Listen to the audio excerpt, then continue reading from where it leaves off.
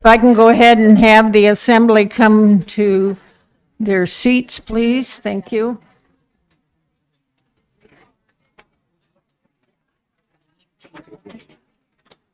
Let's try to get them lined up.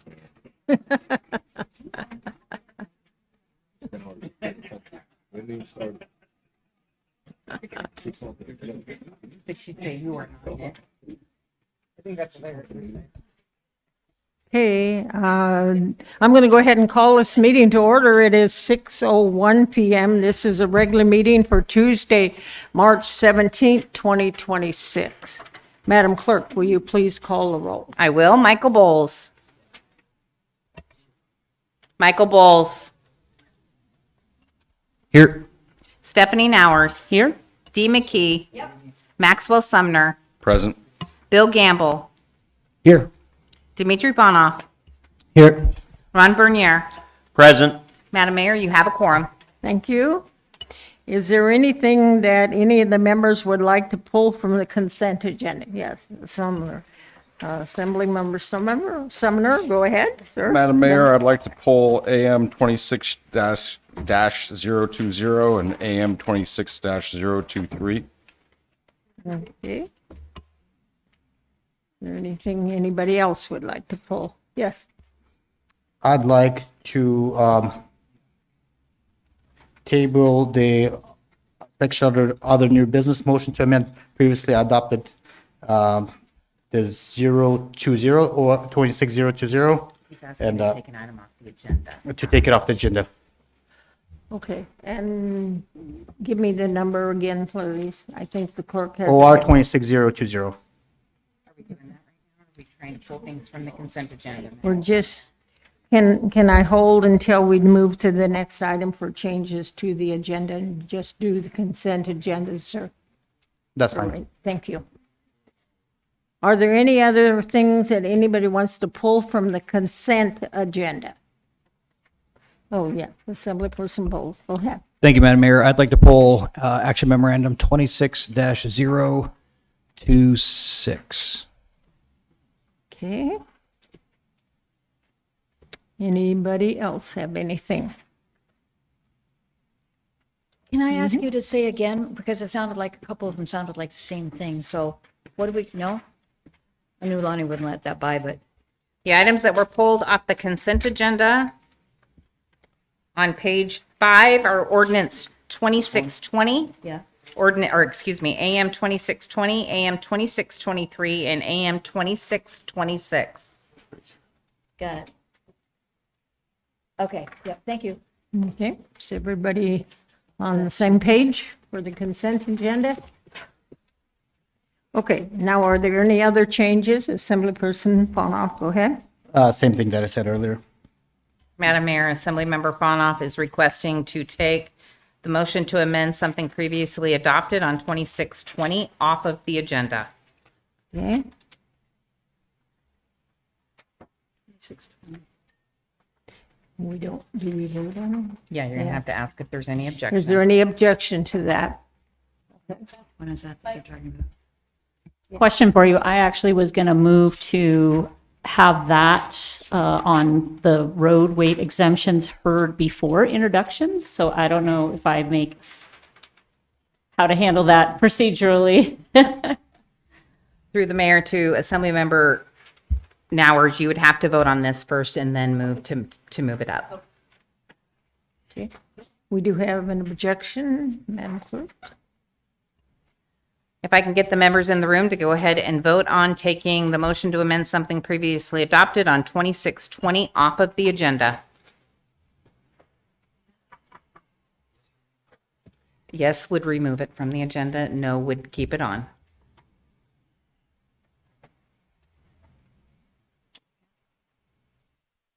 Madam Mayor, that has passed with Assemblymember Gamble and Nowers opposed. Okay, so that's pulled then. Assemblyperson Sumner, go ahead. Hold on a second, let me find it.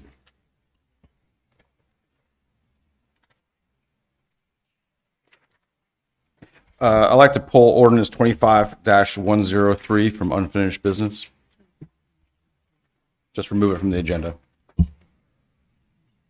2613. Is this the land use permit, land use review? Yes, it is. Okay. This is ordinance 25-103 under unfinished business. I'd like to remove it from the agenda. Okay, is there an objection for removing that? Okay, go ahead then. And Assemblyperson Ponoff, did you have another Yeah. item, please? And I'd also like to pull in introductions OR 26036 because it does exact same thing. So we already voted on that previously. Can you name the number again? I'm sorry. 26036. On page 7. That is correct. Yeah. Madam Mayor, Yeah. Uh-huh.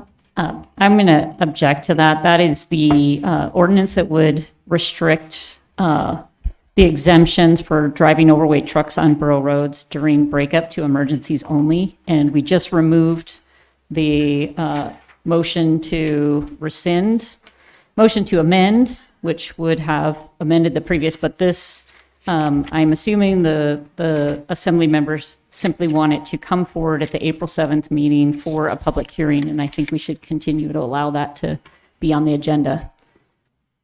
Okay. As soon as the clerk is ready, then we'll, If I can get the members in the room to go ahead and vote on the removal of ordinance 26036 from introductions.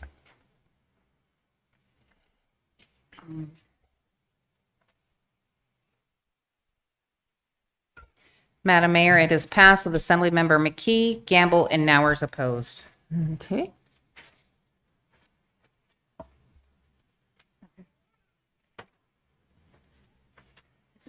Okay, Assemblyperson Bowles, go ahead, sir. Thank you, Madam Mayor. I'd like to move the veto up to right below or right after the first right after the first audience participation. Okay. So just before the public hearings then, is that what you're saying? sir? Yes, Madam Mayor. Okay. Is there any objection to that? Question. What's the page on that one? He wants to move, and you correct me if I'm wrong, Assemblyperson Bowles, he wants to move the veto from where it is presently prior to new business up to right after the end of the first audience participation, but before the public hearings. Is that correct? Yes, Madam Mayor. Can I speak to that? Okay. Who wants to speak to it, Madam Mayor? I'm sorry. He wants to speak to it. Oh, So, yep, I'm just going to go out on a limb here and guess most of the people here are here to speak on that. And I see some children out there as well, and they probably don't want to be here until 11 o'clock at night. So I'm hoping to move this up, and maybe if they want to leave, they can. okay. Well, we keep pulling things from the agenda. We probably maybe get out of here by 9.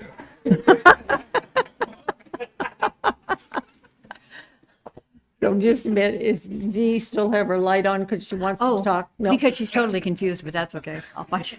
Okay, all right. Assemblyperson Sumner, did you want to, do you have an objection to this moving or No, now I we're on to I something want to else? pull something else, but I forgot we had to vote on this first. Okay, let me ask one more time now to be sure. Does anybody have any objection to moving Not- the veto?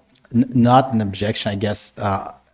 My understanding, a lot of it's school related. So I don't know if I don't know if Mayor could ask for people to raise voice if it's a school related versus the veto stuff, because we do have a lot of items to get through agenda, moving the other item out of the ordinance. That's would be my only, because I think we will spend a lot of time on that. And then the other stuff that is also important, we're going to make the other people wait. So I guess that's where my only logic to that. At least they can expect to stay consistent to schedule. Well, I do not want to, in my personal opinion, want to restrict audience participation regarding if you're for schools or for garbage dump or dogs loose on the street or whatever. I feel people should have the opportunity to present to us. And since, as far as I know, that we do not have anything about schools on the agenda, so if they want to come and speak, that's their right as far as I'm concerned. I think you misunderstood. I said I think a lot of the people here, not for what you shifted, but for the school issues. And that's why I was saying that the young children here might not be for the veto stuff. So if we move the veto and then we discuss other things that is important to people, we're restructuring thing on something that will spend a lot of time that may be not important to us. So I guess my proposition was to leave the order as it is. Okay, so you prefer not to move the veto then, is that the bottom line? That is correct. Okay, so then Madam Clerk. If I can get the members in the room to go ahead and vote on moving the veto after the first audience participation. Assemblymember Bernier and Assemblymember Nowers, can I get you to vote? Madam Mayor, it is passed with Assemblymember Fonoff and Bernier opposed. Okay, And then I know Assemblymember, now we have Sumner, right? yep. Yeah, okay, so we're down to you again, sir. Madam Mayor, I'd like to pull ordinance 26-027 off the agenda from reconsiderations. Can I speak to that? Oh, let's see. The last page of the agenda, Madam Mayor, if it helps you. you. It's under reconsideration. And he would like to speak to it. Okay, go ahead, sir. Yeah, I think that this, this ordinance had a lot more to it than just changing the percentage, and I think we hashed all that out. I think if Mr. Bowles was willing to let us pull this off the agenda for reconsideration, I would co-sponsor an ordinance to amend the percentage to 67% in the future. Okay, all right. So is there objection to pulling that? Assemblyperson Bowles? Madam Mayor, no, I just would like to say that I am in agreement with Assemblymember Sumner. Thank you. Okay. Anybody else wanna? So everybody's fine with pulling that, right? Okay. I don't know if the rest of you have been able to keep up with this, but hopefully whatever you came for is still there. Madam Mayor.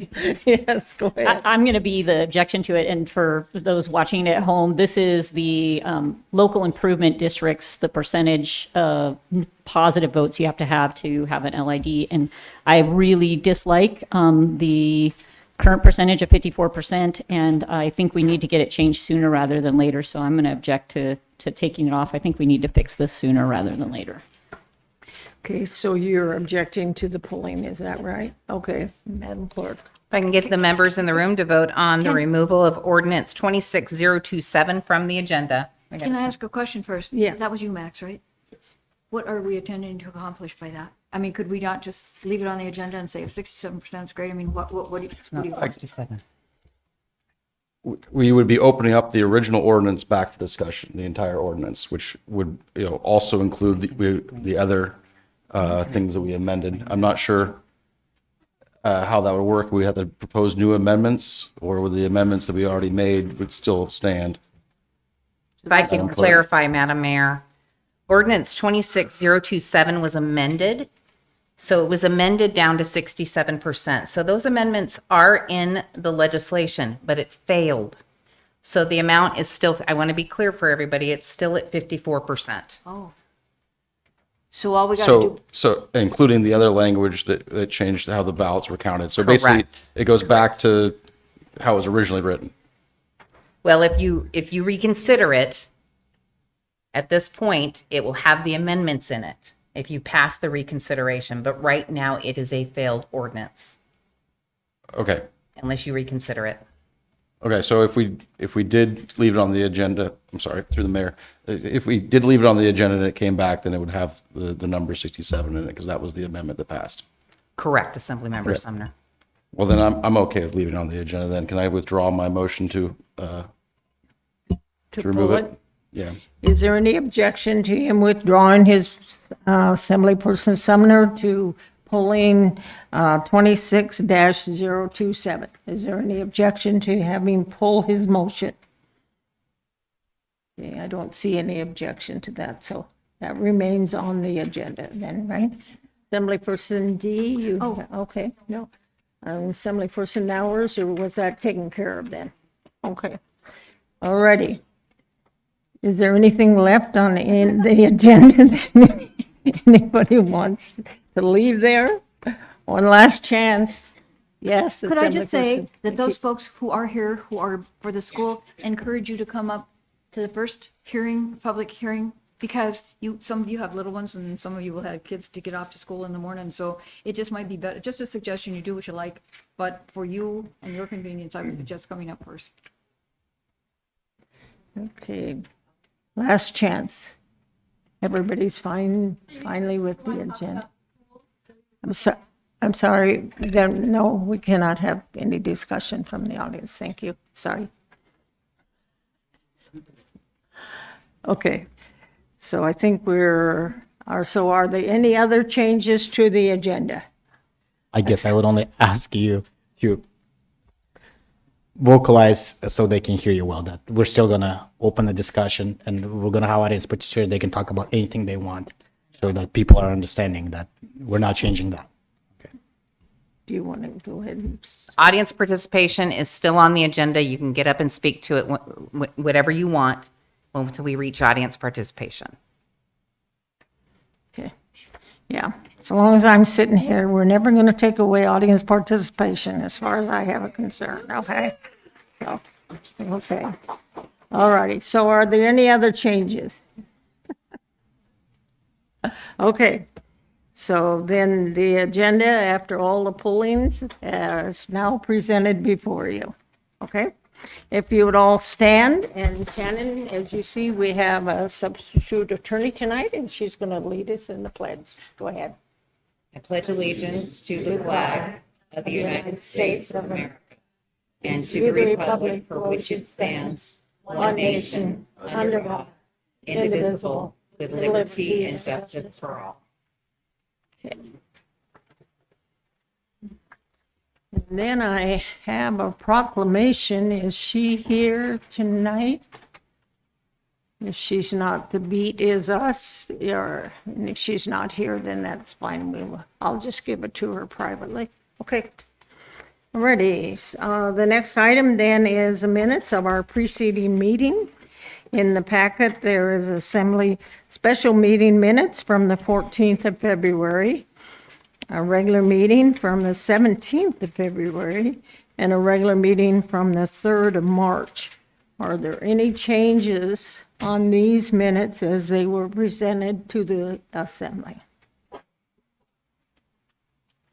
Seeing no objection, then they are approved as presented. Next item is agency reports. Don't see anybody from the cities. Okay. We do not have anybody that wishes to speak from the school district. And I know Todd told me earlier today that he was going to be at a fire service meeting training tonight, so he would not be here to speak on behalf of the governor. Do we have any of the reports from the joint assembly or school board? No. Okay. So the next item that we have is public relation reports, and I'm going to start that off tonight, and then there will be some other assembly persons that will be joining you.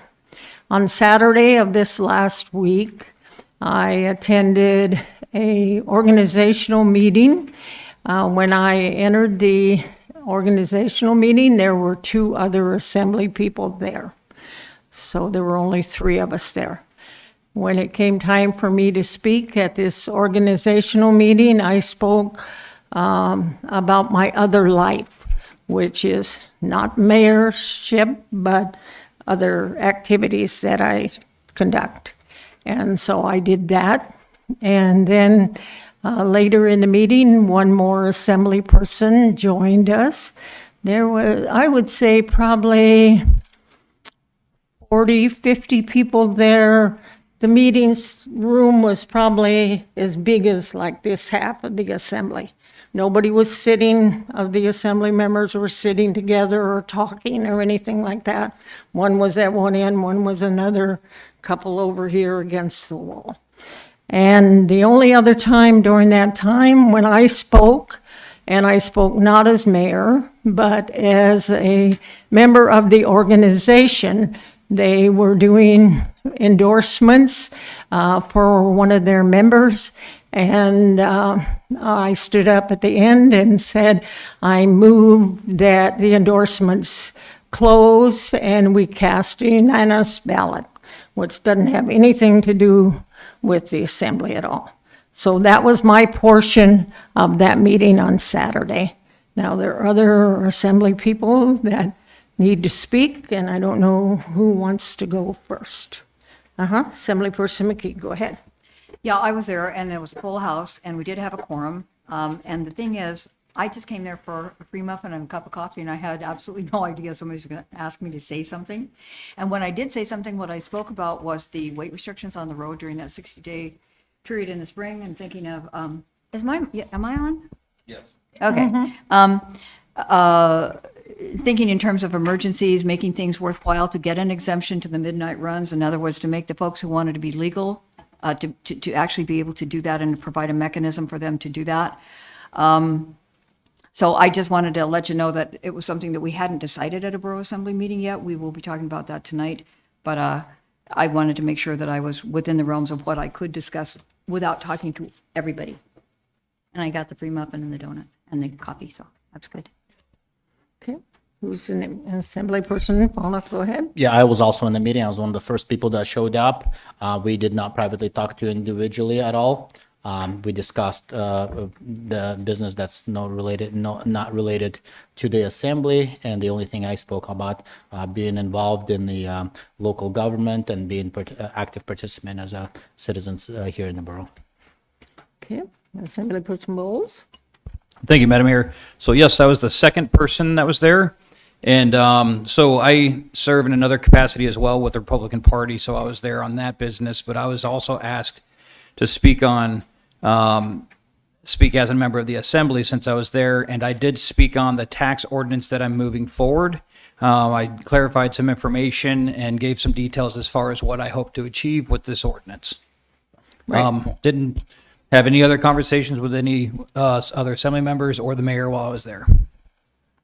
Okay, so that, we wanted to be sure that the public was well aware that if you heard rumors about we were having secret assembly meetings someplace or something, that you were all filled in on that. So just following up on transparency for the open meetings law in the state of Alaska, we cannot meet, I plus no more than 2 other assembly people. So we wanted to be sure. If any of you have any questions, you're welcome to address that during audience participation, or call us or email us or whatever. And so just wanted to be sure that that's part of the public record. Mr. Brown, do you have a report? No? Okay. Shannon, do you have attorney's report? No? Madam Clerk? Clerk's report is in your red folders. It has the meeting schedules up through May. And also, I will be out of the office starting this Friday through April 2nd. Estelle will be the acting borough clerk when I'm gone, but of course you can reach me via phone. And also the agenda for the Joint Assembly School Board meeting next Tuesday is attached. And just a reminder, that meeting is actually going to be over at the School District Administration Building. All righty. The next item on our agenda is citizens and other correspondence. There's a number of items there. Are there any comments from the assembly on those items? Okay, seeing and hearing none, and they are presented. Madam Clerk. I am 26031 informing the Assembly of the sale of borough-owned property identified as Lot 247 Caswell Lakes to the adjacent property owners, Armand Nyborg and Anja DeBerg. I'm sorry if I pronounced that wrong. I am 26054, submittal of a Historic Preservation Fund National Alliance of Preservation Commissions Forum Travel Grant application to the Alaska Department of Natural Resources Parks and Outdoor Recreation Office for $2,800 to cover expenses for one member of the Historical Preservation Commission to attend the 2026 National Alliance of Preservation Commissions Forum. Okay, are there any comments on the IMs? Okay. Could I just ask a question? I didn't recall seeing what the lodging rates were. In other words, are they going to stay at the Taj Mahal or are we going to be a little more reasonable? Did we know? I wouldn't know. We don't know. Okay. I don't know. Mike, do you know? Oh, can you repeat the question, please? Yeah, it's talking about, when I was reading the IM that went with that, it was talking about lodging and travel and lunch and all that kind of thing. And I was just wondering, sometimes these things turn into yeehaw expensive things because people are staying, like I said, at the Taj Mahal instead of like at Best Western or something like that. I was just wondering if there's anything in there that told us what those expenses were, any itemized. And if there isn't, okay, it's a grant, so. Go ahead, sir. Through the mayor, there isn't anything in the IM for that. I can follow up. I'm not aware of what those travel arrangements are, but I can find out and follow up. I with would you. like just at least the lodging. Thanks. Thank you. The next item is audience participation. And probably some of you are new, so I just want to briefly go over our standard that we have for audience participation. There is a sign-up sheet already that we have. I think there's probably another one that's being produced out there.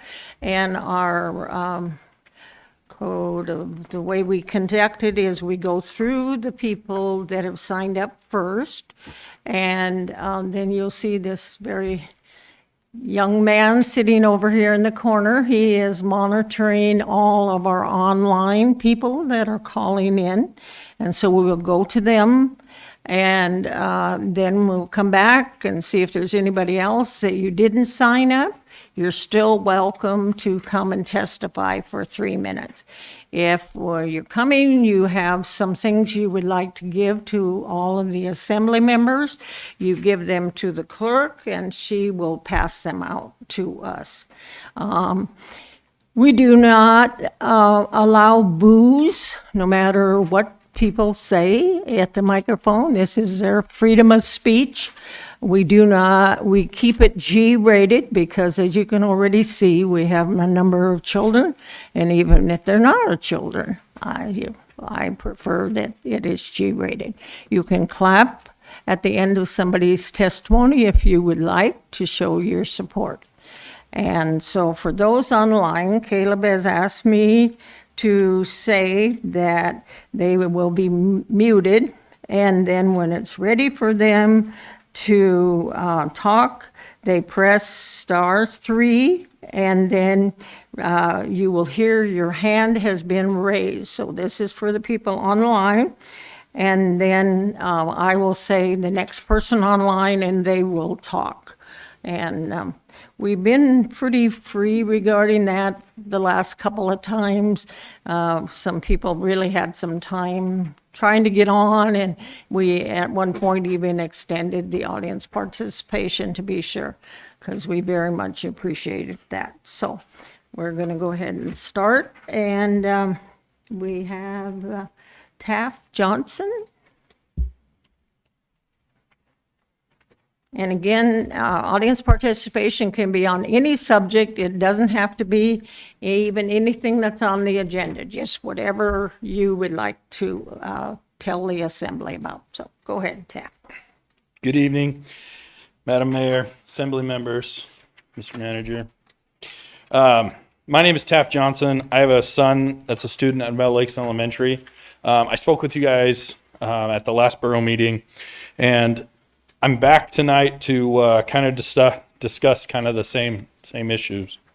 Our school district is facing a serious deficit, and the proposed solution of closing neighborhood schools will have long-lasting effects and impacts on students, families, and entire communities.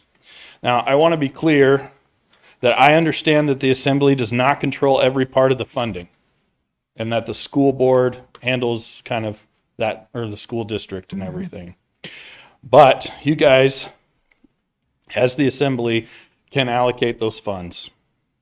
I'm asking the Assembly to actively pursue alternatives that would prevent school closures, at least in the short term for now. Specifically, I'm asking to consider whether temporary or bridge funding could be used to delay closures until final state and borough funding decisions are known. Once a school is closed, it's effectively permanent. And even if the funding improves later, it's very hard to reopen that school. Specifically, I also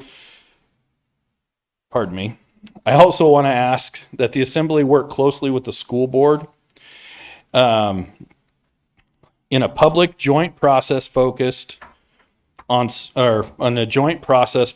solutions, not just cuts.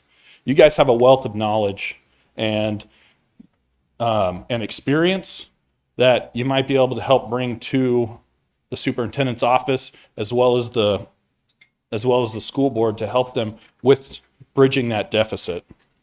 And the last thing I want to ask is for the assembly to advocate forcefully at the state level to help increase the educational funding.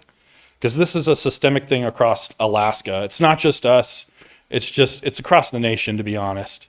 And we really need to increase that funding so that our children, who are the future, who are going to take your spot someday, or even the presidency, that they can be educated to a point that they can understand what's going on.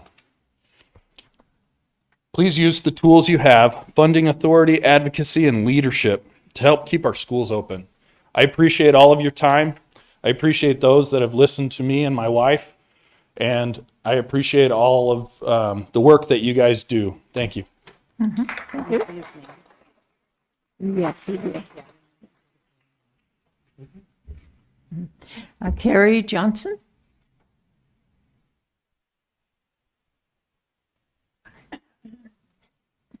Good evening again, Assembly members. My name is Carrie Johnson.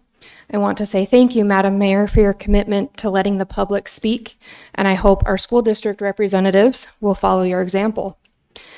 My husband and I appreciate the Assembly members that attended the Meadow Lakes Community Council presentation we were invited to give about Meadow Lakes Elementary last week. I'm here tonight to again raise concerns, not just about the proposed school closures themselves, but whether the process complies with federal requirements to tie to the funding this assembly helps provide. The school district receives and operates under federal education funds that carry specific procedural obligations. First, under the Individuals with Disabilities Act, districts are required to provide parents prior written notice whenever a decision is made or proposed that changes a child's educational placement. The U.S. Supreme Court has ruled that closing a school clearly constitutes a change in placement, especially when autistic children are the targets of said closures. Families of students with individual education plans are legally entitled to notice, explanation, and the opportunity to respond before such changes occur. Meadow Lakes has 87 students with IEPs. No such communication has been received. Larson has similar numbers and also has received no such communication. Schools that receive Title I funding are required to engage in meaningful and timely consultation with families when decisions substantially affect student access to educational services. Title I is not simply a funding stream. It is a federal agreement that requires parent involvement. Both IDEA and Title I rely on procedural safeguards. These safeguards exist to ensure families are informed, decisions are equitable, and that districts do not bypass community input during moments of administrative short-sightedness. Procedural safeguards are not optional, and they do not disappear during budget shortfalls. Proceeding with school closures without first ensuring full legal compliance puts the district and the borough at the risk of federal non-compliance. The district receives nearly $63 million a year in special education funding.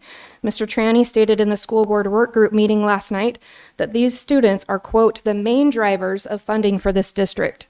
Yet by not following federally mandated procedures, he is putting the district at risk of losing that funding.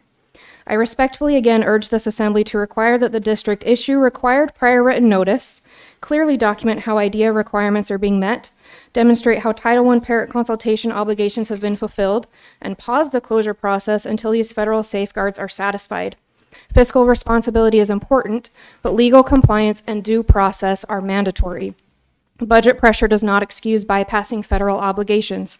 I ask this assembly to use its oversight role to ensure that any decisions made are not only fiscally sound, but lawful, transparent, and respectful of the most vulnerable children and families this assembly was elected to represent. Thank you. Thank you. Courtney Downing.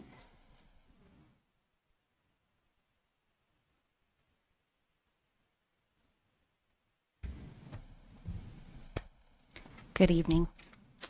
Madam Mayor, members of the Assembly, thank you for the opportunities to speak with you this evening. My name is Courtney Downing. I'm here to ask that you increase the local contribution for the school district to prevent the permanent closure of Larson and Meadow Lakes Elementary Schools.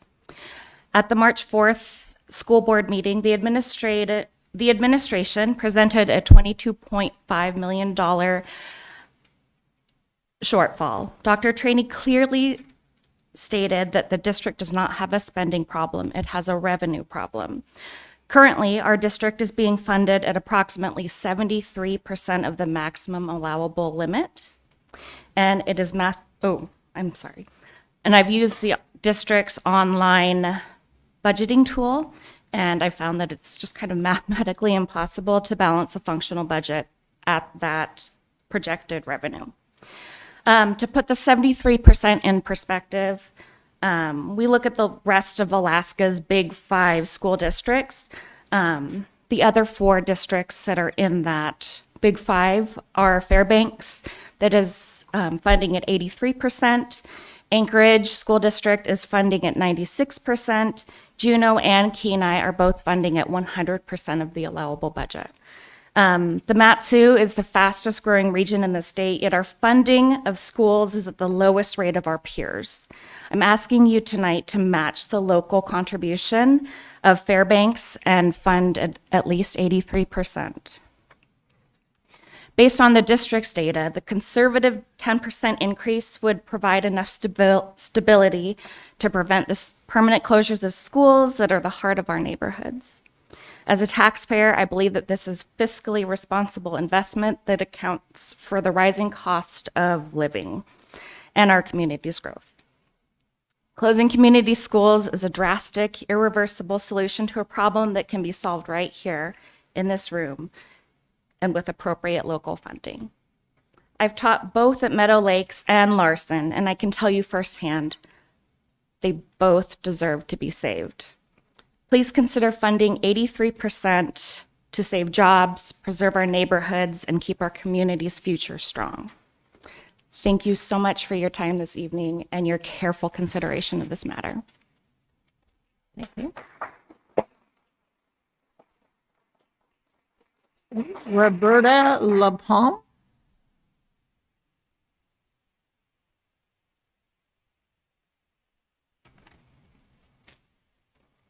Good evening, everyone. My name is Roberta LaPalme. Education is one of the most important investments a community can make, but also comes with a responsibility. Every dollar spent on schools comes from everyone in our community. Families, small businesses, and seniors all contribute. All of us expect you to make the decision at the best interest of the entire community. Strong schools are not just an expense, they are an investment. They prepare our students for the future, strengthen property values, and help create safer and more vibrant communities. Larson Elementary is recognized as one of the strongest schools in our district, and it reflects what thoughtful investments can achieve. Removing this school from that equation will diminish the overall standard of education in our borough. Your challenge is to find the right balance. As elected officials, you are responsible for being careful stewards of public funds, while ensuring students and teachers to have resources that they will need in the future. That means making thoughtful decisions and prioritizing what truly impacts student learning.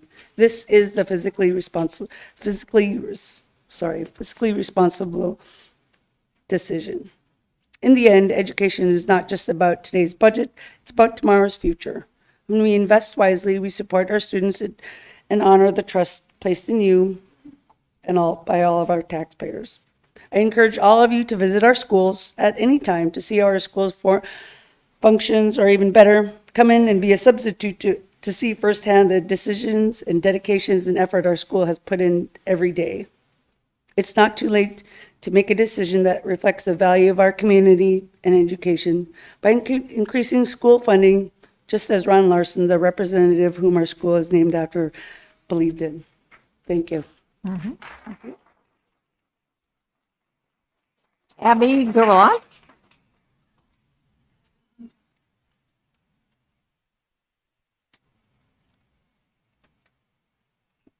Good evening, Assembly members and Madam Mayor. My name is Abby Grillo, and I am here tonight to voice my concerns over the possible closures and asking that you fund our district. Excuse me. I have been a parent at Larson Elementary since 2018. Both of my children, my son and my daughter, have walked through those doors. For our family, Larson Elementary has not just been a place where our kids go to school, it's been a place where they have grown, felt safe, and learned to believe in themselves. I have spent hundreds, if not over 1,000 hours volunteering my time in not only my children's classrooms, but in the classrooms of where I was needed or where teachers asked. I have as well participated in our Family Teacher Association as a board member and helped with events like dances, walks, fun runs, fundraisers, talent shows, entrepreneur nights, fall festivals, and end-of-year activities. All things that encourage our families to come together as a community and help create opportunities for our students. I have witnessed the time and energy that everyone in our school pours into these students. When we talk about Larson Elementary, we're not talking about a building, we are talking about a community, a place where teachers and staff know our children, not just by names, but by their strengths, their struggles, and their potential. A place where students are supported, encouraged, and inspired to love learning, all things that we envisioned for our children when we chose to attend Larson versus attending the neighborhood school. Our teachers and staff do more than teach a lesson from a book. They help shape confident, curious, and compassionate young people. They provide stability and care that many of our students rely on every single day. They help create our future community members, people who will one day be sitting in this very room conducting borough business. For some children, school is the most stable place in their lives. Larson has been that place. It's where friendships are built, where children learn to work through challenges, and where they discover who they are and who they can become. Closing Larson would not simply move students to another building. It would break apart a community that families like mine have trusted and depended on for years. It would disrupt the relationship that help children feel safe enough to learn and grow. Once those connections have been broken, there is no guarantee it can be repaired. I understand that funding decisions are difficult, but I ask you tonight to remember that behind every number in a budget is a child who deserves stability, support, and a school that believes in them. I'm asking you to please consider funding the district to your highest ability. Our children are worth it. Thank you.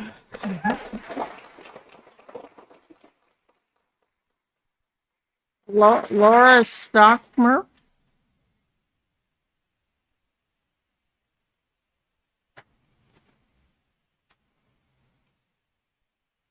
Good evening, Madam Mayor, Assembly members, Borough Manager, Attorney Clerk, and members of the public. My name is Laura Stockamer. I live out in Butte, Alaska. I urge you to reject RS 26019 and support the mayor's veto. The mayor vetoed this resolution for good reason. This project that does not meet the most basic standards, public trust and transparency. There is no clear picture on who is behind it, how it's structured, and what the long-term cost to this community could be. This project is tied to major federal and state subsidy programs, the 45Q carbon tax credit, and the reported $400 million DOE application. When you add up the pipelines, transmission lines, roads, and more, taxpayer exposure runs into the billions. That is the model. Public money in, private profit out. And when that model fails, the risk doesn't go away, it lands here on Alaskans. We're also hearing that data centers may justify this project, but communities across the country are pushing back because those facilities consume massive amounts of power and water while producing very few long-term local jobs. With the real potential for health and environmental impacts beyond what is being discussed here. That is not economic development, that is a trade-off and not a good one. Let me tell you what this resolution actually commits the borough to do, because it is more than just marketing. RS 26019 designates nearly 10,000 acres of borough-managed public land for an international marketing campaign launching next month. Terra already holds a permit for 10,058 acres near Lake Lorraine. And this resolution authorized the borough manager to begin negotiating leases now, before a single independent review has been done. That is the borough at the negotiating table for a foreign-owned company and no website, no contracts, and no community engagement. The resolution requires the borough to provide appropriate staff and related support. Their words, completely undefined. No cap on hours, travel, conferences, or funds. No limit of any kind for 24 months. And still, no environmental review. No analysis of impacts to our water, our land, our salmon, our infrastructure. Yet this resolution asks you to commit borough time, resources, and the borough's name anyway. That's backwards. You don't market a project to the world before you understand what it does to your own backyard. If this project is real, prove it. Bring transparency, bring independent review, bring the full picture to the public. Until then, this borough should not be involved. We are not a testing ground for speculative, subsidy-driven projects built on foreign ownership, undefined commitments, and billions of taxpayer risk. Support the mayor's veto. The answer tonight is no to RS 26019. Thank you.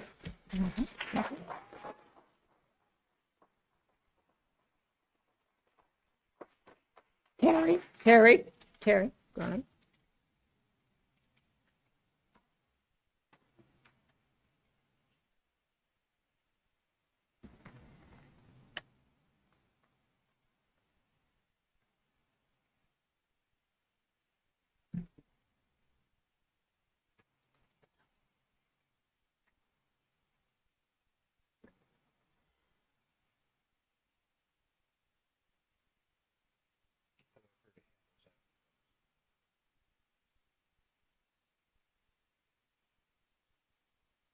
Thank you, Lonnie.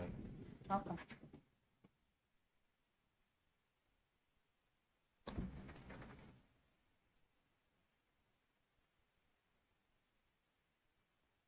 So in front of you, you have a copy of my speech or what I'm going to talk about, and then Robert's Rule of Order in regards to it, and then both state and borough. Terry. My name's Terry Gorlick.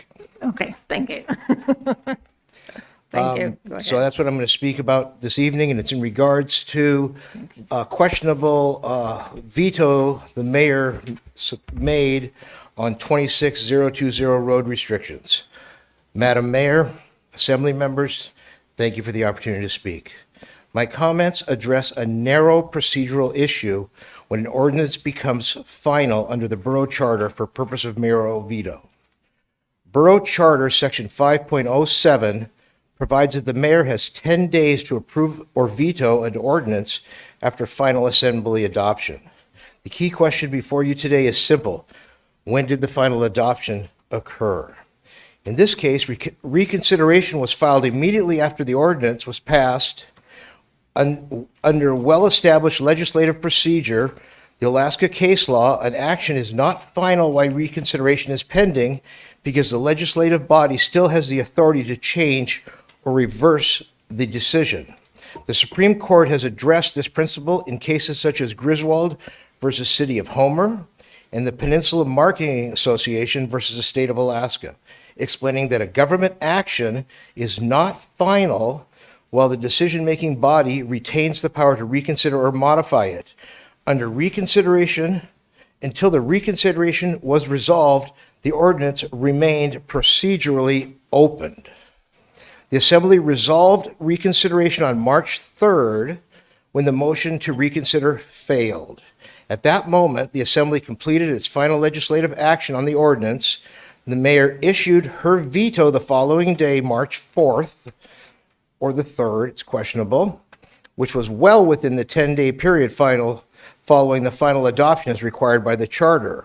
If the veto clock were interpreted to begin before reconsideration is resolved, it would create an impossible procedural situation where a veto could occur while the Assembly still had authority to change the ordinance. Courts avoid that outcome by recognizing that legislative action is not final while reconsideration remains pending. For that reason, recognizing March 3rd as the final legislative action is consistent with both borough charter and the well-established principles of legislative procedure, as well as all the other procedures you folks take into consideration. The mayor's veto was therefore timely and valid, and I thank you for the consideration in regards to this. And you have all the data in there to show you that her veto was valid. I don't know where it stands today. I didn't see it on the agenda, but it is a valid veto. Thank you. Thank you. Sandra Harbert?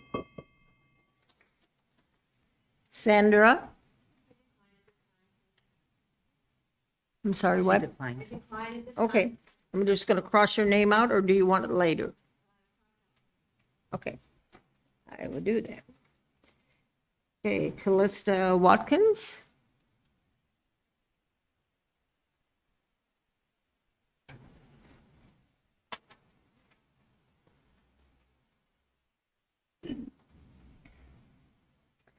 Good evening and happy St. Patrick's Day to you all. My name is Callista Watkins and I'm here because I'm deeply concerned about the future of this borough. I'm a lifelong Alaskan resident and a parent who cares deeply about our community. I support responsible development and good jobs for our community, but I'm concerned about the direction of Resolution 26019. Right now, our school district is facing a $22.5 million budget shortfall, and the borough is being asked to contribute another $3.3 million just to prevent deeper cuts. These are not abstract numbers. These are school nurses, librarians, transportation for student activities, and instructional support that our children depend on every single day. At the same time, the Assembly is being asked to dedicate public staff time, institutional credibility, and nearly 10,000 acres of public land to support marketing efforts for Terra Energy Center Corporation, an affiliate of Alaska Asian Clean Energy Corporation. My concern is not economic development itself. My concern is the liability for the borough aligning itself with a private company when invaluable staff time can be better spent solving real issues. Public staff time is a limited resource, and when that time is directed towards a project-specific marketing partnerships, it may reduce attention towards core community needs. I want to be clear. I want good jobs in the borough as much as anyone else. But I'm asking you to explain to me how we can't find $3.3 million to support our schools, but we can find staff time, public land, and borough's good name to give away for free to a private energy corporation who, as we've heard, has not even put in any of their own research. They're asking us to do it. It just doesn't make sense. I asked the Assembly to require stronger accountability projections, demonstrated project viability, and clear returns for the use of public land and institutional resource before tying the name of our community to a project with no guarantees. Thank you for your time.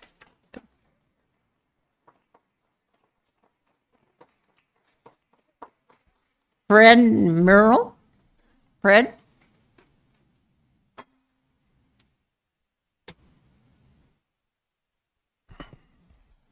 Good evening, Madam Mayor and Assembly members. My name is Fred Merrill.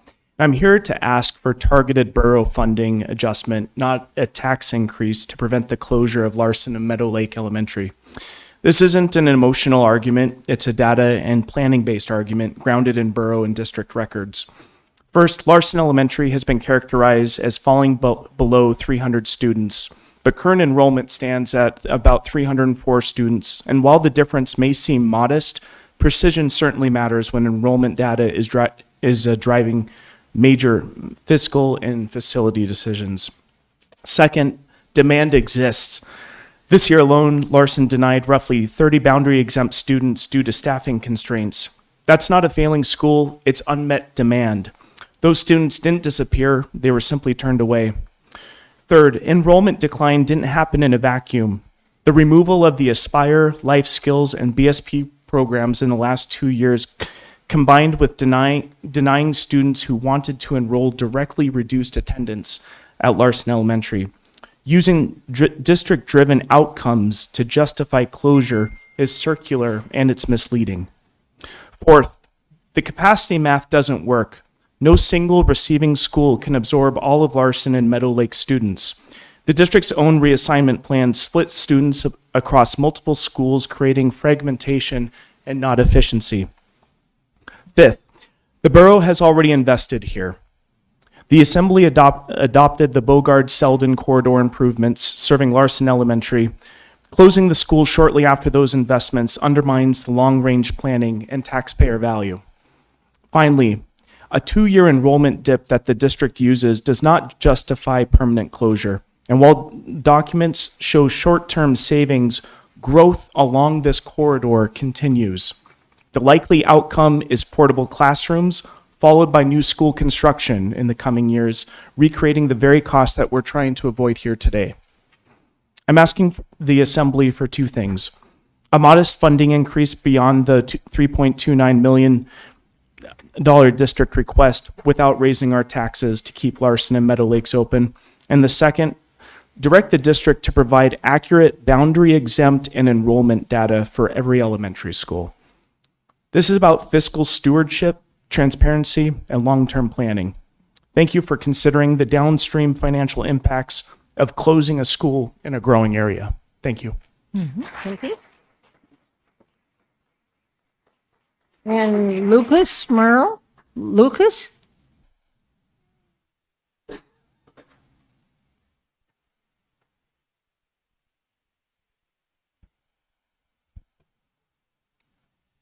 Good evening, Assembly members and Mayor. My name is Lucas Merrill, and I am a former student of Larson Elementary School. I am now a 6th grader at Teelan Middle School. I'm here to ask you to provide a small additional funding to help keep the doors open at Larson. My family moved to Wasilla in 2022, and I started 3rd grade at Larson. I spent 3 wonderful years at Larson and had some great experiences. My family chose the house we bought because its boundaries was Larson. My time at Larson was amazing. In 5th grade, my chess team took 1st place. I won 3 medals at the Science Olympiad, and I played almost every sport I could. At the end of the year, we were sprayed by fire trucks to celebrate. It was something I'll never forget.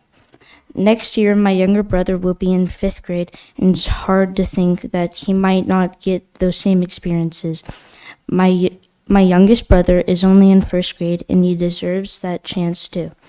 Larson sits at a great location. It is near Teelan Middle School and Career Tech High School, which makes a big difference for families and for my family and many families like ours. My parents can drop all of us off near each other. If Larson closes, that simple routine becomes a lot more complicated for families like mine. This is not a struggling school. This is a school that is working. I know the district is trying to solve a budget problem, but closing schools shouldn't be the only option. Schools are more than buildings. They are communities. That is why your role matters so much. Additional funding from the Assembly will give the district time to pause, think carefully, and make better decisions, instead of closing schools now and dealing with bigger problems later. Closing Larson only saves about $1.2 million, which is a small part of the total deficit. We are not asking for everything, just enough support to keep great schools like Larson open. Thank you for your time and for supporting students and families in our community.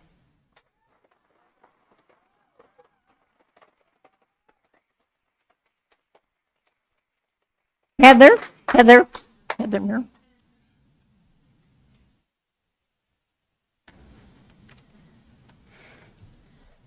Good evening, Assembly members and Mayor. My name is Heather Merrill, and I'm here tonight as both a Larson parent and a paraeducator in the Special Education Department at Larson Elementary. I'm asking you clearly and directly to provide additional funding for education. Without your support, schools like Larson and Meadow Lakes will close. With your support, the district have time to make thoughtful, long-term decisions instead of rushing permanent ones.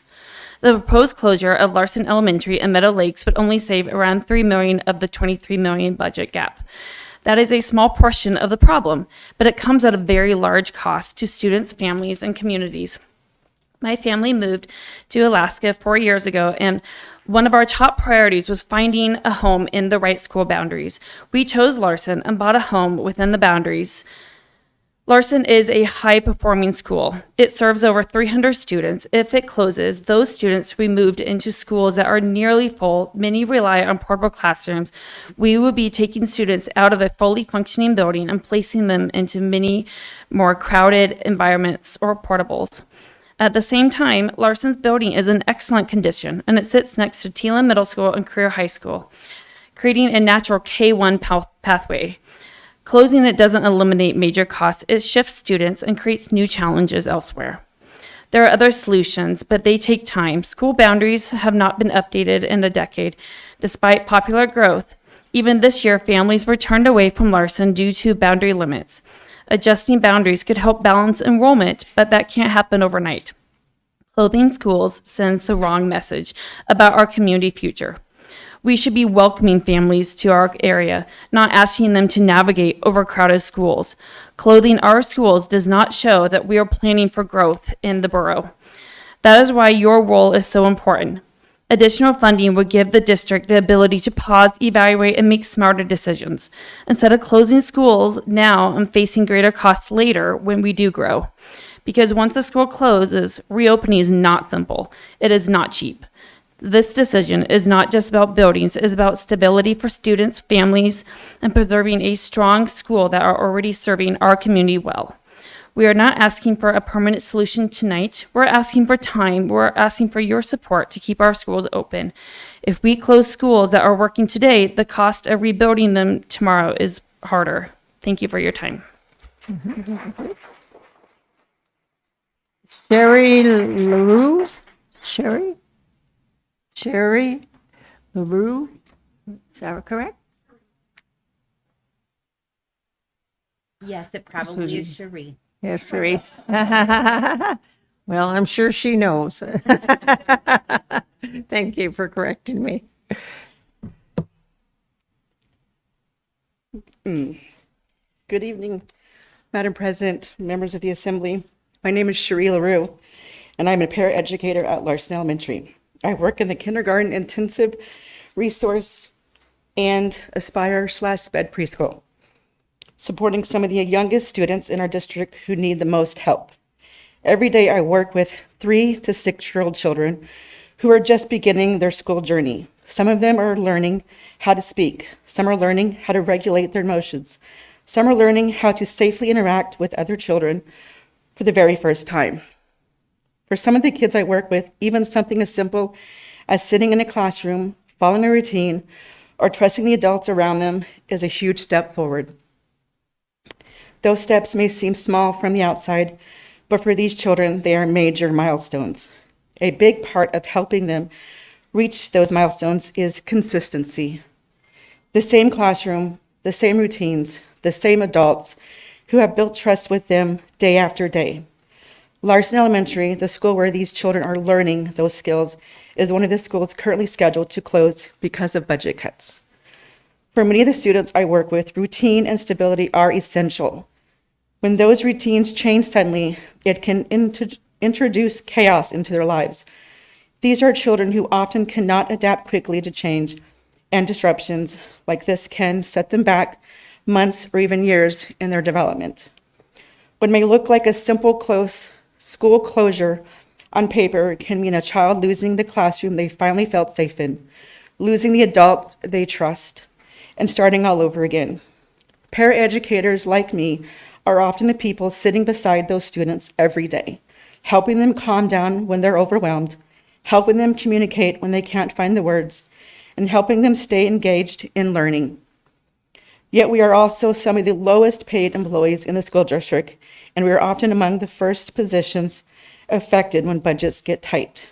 The work we do may not always be visible, but it matters deeply to the children and families we serve. When the cost of operating schools rises with inflation, but funding doesn't keep pace, the pressure eventually reaches classrooms and the students rely on these supports the most. Local communities have the opportunity to lead by example by strengthening and inflation-proofing local support for education.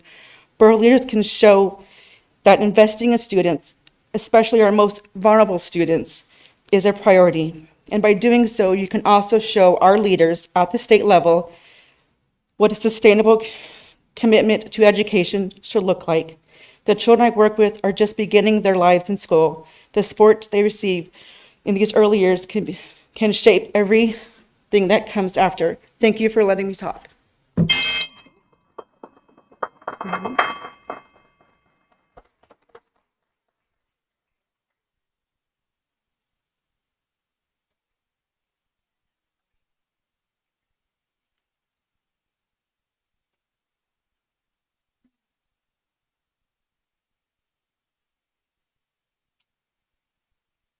Evening, everyone. I'm here over the veto, and I wanted to thank you for your veto on the resolution of the Matsu Borough Assembly supporting the joint marketing effort between the Energy Center and the Matsu Borough. Give your name, please. Go ahead. My name is Elise Buchholz. Thank you. Thank you. I'm also the past state president of Alaska Realtors, and I'm going to start this with a quick story. I know I only have 3 minutes, but I can't help myself. I'm a storyteller. So I flew to the East Coast for a class as state president, and it was a woman that was teaching a course on these data centers. And with the data centers, imagine a football field size of a swimming pool that's 10 feet deep from one end to the other. You literally empty those daily, 10 of those daily, trying to cool off these data centers. I understand that is why the focus is for the data centers to come to Alaska, because we have cold weather here. Although what do we do in the summers when daily they are taking 10 football fields of 10-foot swimming pools deep away from our wells, away from the water that we have a hard time getting many times. The Florida property where they opened this data center, number one, the houses were all $1 million homes that now you cannot sell for less than $250,000. It has created a 5-mile radius of all the homes, which is about 1,200 homes without their wells. They're all dry. Because when they build a data center, they put these aquifers down into the ground to feed it, and it's taking the water from the surrounding areas. So if we are going to go into anything like this, the homeowners need to be notified within at least a 5-mile radius that we're putting a data center in their area. The other thing is the noise. And this is the noise.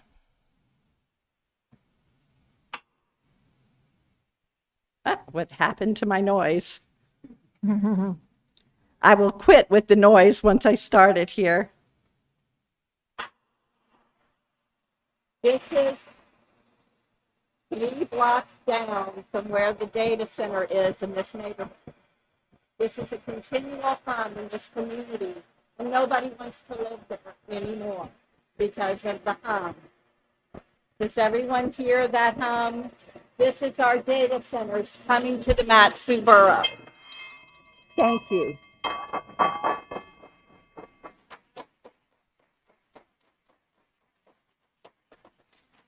Karen Lewis.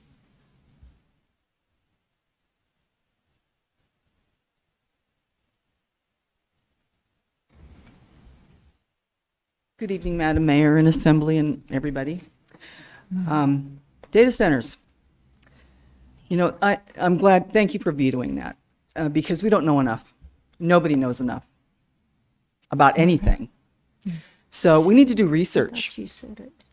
I'm not saying yes or no, but from the looks of it and the information that I've looked at and other people have looked at, it looks pretty rough. It looks like they're going to wreck our water, and not great on jobs. At first maybe, but noise pollution and other kind of pollution, and we don't know the health risks, and I mean, there's just a lot of things that we need to research, don't you think, folks? Yeah. I mean, It's up to us to decide, not only for our time, but for those to come, for the future. We have to be careful what we do. We don't want to hurt our future. We don't want to hurt our Alaska. So I have a few things I want to read. Data centers used 4% of all U.S. electricity in 2023. This number could jump to 6 to 12% by 2030. A single large data center needs about 5 million gallons of water each day, the same amount that a town of 50,000 people uses a day. Data centers create several major safety risks that go beyond just using up resources. Their biggest threat lies in how they affect electrical grid stability. The situation becomes more concerning with the data centers creating bad harmonics. These erratic voltage spikes damage household appliances and raise fire risks. Research shows that 75% of highly distorted power readings show up within 50 miles of major data center operations. These facilities' health effects are also worrying. People who keep taking in fine particulates from diesel backup generators often develop respiratory problems.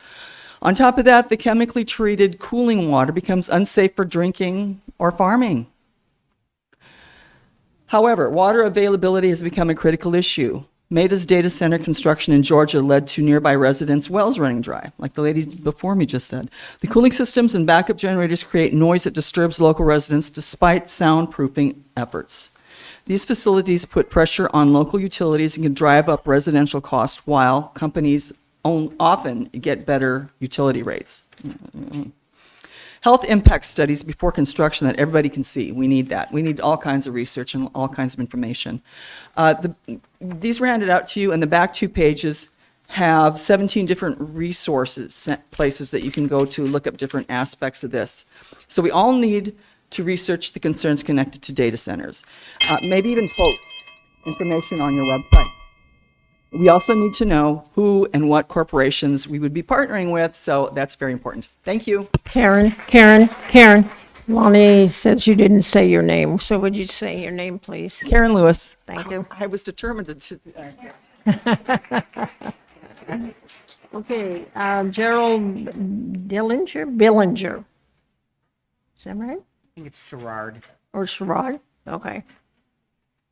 Sorry, sir. I'm Gerard Billinger. Thank you for allowing me to speak with you.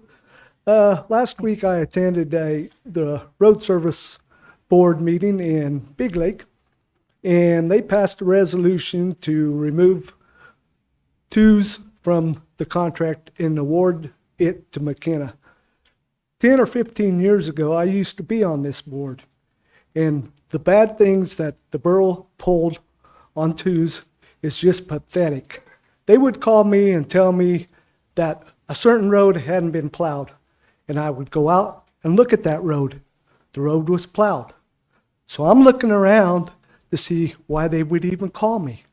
I see footprints down in the ditch with little rectangular marks in the snow where they were saying that he did not plow the roads, and they were measuring from the ditch. This was the kind of things they were after. And I say, award him the contract. He's paid his dues from everything else that he's probably done. And he needs, that's been years ago. Don't be holding this stuff to him today. Give him a second chance. Thank you. Okay, Kelly O'Malley?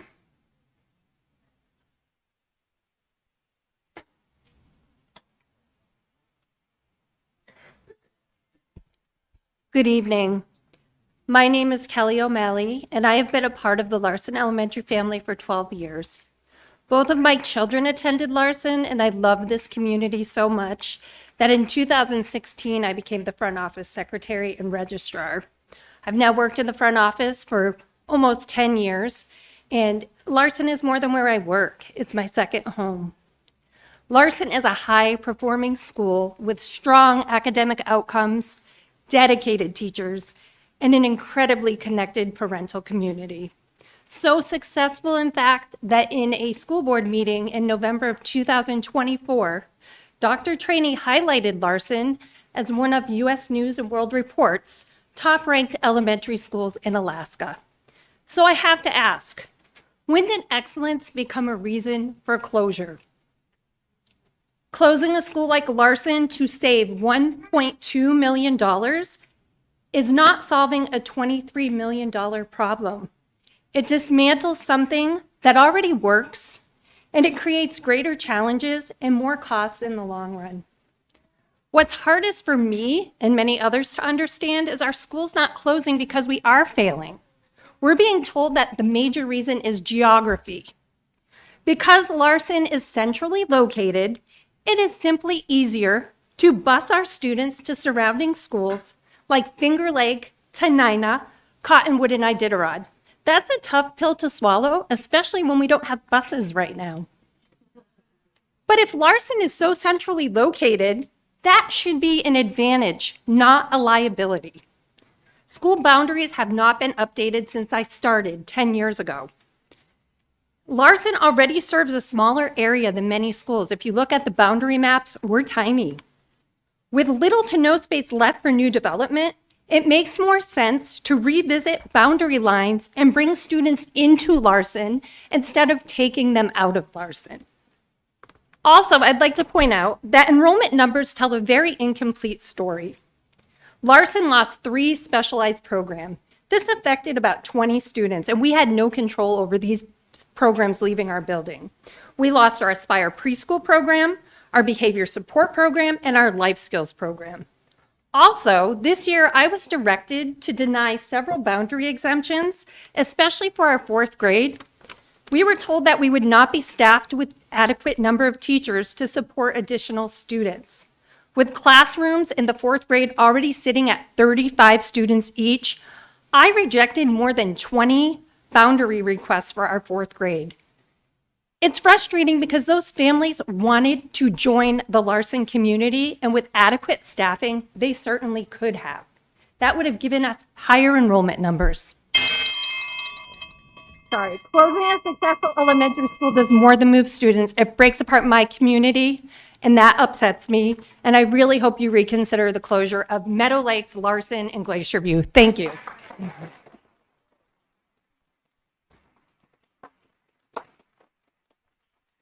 Gary Wilski.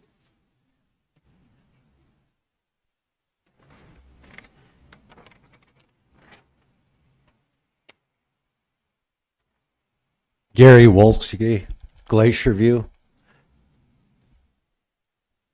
Mayor, assembly members.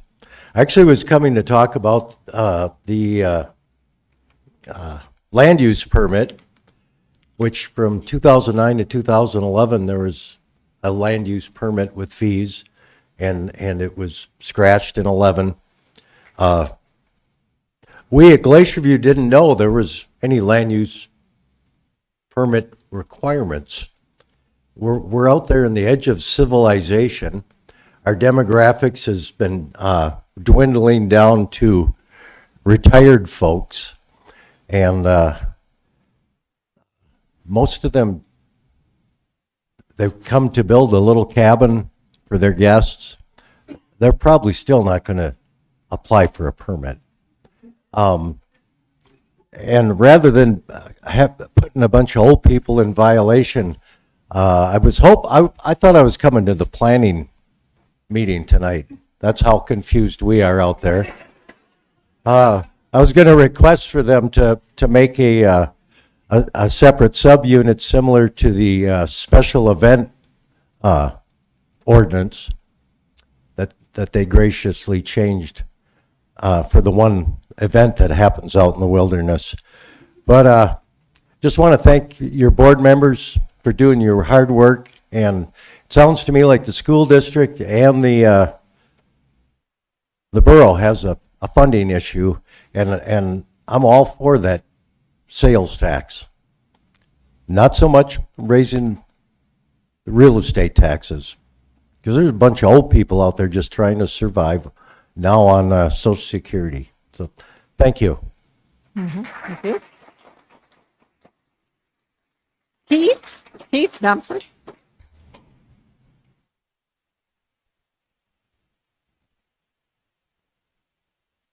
Madam Mayor, members of the Assembly, Borough Manager Brown, I'm going to scrap most of what I've written because of what I've heard today. Your name, Keith? I'm sorry. For the record, my name is Keith Dobson.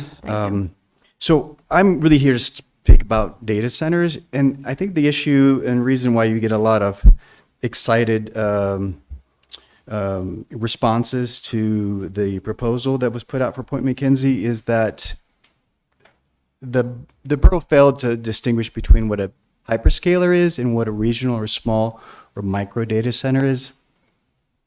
The information provided earlier around hyperscalers is true, although not necessarily up to date because cooling is not necessarily on using water. It's actually closed loop systems these days. The amount of water consumed in the brand new data center designs is nothing like the hyperscalers in the lower 48. With that said, though, I personally think that the borough should be focused on regional small data centers and doing them throughout the state. The reason why is the smaller micro data centers, and by the way, let's be honest, this demand is about AI, and AI compute is driving data center build, it's driving compute and storage infrastructure all over the world at mass scale, and it's not slowing down anytime soon. So we have a part to play in this, but I think we can do two things at the same time. I think we can add smaller regional micro data centers throughout the state. They have the opportunity to improve resilience by distributing the computing throughout the state. They have the opportunity to drive infrastructure improvements like fiber optics and better resilience to the grid. I think if there's concern about noise, small data centers, you live by small data centers. They're all around us. They're all throughout Anchorage. The small data centers do not produce the noise of a hyperscaler. So if we build lots of small data centers, we get the collective benefit of a large data center, but we also distribute the benefits throughout the region and throughout the state of Alaska. So small data centers are mostly lights out. There's not a lot of traffic there, but there are jobs. Jobs during construction, there's jobs for high tech for maintenance of that equipment. But there's not necessarily traffic going back and forth. So any concern about, lots of brand new, more traffic is no longer concerned. The other thing we're not talking about is heat reuse. You can sandwich a micro data center with taking that heat exhaust that comes out of the closed loop system, power a greenhouse, power a pool. You can do other things like that. So my ask is, when you distinguish in the future around anything you put out for an RFI or an RFP, focus on smaller regional data centers and more of them rather than one hyperscaler.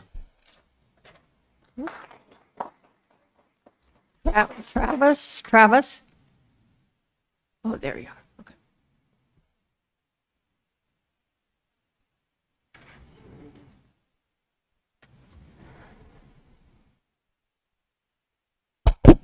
Hello, that's loud. My name is Travis Friesen. I live in the valley in Palmer. I've been reading a lot about people's opinions on data centers, and it's so from what I got, the results even around the country are extremely polarizing. I read an article, an opinion article.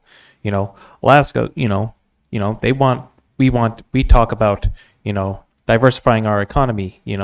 Maybe not relying too much on the permanent fund dividend and not relying too much on oil, or try to get more business in. But when we hear about certain proposals, such as data centers and clean coal and stuff like that, people are really quick to shut down the ideas and are not open to any negotiations or listening to other people's ideas. And with these data centers, they're energy intensive, and they don't provide a lot of as many jobs for the size that it takes up, but they also provide construction jobs and be a good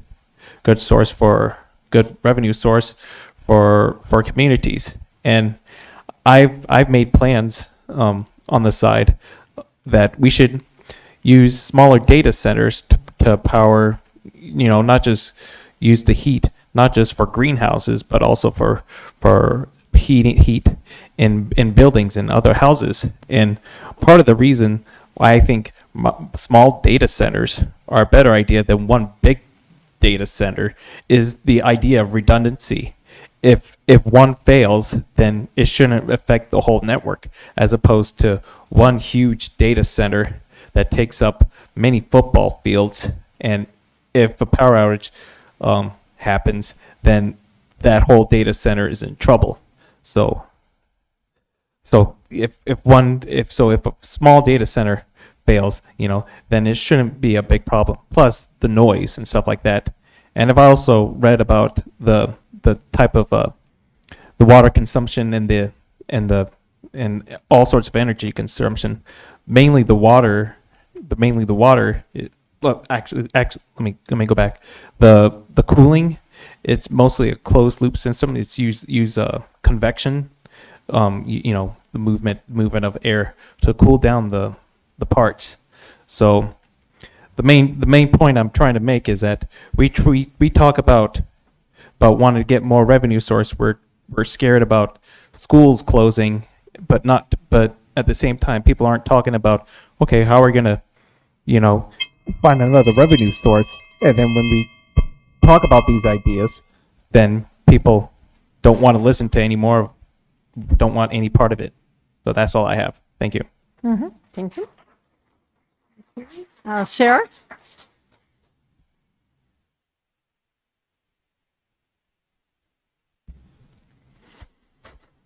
It's been a while since I've been here. Mayor DeVries, Assembly members, my name is Sarah Williams. I live here in the Valley, and in full disclosure, I am a state of Alaska employee. My opinions are my own. I do not represent the state of Alaska. I do represent, however, as president and founder, Sacred Seeds Foundation, a local nonprofit focused on industrial hemp advocacy, food sovereignty, plant-based health, and responsible use of Alaskans' lands. I'm not here tonight to say no to AI or to economic development. I am here to ask you to insist that if Matsu hosts AI data centers and a clean coal plant, that we do it on terms that protect our people, our water, and our future. So today, I shared with each of you a research brief titled Yes to AI Data Centers, but we must plant hemp all around them. That document pulls together peer-reviewed studies showing three things. First, large data centers and power plants concentrate environmental risk in the communities that host them, the Matsu, especially around water use, soil and groundwater contamination, and local heat and air quality. We've heard that tonight. Second, industrial hemp is not a gimmick. Around the world, it is being studied as a serious phytoremediation crop. It has deep roots, high biomass, and a proven ability to capture contaminants from disturbed soils while also sequestering carbon and stabilizing ground that's been industrially impacted. And third, when we design hemp buffer zones together with strong water protections like closed loop or air-based cooling, use of reclaimed water instead of our aquifers, real monitoring, and enforceable caps, we can meaningfully reduce some of the risks that come with this type of infrastructure. And I also want to be very clear about Sacred Seeds' motives. We're not bringing you this proposal because we see dollar signs in hemp acreage for greenbelt composites. We're bringing it because the science already exists, and we believe it offers the Matsu a practical regenerative tool to protect our land if these projects move forward. If every hemp plant were grown by someone else and every hemp product were made by someone else, this idea would still be the right standard to ask for. So my ask of you tonight is simple. If you choose to move ahead with AI data centers and a coal-linked power plant, please do not approve them naked. Tie any support, whether it's marketing assistance, land use decisions, or future permits, to three clear conditions. One, sit it well away from existing homes and neighborhoods with solid conditional use permits. Strong transparent water safeguards that protect our aquifers and salmon streams, and mandatory green buffer and phytoremediation zones using industrial hemp and other appropriate species around any high-impact facilities with ongoing soil and water monitoring so the public can see it. And there's more, but I'll leave it at that. Thank you guys very much. Okay, Jackie? Jackie?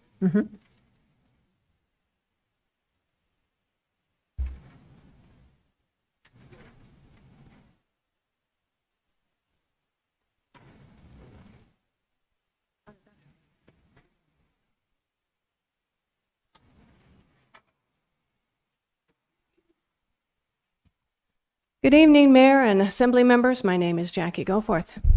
I'm here to talk to you again about a book that I challenged in all three areas of the borough, once at the Matsu Borough, also at Wasilla, and also at Palmer. And I failed to have it removed from young adults at all three places. Now, the first letter, the first thing you see is the Attorney General, Greg Taylor, sent a letter out in November to all librarians, public and school, telling them about these three statutes.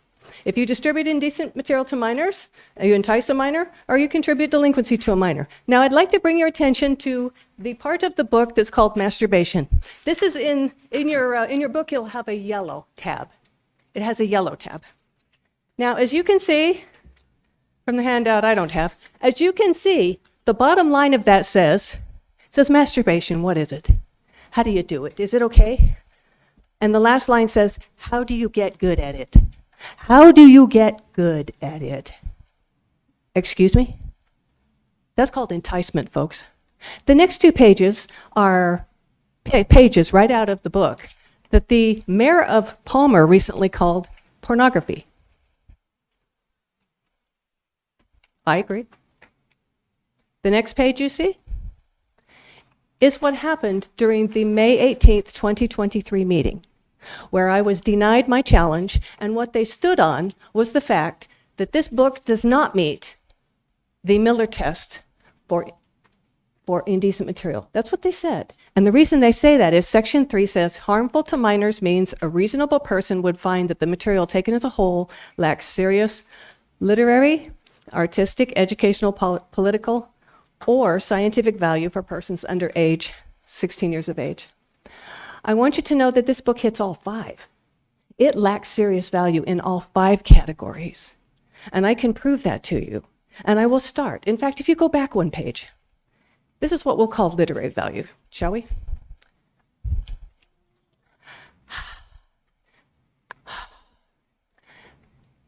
Dive deeper with your finger or a butt plug. Just make sure any objects you put up there have a flared base. Otherwise, your hungry hiney can gobble it up. This is in a book in the libraries for children throughout the state. No one has a right to be upset about it. They fought to be able to hand it to children. Why are they upset? The last thing you see is just for grins. This is just out of the blue. It's a subliminal message. And what does it say? F-U-C-K, the patriarchy. That's right, fathers. You don't matter. Why should you? You have lost your irrelevance, you're irrelevant, and no one needs to pay any attention to you. And this is also in that book. Thank you. Dawson, right?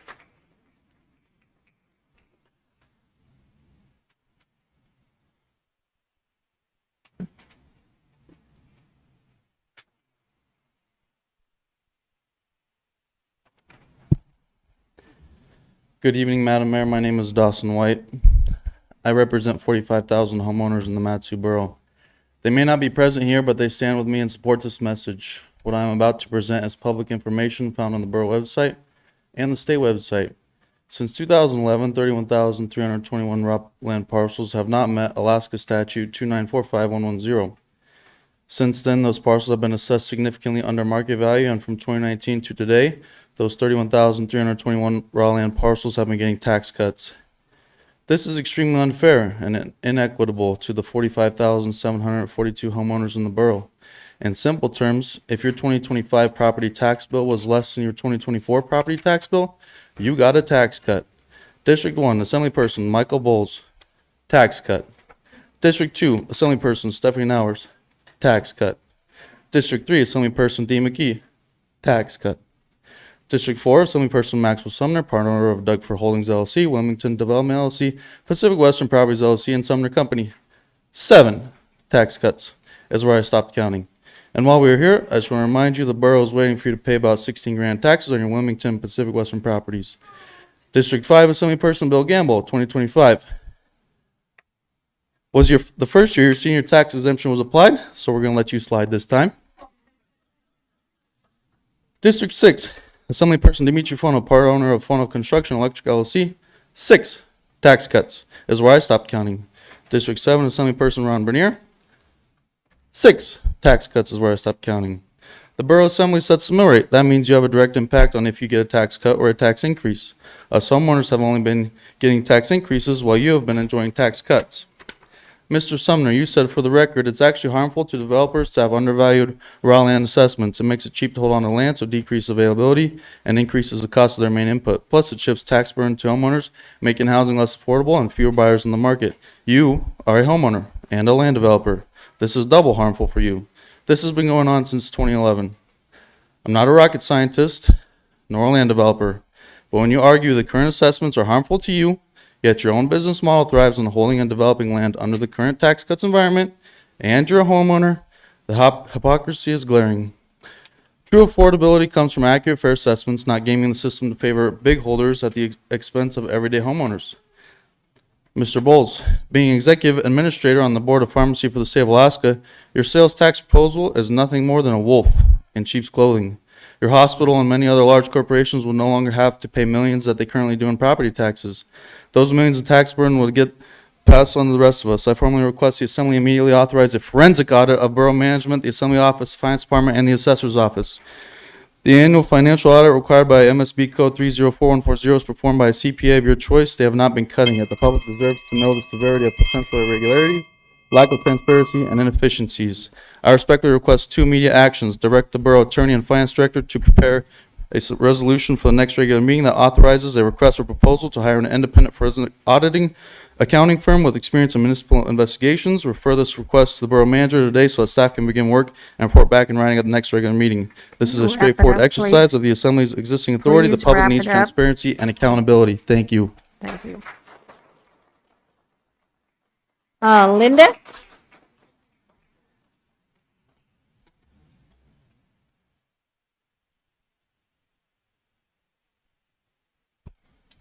Hello, my name is Linda Spohn. This book is out of a borough library.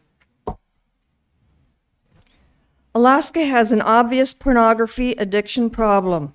On March 6, 2026, Joel Davidson with the Alaska Watchman reported on a Bangladeshi national appearing in Alaska District Court charged with operating an international child sexual exploitation enterprise and was indicted by a federal grand jury in Alaska with charges relating to his alleged abuse and exploitation of hundreds of minor victims in Alaska and elsewhere in the United States and abroad. That was hundreds, folks. Children and young adults need to be protected and preventable measures should be taken. Books in our borough libraries, such as Let's Talk About It, normalize perverted and illicit sex with minors. Our tax dollars should not be spent in poisoning the minds of the children or minors of the Mat-Su Borough. Books like Let's Talk About It should be removed from the borough libraries, and similar obscene books should not be purchased with taxpayer funds. And furthermore, anyone ordering books for our libraries and schools should be instructed not to purchase obscene material. It's the very least we could do for children, young adults, and adults of our borough. It was briefly discussed at the last library board meeting, the possibility of setting aside a section of the libraries for obscene material. Just what we do not need is a pornography section in our taxpayer-funded libraries, aiding and promoting pornography addiction. Pornography addiction is very dangerous with tragic consequences. Why can't we use a little wisdom-guided ability and order materials with caution to avoid harm? A pornography section would only encourage and approve of more pornography and obscene materials. You can't please everyone, and you don't have to, but this falls under public safety. May God Almighty help you in your decision making through Christ Jesus, our precious Savior. Thank you. Andrea Larson. Andrea Larson. Oh, there you are. Hi, I'm Andrea Larson.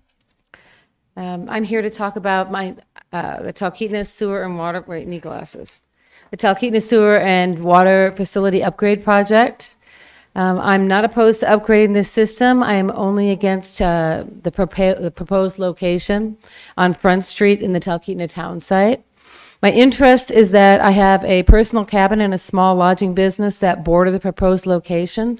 I'm concerned with the visual, audible, and environmental impact of this location. I have worked as a mountain pilot and musician and have run businesses in Talkeetna. I live in Wasilla now.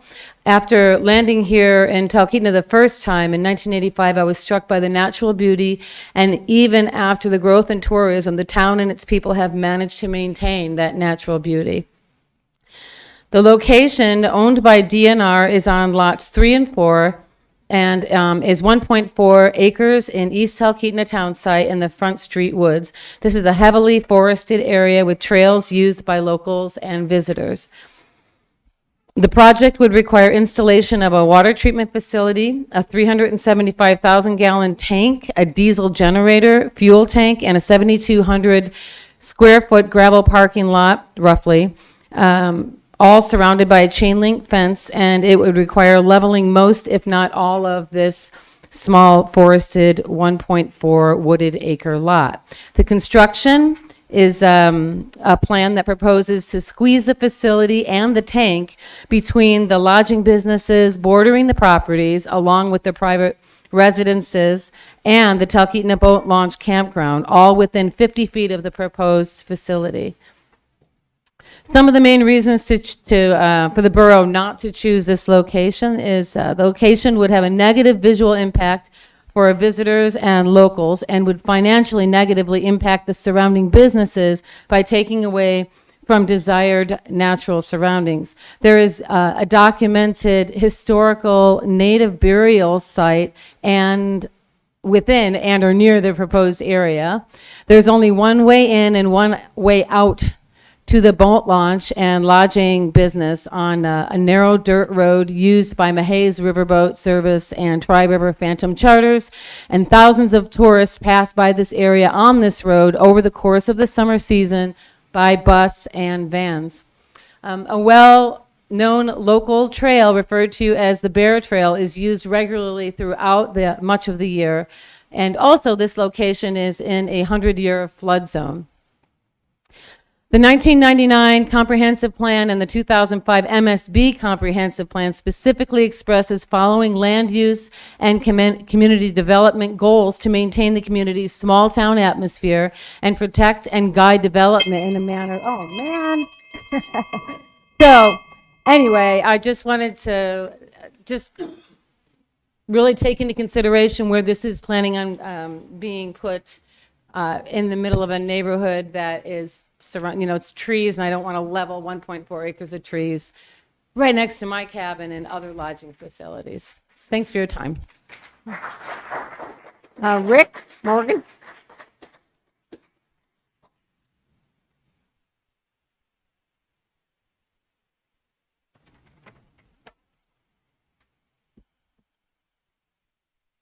Good evening, members of the Mat-Su Borough Assembly. My name is Rick Morgan, and I'm the president of Classified Employees Association. I represent 950 classified employees here in the school district. I know the decisions you're facing right now are difficult, and I appreciate the responsibility that comes with balancing the needs of the community. My CEA board of directors is here right now, and they had a choice. Where can we serve our members best? In a room somewhere going over spreadsheets, or right here speaking for the employees who don't always have a chance to speak for themselves? Many of the educators who spoke before me tonight are members of our board. They represent custodians, maintenance and trade workers, classroom support staff, food service workers, office professionals, and technical staff, the people who keep our school operating every day. Most of that work happens quietly and behind the scenes. If that building opens in the morning, the heat is on, classrooms are supported, facilities are safe, and the school runs the way it should, it means classified employees did their job. The people I represent are also some of the lowest paid employees in the school district. They are the people cleaning the buildings, supporting students in classrooms, maintaining facilities, preparing meals, and doing the work that allows teachers and administrators to focus on instruction. They are part of the daily foundation that keeps our schools functioning. And they are also residents of this borough. They raise families here, they pay taxes here, they serve this community every day. The reason our board chose to spend our meeting here tonight is simple. The challenges our schools are facing are tied directly to the funding structure we operate under. Under Alaska law, the borough is required to contribute local funding to education. The state sets both a floor and a cap on that contribution. The borough must fund schools at a minimum level, and there is also a maximum amount is allowed to contribute. Right now, the borough is funding schools at about 73% of the cap under state law, which means there is still room between where we are and what the law allows locally. At the same time, the cost of operating schools continues to rise. Utilities cost more, materials cost more, healthcare costs more. The wages needed to recruit and retain employees rise with the cost of living. Those costs follow the consumer price index, but the funding structure surrounding education does not move with it. When the cost of operating schools rises with inflation, the funding structure doesn't keep pace. The cap eventually shows up in the people who do the work. Soon, many of the employees I represent will receive reduction in force notices. Those notices are a reminder that the distance between the floor and the cap in school funding isn't just a number. It affects the very people who open our buildings, support our classrooms, and keep our schools running for this community every day. Thank you for your time and for your service to the borough. Roland Berge, Rogan Burley.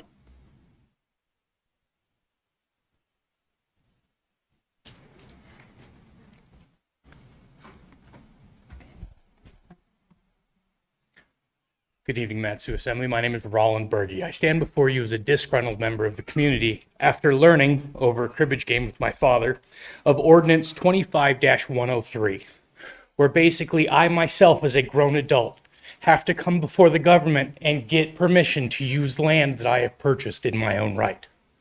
As long as I abide by all pertinent federal and safety rules, why should I need to ask you to do what I want to do? You know, I remember growing up as a child, this came before the board, or it came before the assembly, 2009. Guess what I was doing that summer? Helping my father put concrete footers in the ground so that way when that ordinance then was enacted, he could say, my building was already built. Why, after 15 years, and now that I am an adult, we must go through this again? I'm an adult. I'm going to do my best to ensure that I follow all the rules. Why must I pay you, the government, to let me be an adult? I get it. I get it. Everybody wants to reach into somebody's pocket and grab some money. I see that this bill is sponsored by Assemblyman Sumner, who is a vice president for a major contracting firm in Wasilla. I'm not a contractor. I'm just a guy who grew up 30 years in the Matsu Borough, who helped his father build his own house, so that way we didn't have to live in a cold trailer. Been there, done that, got the t-shirt. Now that I am an adult, why must you, the assembly, make my life harder to live in the borough that I have grown up in? And this will not just affect me. Yes, I live in the Butte, where it's nice and easy to get all of the things that I need, where it's a 5-minute trip for me to come into the office and say, hey, how are my plans looking? I don't live an hour and 45 minutes away in Glacier View. I don't live 3 hours away in Talkeetna. I live in town. Granted, I'm never home much because I work on the slope, but still, you as the assembly should not make our lives harder in enjoying the one thing we all come to Alaska to enjoy, and that is our freedom from government. It is my number one reason why I continue to live here, because I don't have a county looking into what I'm doing. I don't have a state looking into what I'm doing. I'm not looking to do nefarious things, mind you. I'm just looking to live and build something that I can enjoy with my own two hands, so that way I can enjoy it even more than if I were to pay somebody to build a house for me. Thank you.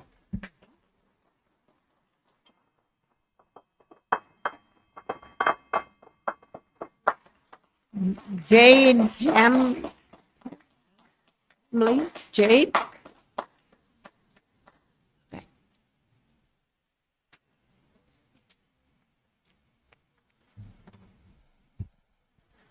Good evening, Madam Mayor and Assembly members. My name is Jade Tabney, and I'm a borough resident in Palmer. I wanted to come and voice my support for the mayor's veto on 26019 and discourage and override in support of data centers and any coal infrastructure coming in. I'm going to keep this brief because I believe that others have relayed the statistics, the creative solutions, and the sound bites better than I could. But ultimately, I want to say I'm not opposed to development and energy projects that improve the quality of life, bring good jobs, decrease costs of energy for residents. But at face value, I believe that this has the potential to drive up energy costs for us, which are already high, will not bring many long-term jobs to the borough, has the risk of high environmental and health effects, and will require a lot of additional infrastructure to support it. And for what? Lower computing costs for AWS, more AI. I heard the person before who made the comment about the AI train having left the building, and I do understand that. However, I do not believe that all of us as a society are better off with more AI. I would be surprised if anyone feels like their life is that much better with it either. Ms. Watkins said it well here earlier. We can find the time, money, and 10,000 acres for a data center, but not our schools. No, thank you. This is a lot of money and time, so I believe that y'all will continue to hold potential investors to a high standard of transparency and accountability. Thank you.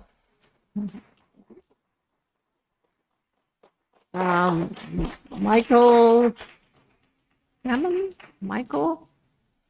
Is that what you said, Dennis? Oh, there he comes.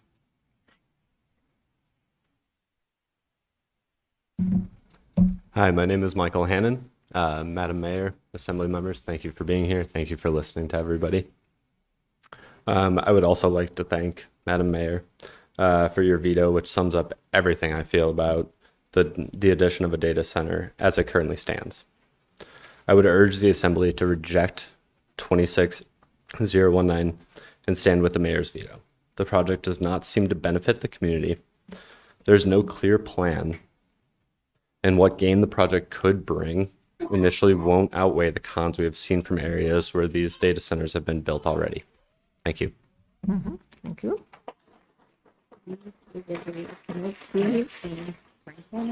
Maxine? Franklin? Maxine? There you go.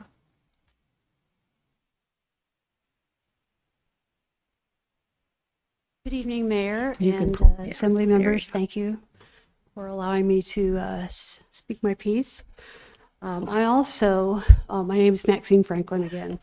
I also think we should be very concerned and careful when considering building data centers, especially coal-powered data centers. It seems in all the reading I've done on them that the downsides for a community generally tend to vastly outweigh the positives.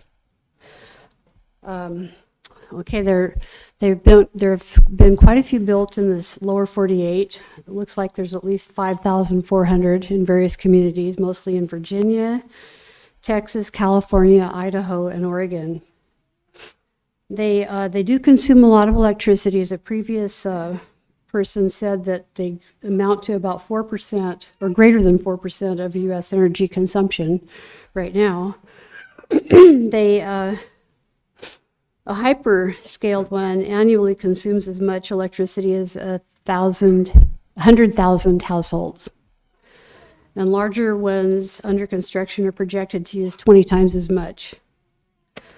They significantly strain the power grid, and they amount to, like in Virginia, 26% of power used in that state. The cooling systems use huge amounts of water, and they pollute the water. Energy sources, coal, which we're considering doing, amounts to like 15% of the energy sources. The main problem that I'm thinking of, aside from the general pollution and environmental concerns, is that expensive upgrades are often paid for by smaller businesses and households, and unless there are ratepayer protections put in place. So if they're not put in place, we could see an average of 8% increase in the average electricity bill by 2030. Coal-fired power plants are very concerning. They produce, in addition to power, carbon dioxide, sulfur dioxide, and mercury. And coal ash disposal, once the coal is burned, risks groundwater contamination with heavy metals. Burning coal emissions is the largest source, greater than 35% of energy-related greenhouse gases. So coal mining also releases mercury, arsenic, lead, and contaminates water supplies. In addition to demands for energy and polluting water, there is also radioactive waste that I didn't know about, which can be more concentrated than from nuclear power plants. So I have to say that we should be very careful when we think about producing bringing this into our borough. Thank you. Thank you. Okay, well, I'm going to be pretty transparent here. So the last person that signed up wants to talk about permitting, and we're Quillian? Huh? He left? Okay, okay. All right, thank you. So if you see him come back, if he just went like to the restroom or something, then let me know. So, okay, all right, okay.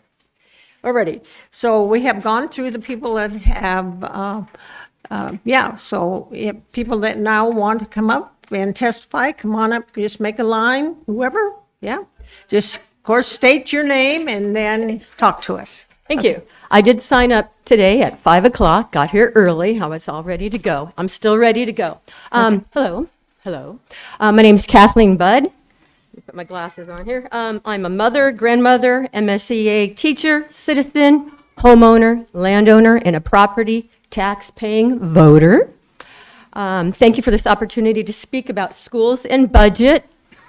And I'm also going to put a little data center in there too. We are the Matanuska-Susitna Borough. We are the place where people want to live, raise a family, recreate, work, volunteer, and have fun. We have the mountains, the valleys, the rivers, the lakes, the farmland, the tourists, the homes, the communities, the cultures, and many good schools. We have a lot to be thankful for in the Matsu Valley. We do pay our property taxes to support our communities and our schools. Most of the schools are the home base for our communities. Our children attend public school for education, community, culture, food, and a safe place to be. Even children who are homeschooled use the public school playgrounds, attend community events, attend school events, and vote at our school buildings. We, the citizens, voters, homeowners, landowners, and renters all pay property taxes one way or another. We would encourage the Matsu Borough Assembly to fund all schools and save our communities in Glacier View, Larson, and Meadow Lakes. You, the Mat-Su Borough Assembly, has shortchanged the funding to our school district so much below the required amount toward the state of Alaska took, fined, withheld $3.2 million from our Mat-Su Borough budget. Was this a good idea? Could this money save these 3 schools and these 3 communities? Are you making good financial, fiscal decisions? Is this how you want your legacy to go down? Okay. Thank you for listening to that. I also want to put a side note. I also want to say thank you, Mayor, for vetoing the data center so far for the proposed 10,000 acres. That is not a small data center. 10,000 acres is a lot. It also goes by Goose Creek, Fish Creek. And Fish Creek is one of the, it's where people go from the valley to do their subsistence fishing for salmon. So please keep the veto, keep it strong, keep the valley beautiful. Thank you.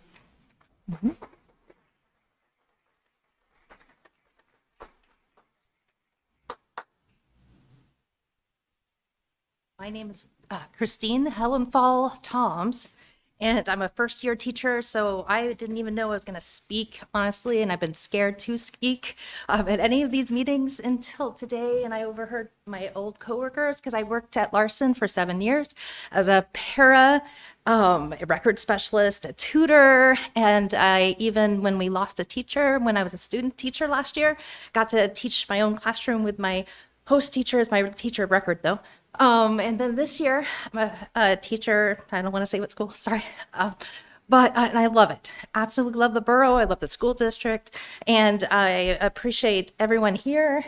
So sorry. So, but I do want to say that as a tutor, especially, I saw the data go, like being in there for 7 years.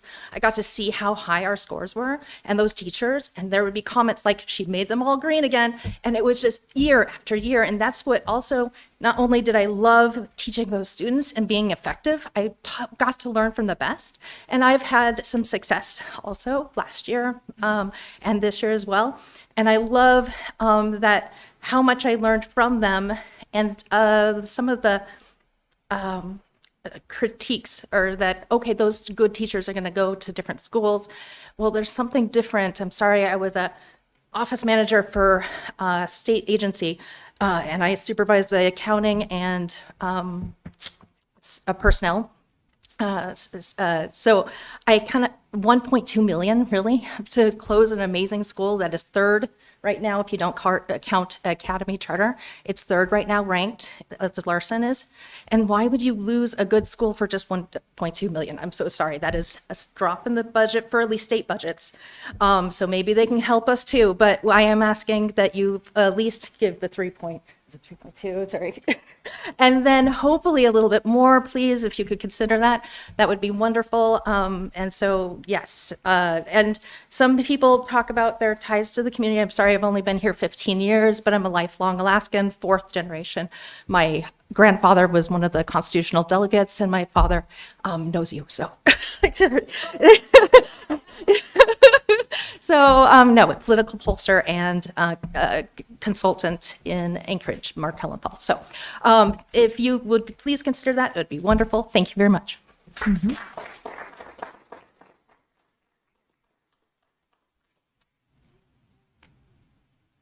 Hi. Well, Tats, good evening. I was on the list. I thought I might have got blacklisted. Lisa Wade. Go Good ahead. evening, Yeah. Mayor and Assembly members. He's gonna try to search for, you're I think welcome. there's other people I'm that were thinking there missing, might too. be, there's 2 different audience participation. Start my time over. Okay, but I'm go gonna ahead. speak on it. You're here and I'm we sorry, welcome but you. there's 2 audience participation sheets, and I think people might have signed up on one and not the other. There's another one after public hearings. Yeah. Okay. Go ahead. Well, Jan and Sarota, Lisa Wade, Suzette, the land, Totina, Ashland, Night, Daniana, Kayachten, Siaran, Siraketna, Isda, Kadi. Well, Jan, Janet, Naganik, Dozista, China, Nakaltani, Nestukte, Nesjaya, Chutatna, well, that, Dagai, na ben yakat an nana sinakat and nel an dansakut ana danana, rasna el izda dananak, el nanak, gashnuch u yeshtu nana, kotana til an el nina danina til an, gaslani selke kol da a, tada na studatha, nilkara studatha, well zat vanini kazat, well zat kotana da sodita, kotana nashana, well zat kodito zista.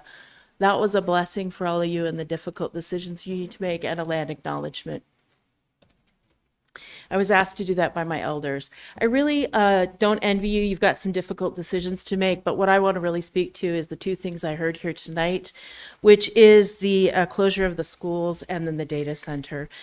You have some really difficult decisions to make, and I don't envy you. Budgetary issues are not my favorite thing to deal with as a executive director for Chickaloon and also past council member. What I would say is that I would ask you to take a pause and to really think about these decisions before you make them. I think the communities come out loud and clear, and I would say that, they at a minimum should be afforded environmental and health impact assessments before you put in something like a data center. And then I'm really proud to say that, we brought together different partners to kind of work on the issue of funding. And I really hope you take advantage of bringing the best and the brightest together. So, I don't know if you know, I chair the Matsu Health Foundation, and I'm just really honored to be part of the solution that we're bringing forward to the school district. There was a press release that went out today that they're bringing forward a 1.69 million award. Numbers I can't even conceptualize, they're so big. $1.6 million that they're going to offer up in support of nursing staff for the schools. And I really think if we can slow this down a little bit, make better decisions, and bring forward some more partners to the table, perhaps then maybe we can make some more sound decisions so that the young people that we saw today don't have to come and plead their case before you. There are so many community members that I've heard over the past month really reaching out, and I hope you're hearing them. I saw some of you looking off over here because you've heard this. You've heard it before. You've heard it a lot, right? But I hope you're really hearing with your heart and your mind, because I'm seeing kids and people in pain, people sharing with you their fears. This is community fear, communities that we're looking at for the long term, not today, not the short term of what we're doing today, the growth of the Matsu, the growth of the future, right? And correct growth, good growth, healthy growth, not quick growth. So data centers are quick growth. We need long-term growth, and we're happy to be part of the solution, just saying. Now.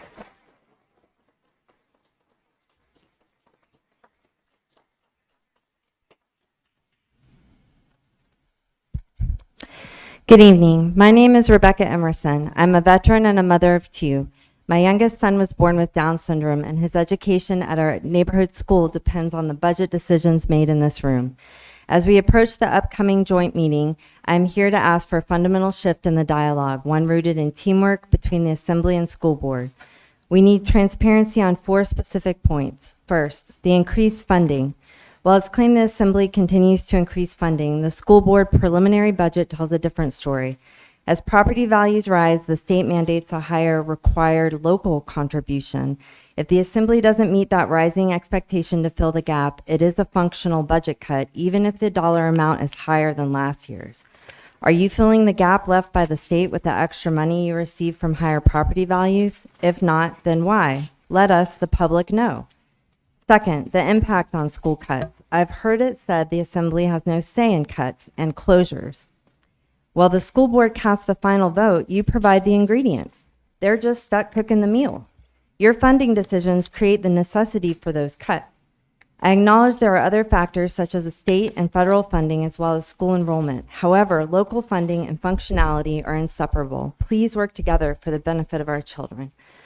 Third, public taxes versus private foundations. Suggestions to reach out to the Matsu Health Foundation for core needs is not a viable long-term solution. Public education is a core government service that should be funded by tax dollars. I appreciate the foundation helping with nursing this year, but charity is not a long-term fix for basic staffing. Fourth, charter school bond overages. I am deeply concerned by the $500,000 overage discussed regarding the recent charter school bond. Shifting capital project overages into the operating budget is a raid on classroom funds. This should be addressed through a follow-up bond, not by taking resources away from neighborhood schools. For example, my neighborhood school was recently told no to a request for an additional sped teacher. This is a resource-based decision, not a student-based decision. How many more no's will we get due to this $500,000 overage? The overage belongs in a bond, and I would vote yes for it, just like I did the last one, because I believe in school choice and want the charter schools to succeed. However, I need the neighborhood schools to succeed also because it is the only choice for my Winston. My request, in your joint session, I ask that the Assembly acknowledge its direct impact on the school system's viability. I am looking for a commitment to work together to solve these challenges for our community's children as a whole, not just for my kids. Thank you all for your time.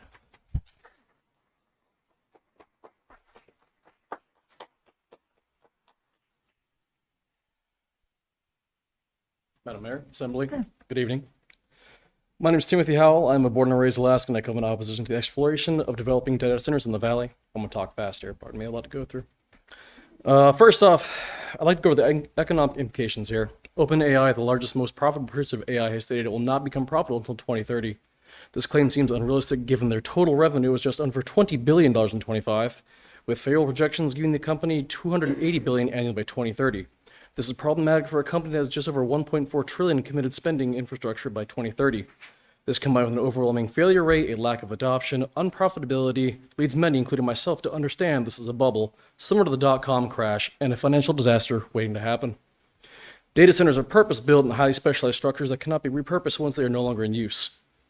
They are not warehouses that can be converted into grocery stores or the like. If demand for this technology decreases, the market shifts unexpectedly, or the technology itself changes, especially for hardware, software demands, and requirements, we are left with this infrastructure and no ability to repurpose it without great expense to reconstitute the land.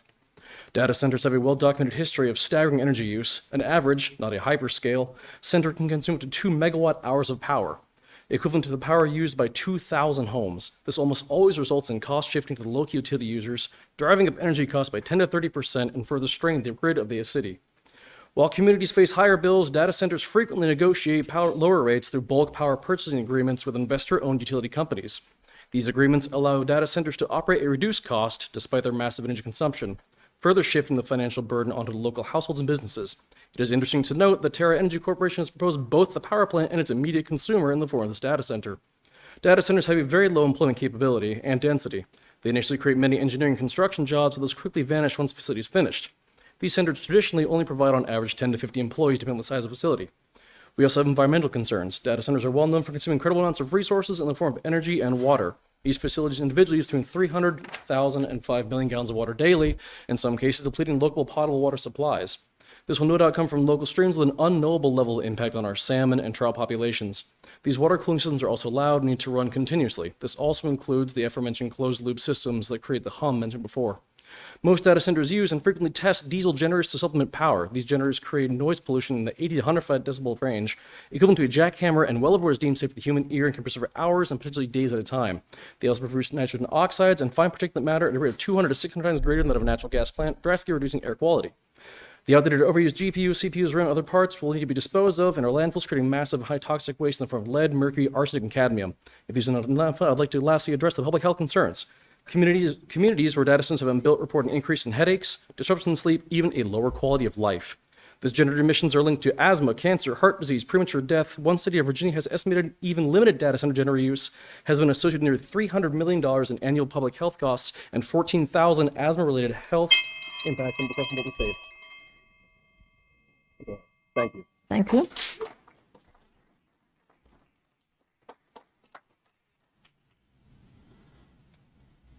My name is Heather Bauman, and I'm actually on the later sheet, but my 10-year-old texted and said, "Mama, can you come home and read me a story?"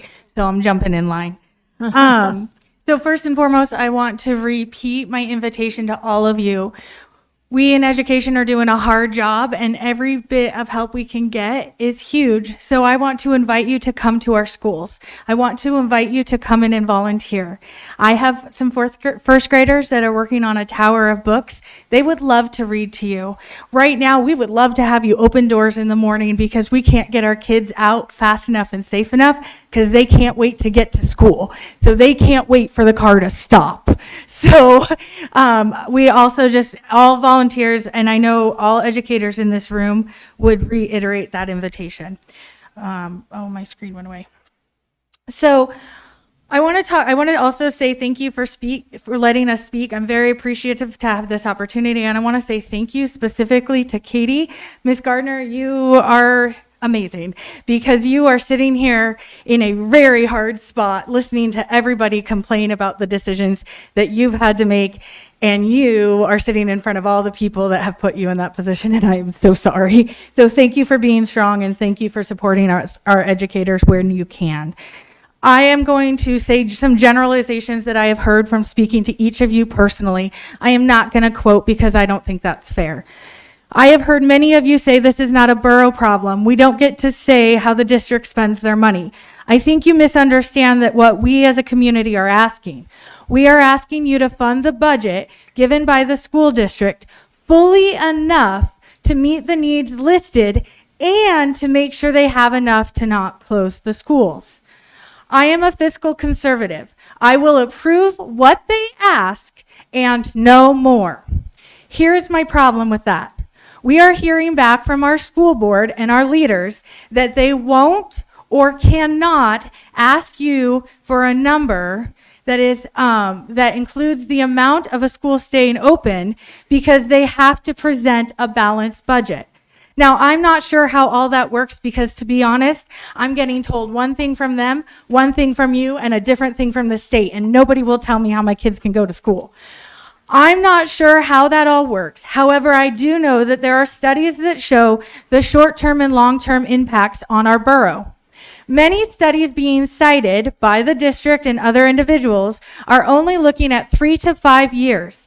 However, the limited studies that are able to look at the impact 10 years or more show that long-term impact of students who have participated in school closures includes employment issues, mental health and behavioral health issues, crime and incarceration rates, domestic violence, substance abuse, and a whole other host of problems.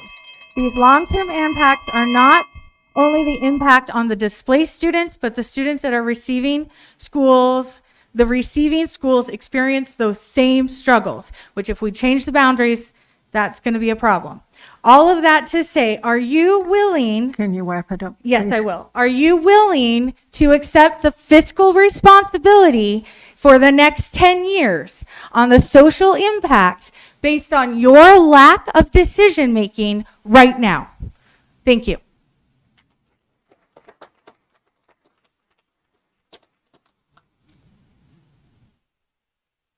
Hi, Jesse Sumner. Hi. So I hate to do this, but I have to oppose the mayor's veto on the ordinance for the marketing for the data centers. So last time there was a discussion of building a new power plant, it was instead we ended up building the Clutna gas plant. We could have built a coal plant out here. There was a substantial amount of opposition to that, and even the borough passed a ordinance making it very restrictive to build power plants. But I think people don't realize how tenuous our gas supply situation is in Cook Inlet. I know when I was in the legislature, we were notified that we were very close to an emergency situation. The storage wells at Singsa were failing.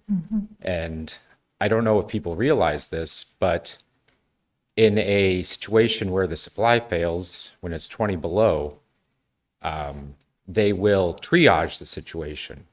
They will triage the situation by cutting Kenai and the Matsu off of gas to keep the heat on in Anchorage.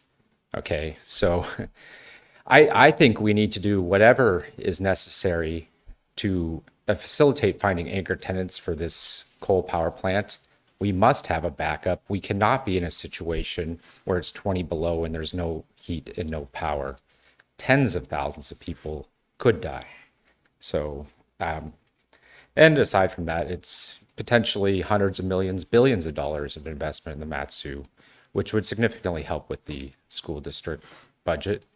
I don't believe you guys make this decision, but I would strongly oppose closing elementary schools. I think that's going to cause a cascade of disenrollment, which will only make the school district's budget situation worse. But I would strongly encourage you to please encourage finding anchor tenants for the coal power plant so we don't end up in a disaster. Thank you. Karen? If anybody else still wants to speak, if you want to go ahead and form a line. So Karen, come on up. Hello, I'm Karen Crandall, and I just wanted to thank you, Mayor Edna, for wanting to veto the plan for the power. I think it's a great idea. I think we have wonderful statistics that have been brought forth tonight. But I just wanted to say a little bit about the education. I've been a teacher in both the Matsu district and the Anchorage School District, and I have a special ed degree and regular ed degree, and so I've worked in both. And I just wanted to say that it's not just a Matsu Valley district plan to close 3 schools, but Anchorage School District is having the same problem. So they'll be closing Fire Lake, Lake Otis, and Campbell, the STEM school, which is the science, tech, engineering, math school. That sounds like a really good specialty school. And they're laying off, the Anchorage district is laying off 500 staff with a $90 million budget deficit annually. And the student loss is 1,300 since 2022. So we're losing students. And then in the Matsu School District, there is a deficit of 22 million with 400 students that have been lost since the year 2022. So as a parent and a grandparent, I realize that parental involvement brings the education level to a higher standard as we are involved and brings a greater accountability of educational achievement within our families, deciding on school choice. So I'm really promoting school choice. The schools with the highest academic achievements in this valley begin with Academy Charter School and then going on to Career Tech for a high school and then for a middle college, the Matsu Middle College, for those that want to obtain a 2-year associate degree. So we have a lot of avenues of education. And we are 12th as a district out of 53 school districts in Alaska. I did notice that the American Charter School is number 2 in the Matsu Valley academically. And just looking at the rating of the schools, it looked like Glacier View has a high rating. It has a smaller population, but their academic rating is higher. So I'm not sure what decisions you guys went to make, but I think that school choice is extremely important and that there's other choices such as Christian education. There's the homeschool program. So I just wanted to let you know that we need to, as parents and families, be totally involved. And I've done that with my own children. Instead of school choice, we had a, where we could, I can't remember what it's called. When my kids were going to Houston High School, they wanted to go to Colony High School. So we were able to have them make that transition. And the same with Academy Charter School. They were in a school where they were declining educationally. At the Academy Charter School, they started skyrocketing. So I just wanted to put that out to you. Okay. Anyone? Yeah.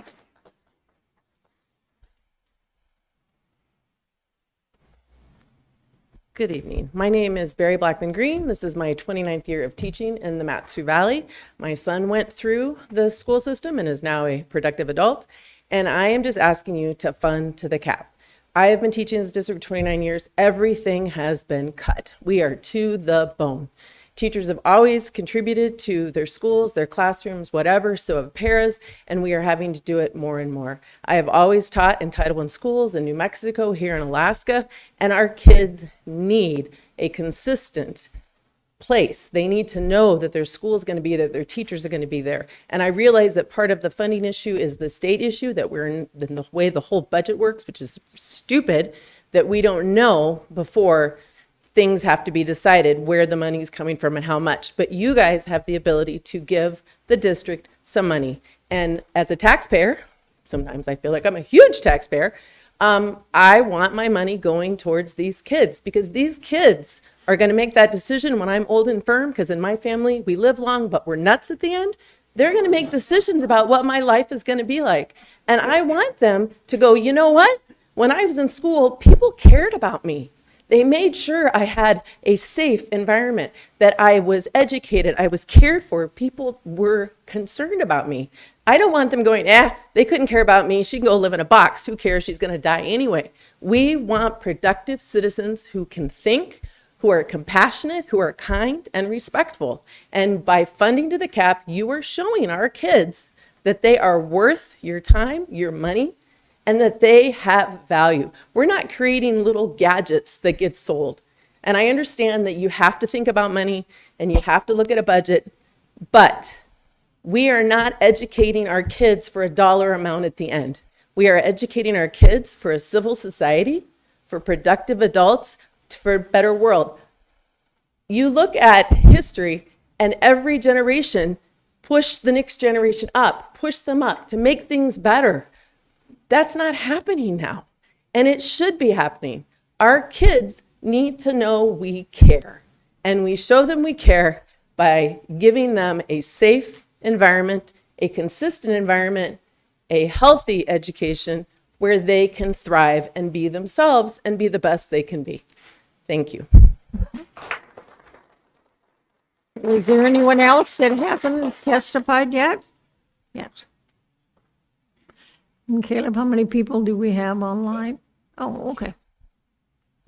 Go Good ahead. evening, and thank you for letting me come and talk. Okay. I'm Teresa Swan, and I'm just here to say I oppose the permitting for the land use. People are struggling. They're struggling really bad. And putting more restrictions on what they can do with their land. We have the most artistic, innovative, creative people here in our state. And when you have permits and all this, you destroy that. I came here in 1980 just for fun. I was a young adult. I came up, drove with my dog, and I was surprised at the freedom and creativity of the people here. I'm an artist. I stayed because of that.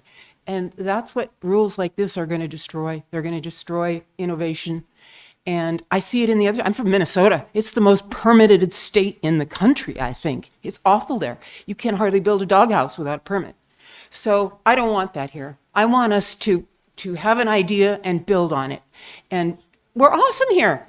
And I think we need to appreciate that. We have smart kids growing up. We have creative, wonderful people that want to build things. And you're slapping them down by over restricting. And that's pretty much all I want to say. I'll also say, try to figure out how to save the schools. Thank you. Thank you.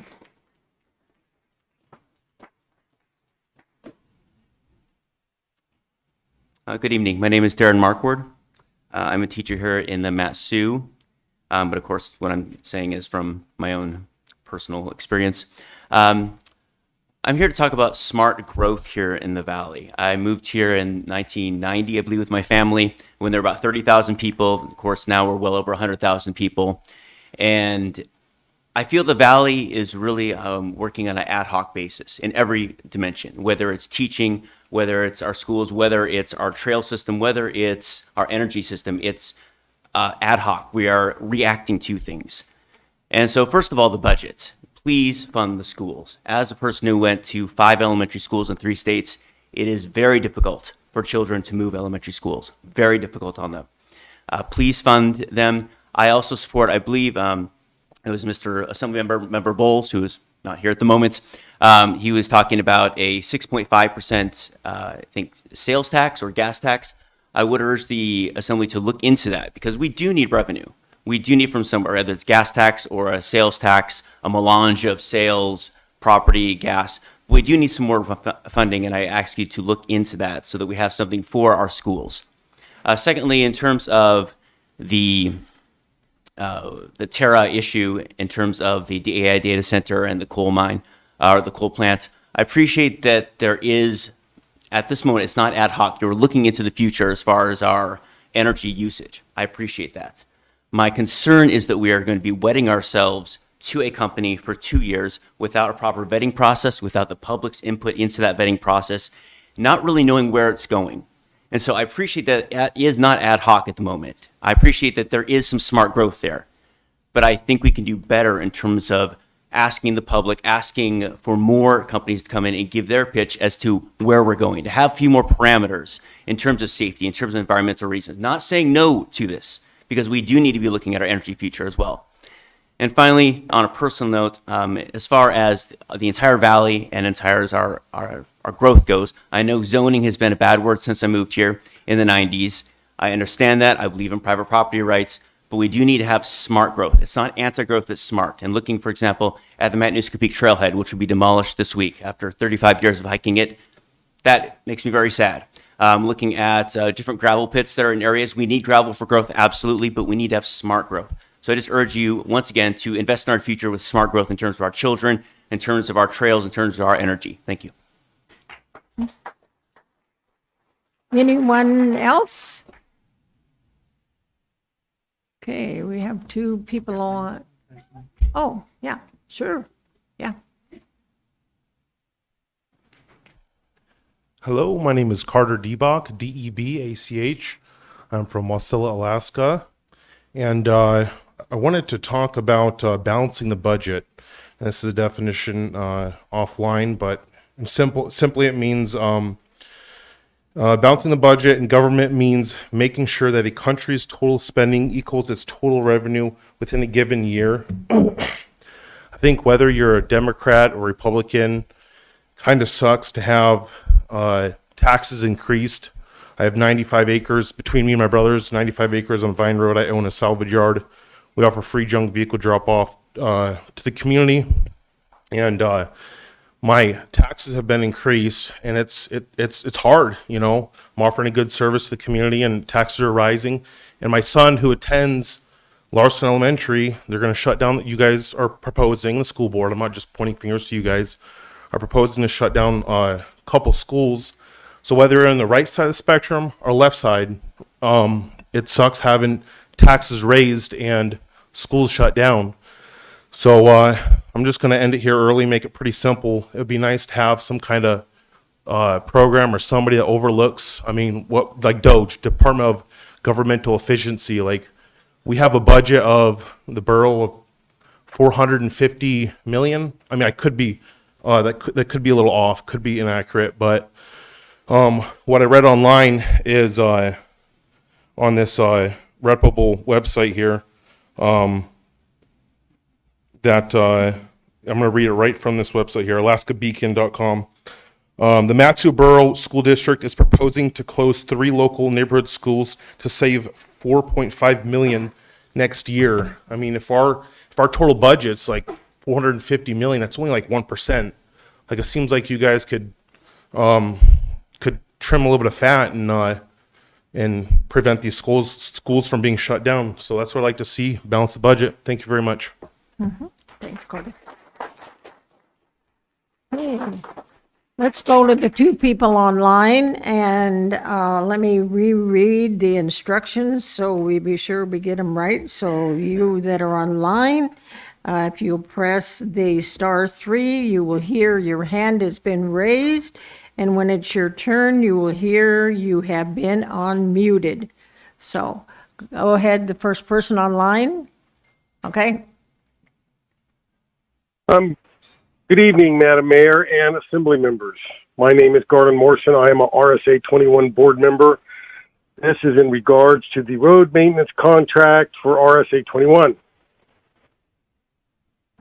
It's wrong to not honor the low bid process, where the borough reaps the benefit of low bidder lowering cost, but then awards contracts to another bidder.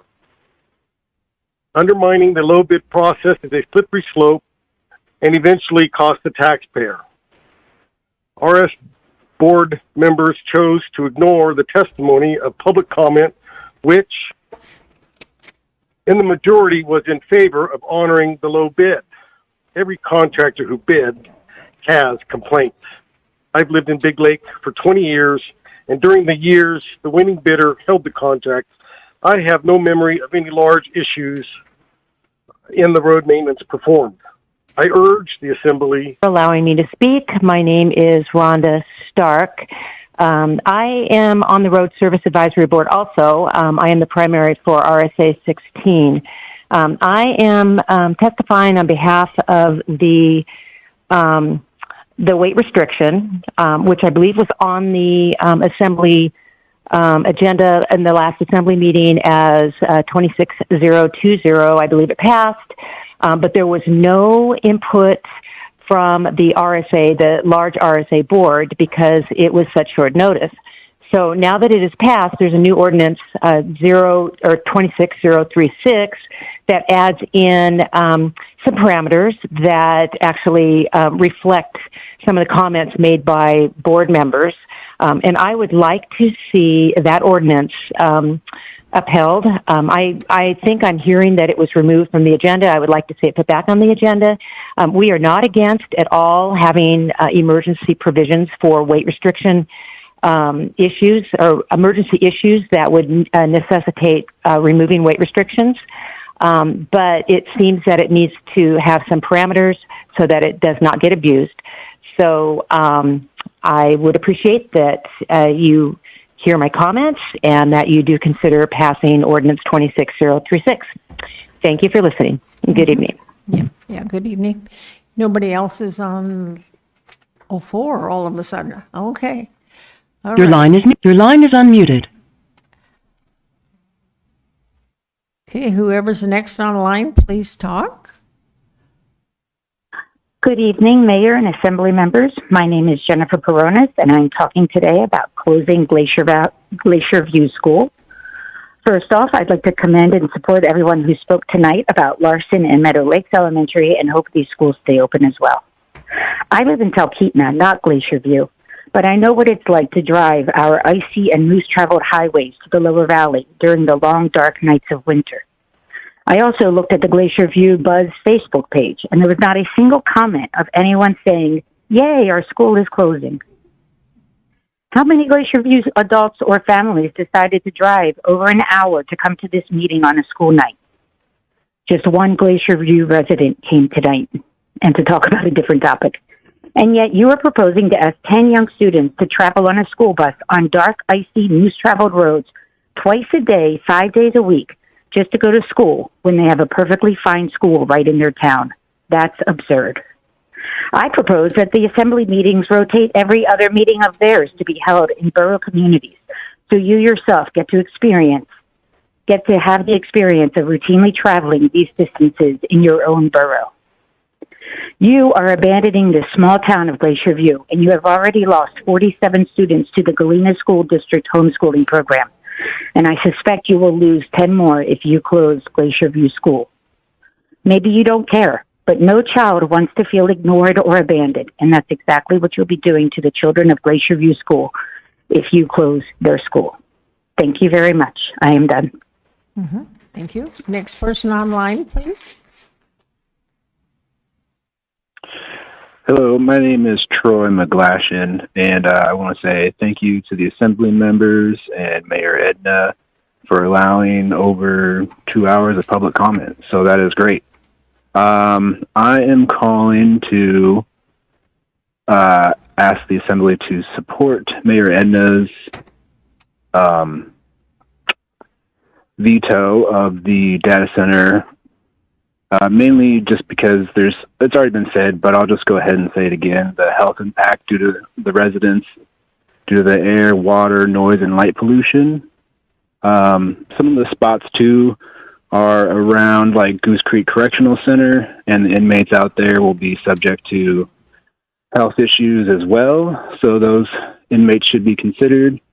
There'll be a loss of wealth to the landowners who live in these areas. Because their property value will be lessened due to that. There'll be a habitat loss and environmental impact of our moose, our birds, and our salmon. And finally, just the wording of the proposition saying that it's going to open up to marketing from Terra Energy Company doesn't quite make sense because Terra Energy is associated with Flatlands, and Flatlands is associated with Alaska Asia Energy. So why would they open up to marketing if they already have all of these other parent companies that they're going to work with? So it just kind of seems like a racket. And as Assemblymember Bull said last time when this came up, to be careful to not have a monopoly established with private and public interests. So anyways, once again, thank you. And everyone who has commented, thanks for having the voice. Next person online, please.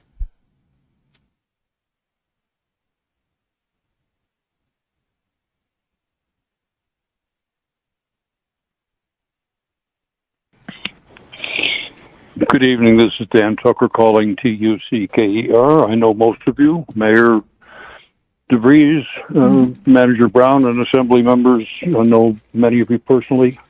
I'm calling to speak specifically about OR 26-020 and its various pieces, parts, and iterations.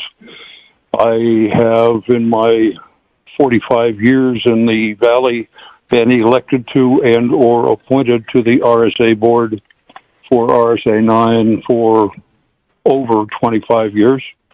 I cannot speak for the board or for the LRSAAB.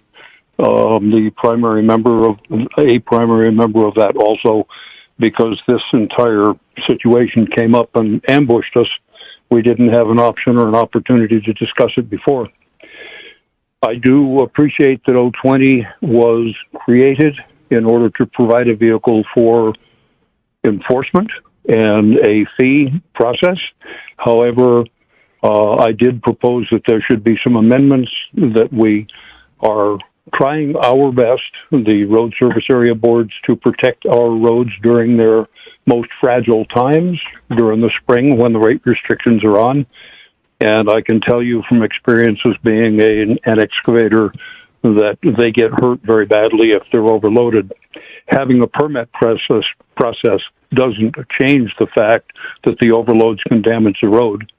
And I did propose during the process of creating the OR that there would be mapped routes, and the routes would be inspected by someone from Public Works, both before to ensure that the roads can carry the weight, and after the transit, so that they can assure that there was no damage done to the roads in the process. I do know that there is a proposal to pass the phraseology I don't remember, is to pass an amendment after the proposal was made, the regulation was passed, to add in some protection.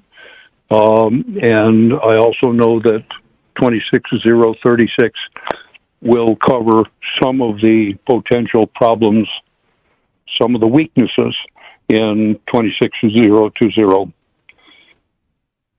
The majority, I can speak to this, the majority of the RSA members that I know Rhonda Stark talked shortly ago, most of us agree that the idea is good. The implementation wouldn't be that bad, but it doesn't have enough teeth in it, it doesn't have enough strength in it, and needs to be amended so that it's stronger. Thank you. One more person. Next person online, please. Yes, good evening. My name is Samuel Schilling. I'm building my home up in the Caswell area, and I'm speaking on behalf before it got pulled from the ballot, that 25103, for having the land review. I don't think this is such a good idea. The borough has had a great job on any time that there's a specific incident that's need to be assessed and evaluated and a permit needs to be put in for. You have to go in and get those permits instead of any time you're thinking about possibly building on the land, you need to have it reviewed. I do want to warn everybody that hears that because just because it's been pulled doesn't it's not going to come back up on. A lot of people were in distraught over it. We heard a lot of comments online and everywhere else pertaining to it. There's a lot of other issues in the borough that's going on right now as well, but I think this is a bad choice. And just like you said it yourself, Edna, on your governor's debate, that the borough has got something going on right, and it's developing right, and it's growing. It's one of the fastest growing economies up there right now, and it's because of how it's being ran right now and not how it's about to be proposed to be ran. So I just wanted to get that in there on a future development in the Mat-Su borough. That's why everybody's moving out that way, not because we're trying to change it. It's because of the way it is now. Thank you for your time. Is everybody now online? Okay. Already, I've been requested to have a break, so let's go ahead and break, and we will then go back. I think the next item on the agenda is the veto that was moved forward, so Start we'll again at come 9? back at 9. Yeah. Yes.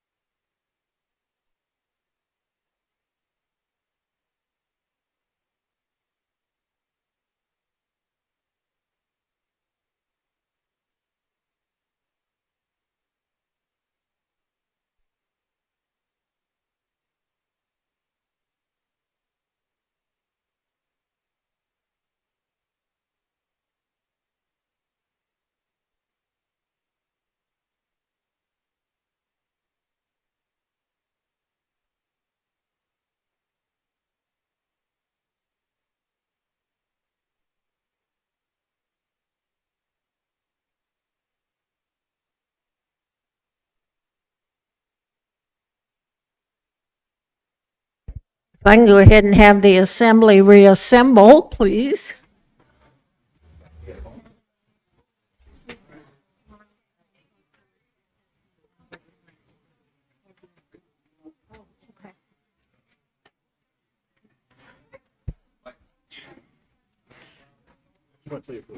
Jesse's in charge. I was going to say, can you share something? Madam Mayor? Yeah. I'm going to make a motion right away to reconsider this ordinance, if you don't mind. First thing, we'll go back on the record. You're killing If you're okay So, with it. That's great. I guess, I mean, Okay. I, That's what we were just talking about. so do that before we move for the veto. I mean, Yeah, I guess it has to happen before we get into everything else. okay, yeah. Let's, Lonnie says that's when it's supposed to be done. That's when it's supposed to be done. Okay, let's see, we're still missing a couple.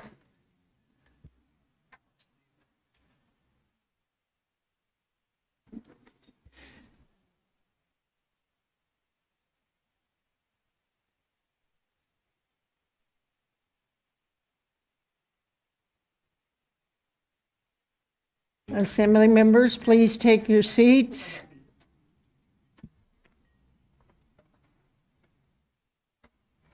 Okay, thank you. I think Mike wants. Okay. So we had done some rearranging of the assembly agenda earlier, but now we're going to do some more rearranging, I guess. So I'm going to recognize Assemblyperson Bowles. Thank you, Madam Mayor. I move to reconsider the vote on ordinance 26-036 from introductions. Taking ordinance 26-036 from introductions.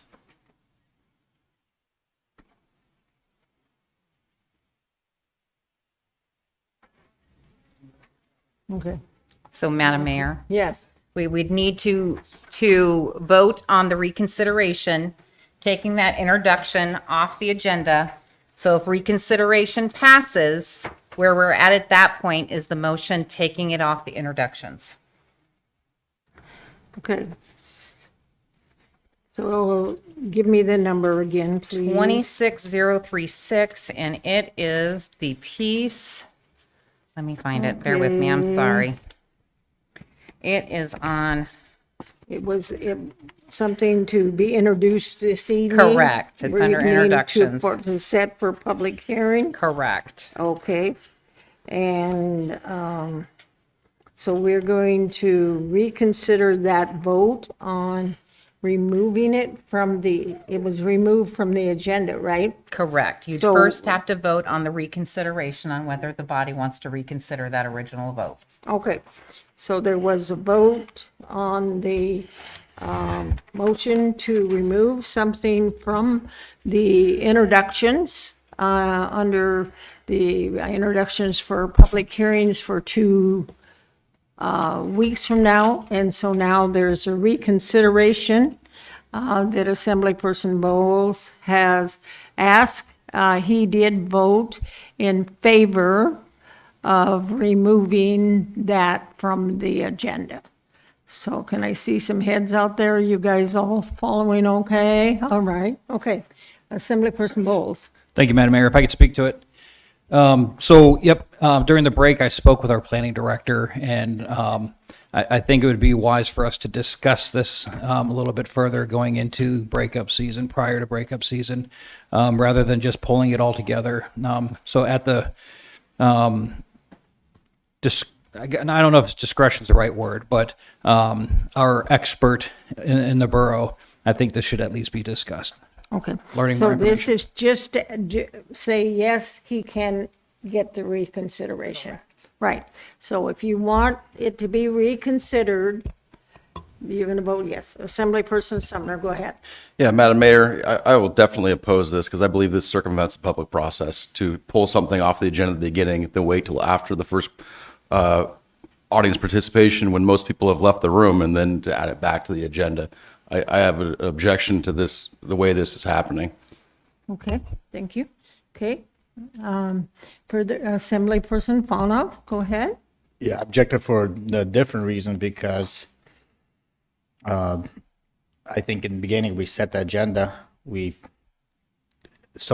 had a chance to modify agenda. Now we're modifying the agenda again. And isn't that once we did that, doesn't it? How many votes does it take now to modify it again? Because that's ultimately what we're doing. I want to know. A question to the clerk. Madam Clerk, go ahead. Through the mayor to Assemblymember Faunov. Generally, if you're going to change the agenda after it's been set, it takes 5 votes. However, this is a reconsideration. It takes 4. Okay, then I still think that's we already voted one thing down and it's a copy paste of the same exact thing, and I'll stay with that. Okay, Assemblyperson Gamble, go ahead, sir. Yeah, I disagree that we're circumventing the public process. I mean, we're just sticking it back on for introductions so it can be heard at the next meeting. It's no big deal. It's just being stuck back on introductions. Thank you. Okay, Assemblyperson, no? I think that's my sentiments exactly. Okay, Assemblyperson McKee, do you have a question, ma'am? I didn't hear what Stephanie said, and so I wanted Okay. to. I agree. This is just putting it back on the agenda, and the public will get a chance to weigh in it on the 7th as they expected. Okay, so I think we do have an objection from the reconsideration, so we need to vote, right, Madam Mayor? Correct. Okay. Yeah, Madam Mayor. You call me mayor. Whoever you are. Who are you again tonight? Mold, go ahead. Thank you, Madam Mayor. This absolutely is not an attempt to circumvent anything. This was, I had an opportunity on the break to speak to somebody smarter than me and gain a little bit more knowledge. And after gaining that little bit more knowledge, I think it's at best responsible to discuss it. That's all this is. So thank you. Okay, so I think unless there's further discussion, I think the clerk is ready for. If I can get everybody to vote, please. So yes would allow it to be reconsidered. No would mean that it would stay off the agenda. Madam Mayor, it is passed with Assemblymember Faunov, Sumner, and Bernier opposed. Where we're at right now is on the motion to remove it from the agenda. That is where we're at right now, is the removal from the introductions. Well, this being put it back on, isn't it? Madam Mayor, the motion before us is Assemblymember Faunov's original motion to remove ordinance 26036 from introductions. So you can go ahead and you can debate it. If you want it removed from the agenda, you would vote yes. If you don't want it removed from the agenda, you would vote no. I'd like to make an amendment, propose to be postponed to July, first meeting in July for this ordinance. Is that That's not- motion not in order, It's right? at this point, that is not what's on the floor. What's on the floor is the removal of this item from the agenda. You can later, if it gets put back on the agenda, you can move to divide the question and set the public hearing date out further. But right now, you can't change anything on this. So we're voting no. Okay. So, just everybody's already to vote? Hold on. I haven't written down the last vote. Okay, all right, we will wait for you. Whoops. Okay, is there any, did you ask if there was any discussion about its removal? Well, yeah, I just assumed that Assemblyperson Bonoff was objecting, but maybe he wasn't, I'm sorry. Yeah, Assemblyperson Bowe. Thank you, Madam Mayor. So, I don't know if this is an appropriate time, but would it be possible to have planning director talk about this, or is that not the appropriate time? Okay. All right. Thank you. Okay. If I can get the members in the room to go ahead and voting on the removal of 26036 from the agenda off of introductions. Madam Mayor, it has failed with Assemblymember Faunoff and Bernier in support.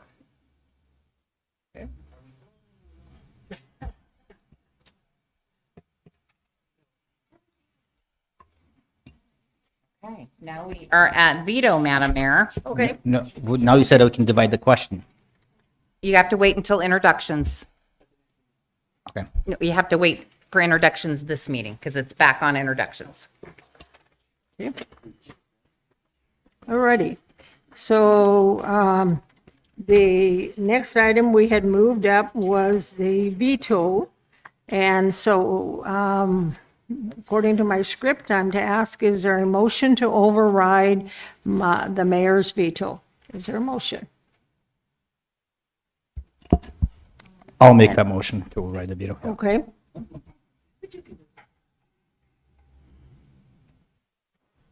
So we now have a motion to override it.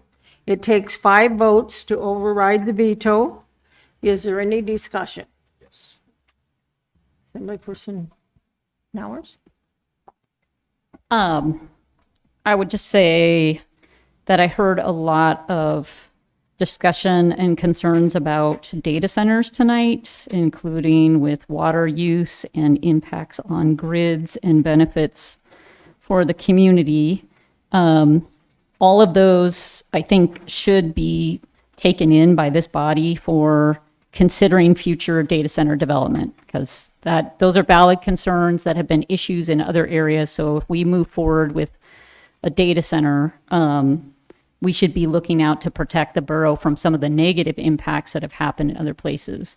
That said, what is before us is a joint marketing effort with a company that wants to build a coal plant and needs a large energy user to make their project work, whether that's a data center or something else. And they want to pay the borough to rent out our staff to promote their project. I don't think, and I agree with the mayor's veto, that government is very good at picking winners and losers in business.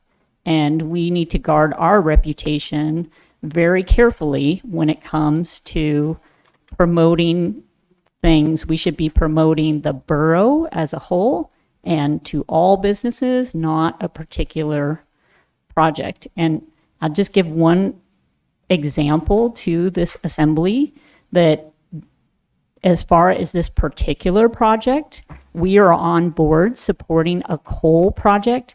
This assembly does not support, is on record not supporting the carbon capture credits that the federal government would give this project, which according to their information they gave us is at least 15% of their project funding.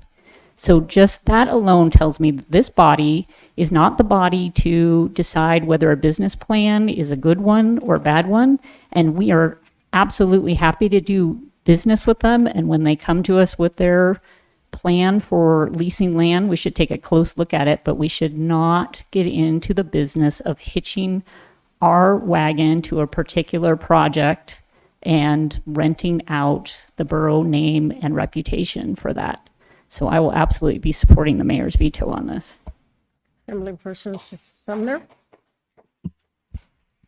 Point of clarification that this assembly did not vote on the carbon capture sequestration, because I knew of at least 2 assembly members that were not present for that vote. So that's a misstatement right there. But I would also say that I would support any company that would want to market the borough as open for business. It is not a monopoly or hitching our wagon to just one. I would be open to any other company. Okay, no matter what they say? They don't have a plan before us, and what they say, you're welcome them to market? Come on, sir. My Assemblyperson Bowles, go ahead. Thank you, Madam Mayor. So I got a bit of a long statement. So 2 weeks ago when this was presented to us, I will admit I was ignorant to this whole venture. I had 2 weeks to prepare for that based off of a 6-page informational memorandum, 4 of which were maps. So I made a decision based off of my own online research, if you will, and really focusing on the data center thing. And that's really, that was important. It it started a conversation throughout the borough, which I think was very important. But it also, due to your veto, it led me to do some research and reach out to people that really have been involved in this process for quite some time. I reached out to a previous ADA board member. I reached out to an energy official very high up in the energy sector for the state of Alaska. Reached out to multiple people that have worked on legislation on various energy projects. And really the center of this is really opening up the borough to economic development and robust infrastructure. And I didn't realize that 2 weeks ago. My thought was just some company's going to come out here and bring this data center, and it sounds like it's going to suck water out of the Yentna River and possibly damage fish. And that's absolutely incorrect. The data center is just a potential concept to help capture some of the energy and lower the cost of energy for us residents when this coal-fired plant goes in, which I 100% support. We need a coal-fired plant. I am absolutely pro-coal, very, very much have been for, I don't know, as long as I've paid attention to these sorts of things. I think it's very important that we broaden our energy portfolio, and if we can have another energy plant in the borough to offset costs, I think that's very important. I think that we need to not get in the way of exploring that idea. That being said, the resolution, in my opinion, was not written in a manner that best represented my understanding of what's really happening. There's language in that resolution that seems to allude that a private entity will be utilizing borough staff, which after speaking with borough staff, that's not accurate. So I think in my opinion, what needs to happen is we need to absolutely get out of the way and let this company pursue looking into how they can bring a coal-fired energy plant to the borough and build up Port McKenzie and lower our energy costs. However, that I think that resolution maybe needs to be amended a bit to make it more clear that borough assets are not part of the process. So I don't think tonight's necessarily that night, but I absolutely respect our mayor. I hold her opinions in high regard. However, I do believe that this project or potential project needs to move forward, and this public-private partnership needs to be created and pursued so that we can get something going potentially to really address our high energy costs and 20, 30 years down the line, the next generation could potentially have a much different energy landscape. So thank you. So, D, Assemblyperson McKee, go ahead. I had a lot of questions about this, especially after, as it all of a sudden, the whole borough is involved in it, and that's really great. And I as well have a lot of questions. But I agree with a lot of what Assemblymember Bowles just said. I don't want the rest of the nation and the world to say, well, don't bother the borough because they're going to close the door before we've even answered their questions. And that's what that feels like with me when we veto it. And I, like Mr. Bowles, like I said the other day, it takes a lot of guts to veto something, especially something that was passed pretty hugely. So what I'm saying is, as a concept, a marketing cheerleading kind of a concept says, you know what? Come on up here, look at what we got, tell us what you got. And somebody said to me, well, how come you're just doing Terra Energy and nobody else? I said, because nobody else has showed up.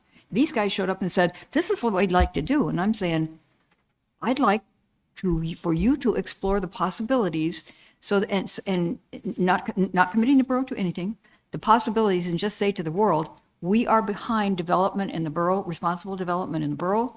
We want people to come and talk to us. Look what we do when they do come to us. We're going to cheerlead for them if it looks good. And to me, the overall concept looks good. But I have 14, 17 questions that I'd really like, 16 actually, that I'd really like answered, because when I talked to the gentleman from Terra yesterday, a lot of the things that I had heard from a lot of the folks and that I thought, he was saying, no, that's not so, and it was making explanations. So I thought, well, maybe what we ought to do is override the veto and then say, but at the same time, we're not making any commitment to anything. And maybe in June or whenever, when the budget process is all over with, he said too, we can't answer questions because we haven't been awarded the bid. So we haven't gotten the award of this project yet. And he said, when we do, and we know what is more concrete, then we'll be able to answer everything. So I want somebody to answer my 16 questions, and I don't know any other way to do that than to say, let's keep talking, let's keep telling people we're interested, but boy, are we careful. And so, and I did find one thing in there about signing, authorizing the manager to sign, to go into lease agreements with 2 parcels of land, one which I didn't even know was up for grabs, and I don't see a map on it, and that's Lake Lorraine. That bothered me because I didn't know that. I was remiss in that. I should have seen that. I did not see it. But man, when I went over this thing with a fine tooth comb, I did. And I don't know, that doesn't usually happen to me. I really check this stuff out. I screwed up. So I just want the opportunity to keep talking, to say we are interested, to let the world know that we are, but boy, are we going to hold your feet to the fire. That's where I am. But if you override the veto, then it gives permission for what is in that resolution to go forth. You will not get your questions answered. Why will I not? Because it will be gone. It will become law if you override the veto. If you agree with upholding the veto, then it can come back and you can get all the information you want. So once you override the veto, can you not say, well, I'd like to amend it to remove this? It can't, because we do that all the time, amending things that we've passed. Yeah, if you override my veto, Yeah. it will then, that what we passed before will become law. Until we amend it. Okay. Did you want to? That's what you were going to say? Yes. Yeah. You can. So be sure you know, if you want to visit that issue again, then it's best to uphold the veto. And then you guys can bring something similar back or something different or whatever. Then the conversation can take place. If you say that my veto was incorrect, then what was passed is gone. They start marketing. I'm okay, I guess, with marketing. I just think that I don't want somebody to get on, some big investor to look and then say, no, Matsu closed the door. That bothers me because I also don't want to be one of those things. I don't want the Delta Barley Project. I don't want the grain elevators. I don't want the dairy thing. I don't want the ferry. So I want to proceed very cautiously, but I don't want to close the door. And I want, and if the answer to the question is after this is, if this is overridden, I don't know whether it will be, but if it is, then can we go back at some point in the next couple of weeks, 3 weeks, 6 weeks, I don't care how long, can we go back and amend it and say, I want to amend what we already had? Because we amend resolutions that we've already passed before.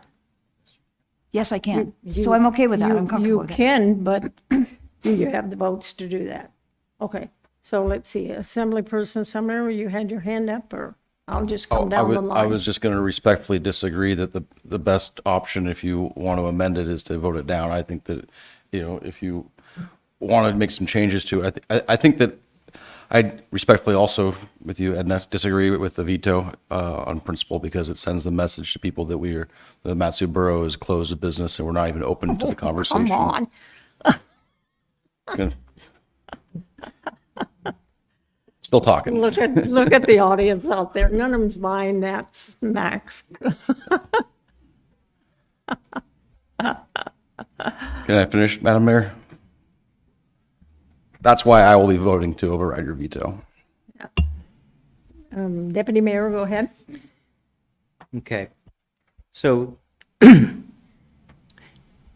here last year, Governor Dunleavy, back I believe in April of 25, suggested he's open for business, wants to court data centers to come into Alaska. Mm-hmm. And then I started doing some research. So I'm start Googling pros and cons to data centers. Pros where large amounts of revenue come into the borough, the state, that type of stuff. A medium-sized data center was good for $100 million.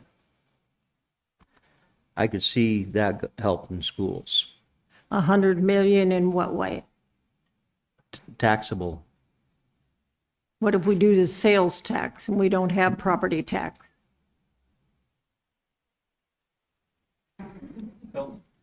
Yeah, yeah, Okay. think about it. So do you know Cordova has a data center? Do you have, Cordova has what? Cordova has a data center. That's great. It doesn't bother me. Well, for Let- people let that think they're so Cordova have doom it. and gloom, Let Cordova have one. Let me tell you, there are, and I'm not going to put Mike on the spot, but I will tell you that in our administration, we get probably 2 to 3 people willing to do data centers in the valley. And yet, we have not discussed that around here, whether we want them in the valley or not. So, anyway, go ahead. Do you have anything else you want to say? I am in support of having Terra Energy say the valley has X amount of acres, they're open for business. And Yep, absolutely. that's all I That's- want them to say. Yeah, and that's why we have the stuff going on at the port that we have. Then we got Crowley out there because then we made that decision. We have Nova out there. Did either one of them come and say they needed help from the borough, for the borough to finance their projects? No. What are we Are we financing? financing something? Huh? What are we financing? 'Cause- Marketing? Do you have a budget on the marketing? No, we. No, we they're don't have paying a for budget it. on the marketing. They're paying for it. Where does it say that? It doesn't say that in there. It says something about dedication, it says something about staff and and other resources, and that's one of my questions. How much is that gonna cost us? But that they were gonna pick up all the other expenses, so I don't know how much, and that would be a question that I would ask, so that's why I'm taking the path that I'm taking. Yeah. Terra Energy's in Japan right now. Terra Energy is what? They're over in Japan right now, working on. I have no idea where they are. They're not in touch with us. Like people have told you, there's no website. The name has been changed 3 times since we started working with that company. They have no website. They have nothing that tells us anything. So, Assembly Person Hours, you have a comment? They can absolutely market their project and tout the land they have under permit with us right now and tout the lands that we have in those documents. There's nothing prohibiting them from doing that. What they're asking for us to do is to tacitly vouch for them. And what I hear this assembly saying is anybody who came to us with any kind of energy idea or a grain elevator or anything, you would be okay with jumping on with the borough being their marketing arm. And what it says in the ordinance is that Terra has proposed a 24-month joint marketing effort with the borough to market the Terra lands under permit in the Port District and the lands included in the RFI. Terra will be responsible for funding the marketing effort, and the borough will be responsible for providing appropriate staff as needed and related support. So suddenly we have Terra financing our staff to go to a conference somewhere, and you don't think they're going to be saying, this is the land we want to build a coal plant on. And by the way, here's the borough who is completely wants our project, our coal plant and our data center. So they're going to use the borough for gathering that investor support because that's where they're at right now. So we're lending our name to that.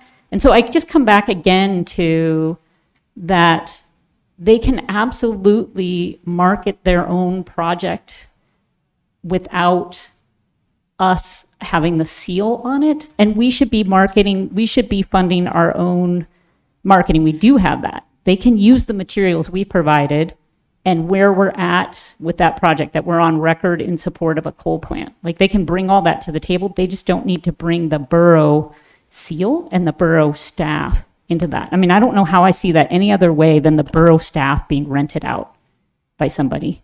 So It I doesn't just say that. I'm really in support of the mayor on this. I've lived in Alaska a long time. I've seen, Assemblymember McKee, Yep. you did it. Like, would you want You to have betcha. your name on a grain elevator? I'm not saying nobody hopes or, at the last corners of mine to go that way. But if we hitch our name to this and people invest in it, that's a serious thing to take over. I think we should maintain our independence. So I think we should vote to keep the mayor's veto. And then if you want to come back with your 16 questions and we can vet everything we need to vet, and we feel, 100% solid on this particular project, then we could consider a joint marketing effort at that point. I think there isn't any such thing as a 100% solid. I really think that. Even But- 80, but- 85%. We don't have any vetting right now. No, and I don't say anything about renting out the staff. What it says is that they're going to take over the funding, and it's up to the borough to decide how much of our resources and how much of our staff. If we say, no, we don't think so this week, then we don't have to do that. There's nothing that binds us to say, you're going to contribute as a borough X number of staff people and X number of hours. There's nothing in there that says that. So we are.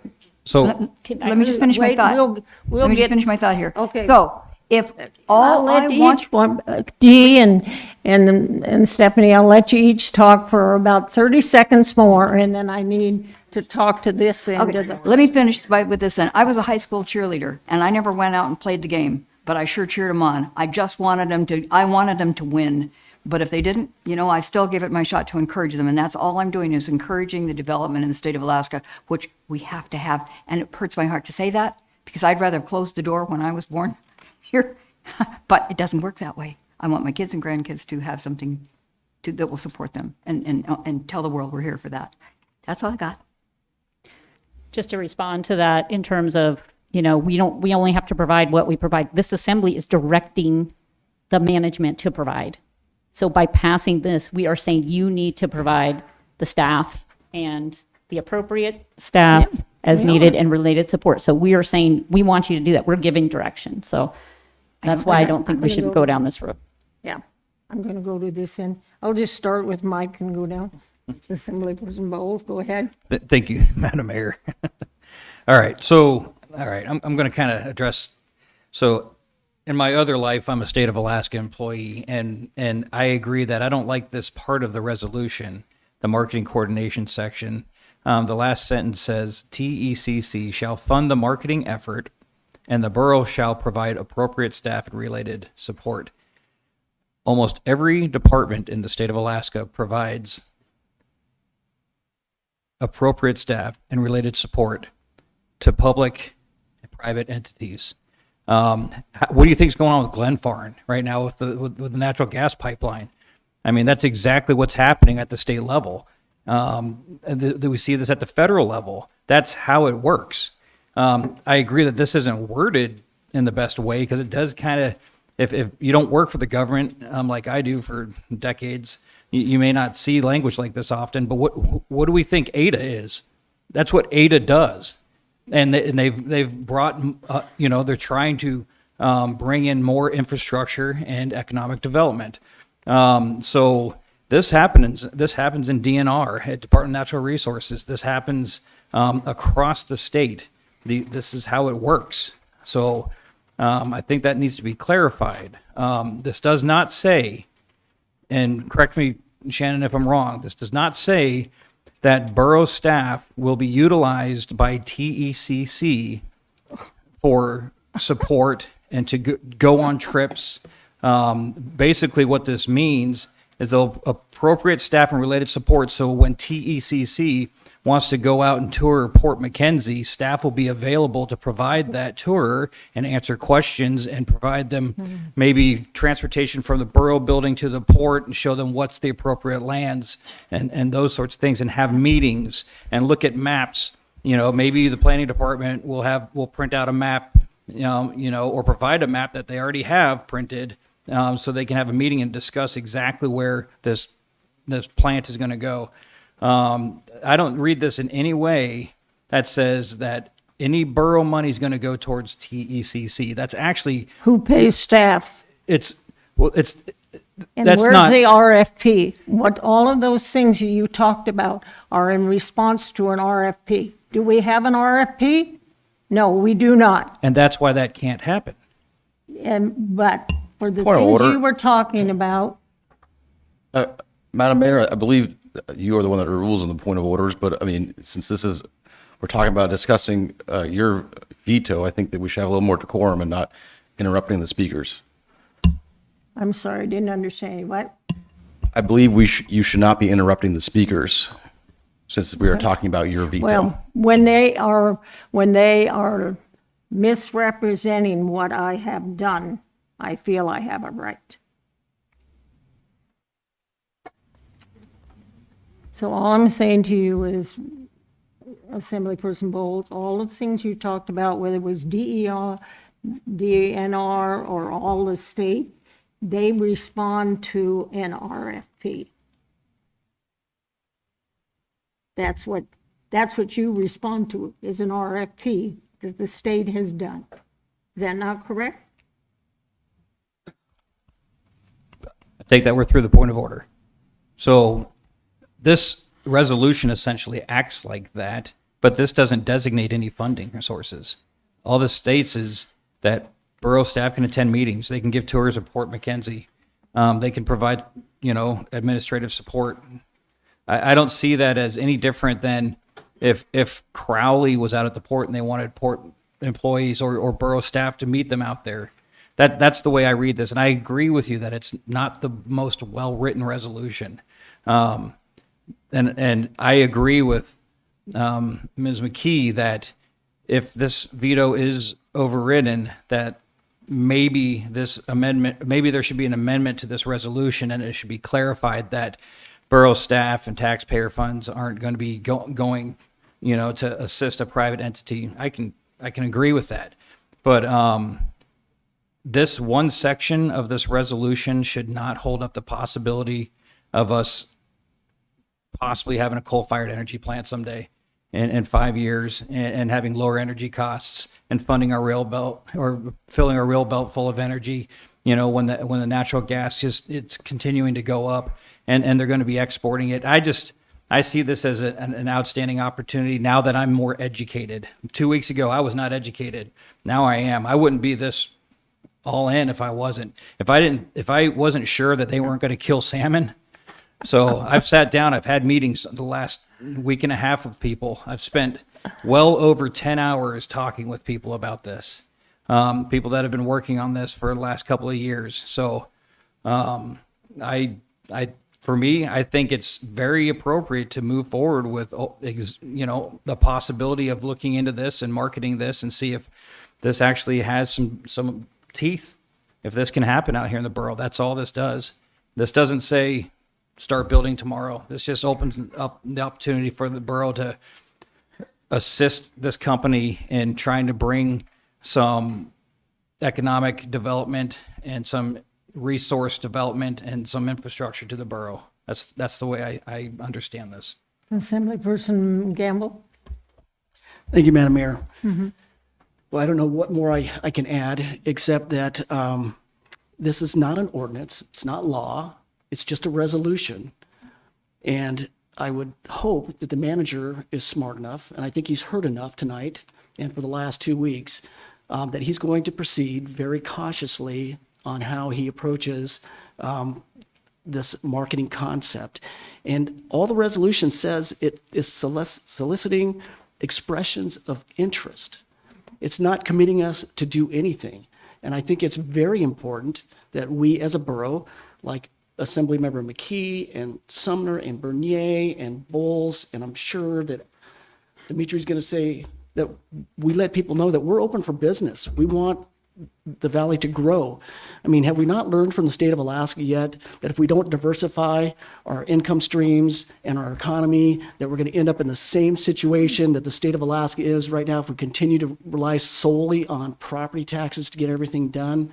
I think this is a great opportunity for us to move forward and see who out there may be interested in opening. I mean, it says not just a data center, but energy infrastructure advanced manufacturing and industrial development. I mean, everybody just kind of focused on the data center portion of this, and it sucked the oxygen out of the room. It's a bigger picture. And the coal-fired plant out there is not just going to produce cheap energy for the Matsu borough, but it also can provide energy for interior Alaska, for Fairbanks and the rail belt up there that needs diversified energy just like we do here. So that's my 2 cents. Thank you. Okay, Assemblyperson Pana? Bill, I think you covered it pretty well, and I don't know, I was going to call a question and just to vote because I think most of our let's allow each other at least finish, okay? We've been interrupted plenty of times. We've been very patient on this side. So I do want to say that you've covered a lot of good points, so I'm not going to want to repeat some of those things. I guess what I would like to see is us to vote to overturn this, ask manager if he would be willing, and I think I've asked that they would be available perhaps to do like a presentation in front of us to answer some additional questions. I'll be more than willing to sit down or co-sponsor with Ms. McKee or somebody else who wants to make those amendments, and we've done it before plenty of times, and we can do that, adjust it, clean it up, some of the language that we need to be done. We can even put as much as like even if we did have to print them a map so they can reimburse us penny to penny, and I'm sure they would be okay with that because I don't think they're relying on our employees to go out there and do their work. They want to be a successful business. We just want to show them that we're open for business. I guess Mr. Brown's been kind of working with us to help this resolution. I almost don't want to ask if he doesn't want to talk, but if he does want to add anything to clarification, I think that would be important because he has been in the communication, and this resolution has been went through by our staff. When the parcels have been selected for those parcels, it was our staff that prepared. Terra had zero influence on those parcels. That's what we asked our staff, and our staff prepared it. So I think we don't want to show the bad precedent saying that we're closed for business. However, what Bill pointed out, we want to see those proposals come our way and look at them individually, have a public discussion on that. It's a big, it's a small, how much setback it is, how many acres they need, what's the consumption, what's the benefit. Then we can at least look at it individually instead of shutting a door altogether, because I'm sure there might be a proposal that we don't like, and I'll be the first one to oppose it. But what if there's a proposal that will help us significantly, and all the other things you mentioned there besides the data center that people seem to overlook? I'd love to see those opportunity present in front of us so that we could have a stronger something forward-looking for next generations here in Alaska. And Deputy Mayor, would you move for extending the meeting, please? I move to extend the meeting till 10:30. Okay. Is there any objection? Okay, already. 10:30. Oh. Okay. I have a So question. can I just call the question? I'd rather, I'm sorry, we don't hear anything from the audience. There was an opportunity for audience participation, and there will be one later, but during this time, it is for the assembly to consider, sir. Yeah. So, just sort of, Just real quick. there's no objection to extending this. Are you I'm, objecting to I'll stay here till 1 o'clock, I don't care, to get her done. But, so can I ask a question other than that? Or do we have to call? What are we saying? Are we calling the question? I don't want to do that I'd yet. like to say one more. I was thinking about doing it, but, Give them a minute each, Madam Mayor. huh? Minute each. The only thing I would ask is, if you decide to come back and look at it, that we have an open process. There was no advertisement for bids for this. There was nothing. This company, we don't even know, has the ability or has even done this work in the past. You, right? Oh, haven't heard it at all. Right. So, And I know probably some of you were probably partly persuaded by Representative McCabe's article. Why don't we say yes? What McCabe didn't talk about was that we did, this body, not us personally, this body did say yes to the ferry. How'd that work out? We said yes to the mill chipping thing, right? So if you are thinking by us going back to the drawing board and doing what we normally do here regarding asking for bids to provide marketing for the borough to do with it, we have jumped that step completely. I think the reason we didn't do that step is because this is not one of those things like, we don't even know when we say that the only thing that we're going to provide is staff resources. No, staff and other resources. We don't even know what that is. We haven't put a price tag on that. It's just sort of like, they may say, the borough may say, we're not providing staff or other resources just because we don't want to. We don't have to do that. So that there was no bid involved there as far as I'm concerned. But I only have one question, and that is, the only thing that bothers me about this resolution, and that's one of the things I really want to address later on, depending on which way this goes, is the only thing we committed ourselves to is having the borough manager sign over the Lorraine and whatever that other place, Goose Creek, I guess. And it says that it hereby authorizes the mayor to Negotiate. To negotiate, yes, With exactly. the assembly confirming. Yeah, I know all that. That is true. I just didn't like where it says that we authorize him to begin negotiations, because maybe we don't. Well, Dee, you and your husband were negotiators. Oh, yeah. I understand, for many years. When you went into negotiations, there was some sideboards, right?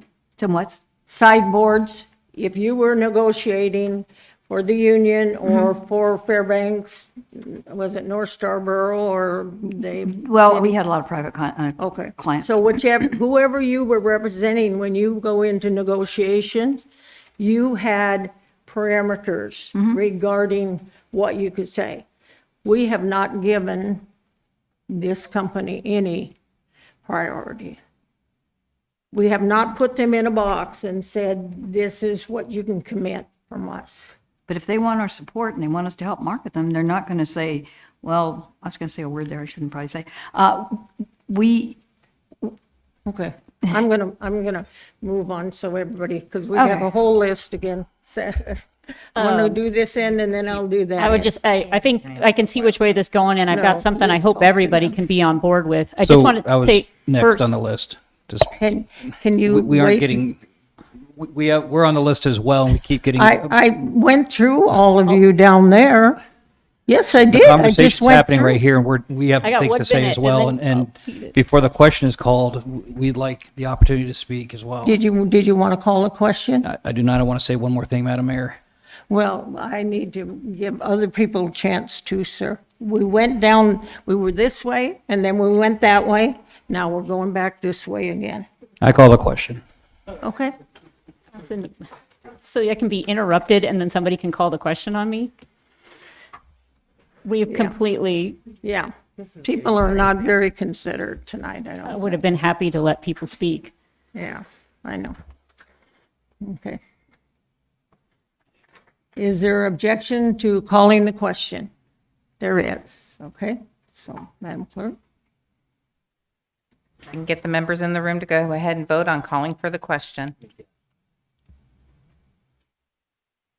Madam Mayor, it passed with Assemblymember Nowers opposed. Okay. Let me get this Now vote we're real back quick. to the motion on the veto, right? Correct. Yeah. So the motion on the floor right now is to override the veto. If you want to override the veto, you would vote yes. If you do not want to override the veto, you would vote no. Assemblymember McKee. Okay. Okay. Madam Mayor, it is passed with Assemblymember Nowers opposed. Okay. So now we'll go on to the next item on the agenda. Let's see, we are at public hearings. Madam Clerk. Ooh, I gotta flip back. Okay. Oh, right here. Ordinance 26023, an ordinance approving the sale of certain borough-owned real property acquired through tax foreclosure for delinquent real property tax years 2019 to 2018 and prior, and not needed for public purpose. If you're on the phone and would like to speak to this, press *3. Okay, I'm going to go ahead and open the public hearing. And let's see, Angela Springer, and then in parentheses, it says Hall. Okay, yeah. This is the one you signed up on, Angela. Okay. That's okay. If I can get you to Pull the mic down, yeah. Thank you very much for hearing me. My name is Angela Springer, formerly Angela Hall. My tax account number is 47.1-13. I haven't paid taxes since 2018. I was under the impression and misguided I buried my mom on my property. And I was under the, it was communicated that it was tax exempt because it became a burial property. Well, I spoke with Jill at the borough yesterday, and she says, oh, no. So right now, ignorance is not bliss. Ignorance is ignorance, and I was ignorant, and I'm asking for an extension on being able to pay the back property taxes because there's quite a bit, and I work at a convenience store. So I can't come up with $20,000 right this second. You know what I mean? So what I'm asking the assembly is if I can have some time to pay this off and look into making it a burial ground because it's supposed to become a cemetery once you bury somebody there. And I thought the permits were taken care of by Legacy Funeral Home. I thought that was one of them. So I was ignorant, I guess, uninformed, uneducated in the process. And I think that's all I have. Okay. All right. So, we don't answer questions. Oh, okay. Yeah, we don't answer questions. This is just public hearing for you to speak to us. Oh, okay. I've never been here. I'm sorry. I'm nervous, Sure. which doesn't help. Yeah. But I guess I'm asking for an extension to at least pay the taxes down, and not have my property taken. I've had it since 1996, and not have my property taken from me. I paid the property off twice now because my ex-husband burnt my house down, and I had to pay the loan he took out to rebuild it, and there's just a lot going on there. Okay. I've had my last husband passed away on that property. My mom is buried there. My children grew up there. You know, the baby was born in 96, and I've got 28 seconds left. And I thank you for your time, Madam Mayor and Assembly members. Thank you. Could you state your name again, please? I didn't get the name. Angela Springer Hall. Thank you. Okay, and then Bob. Okay.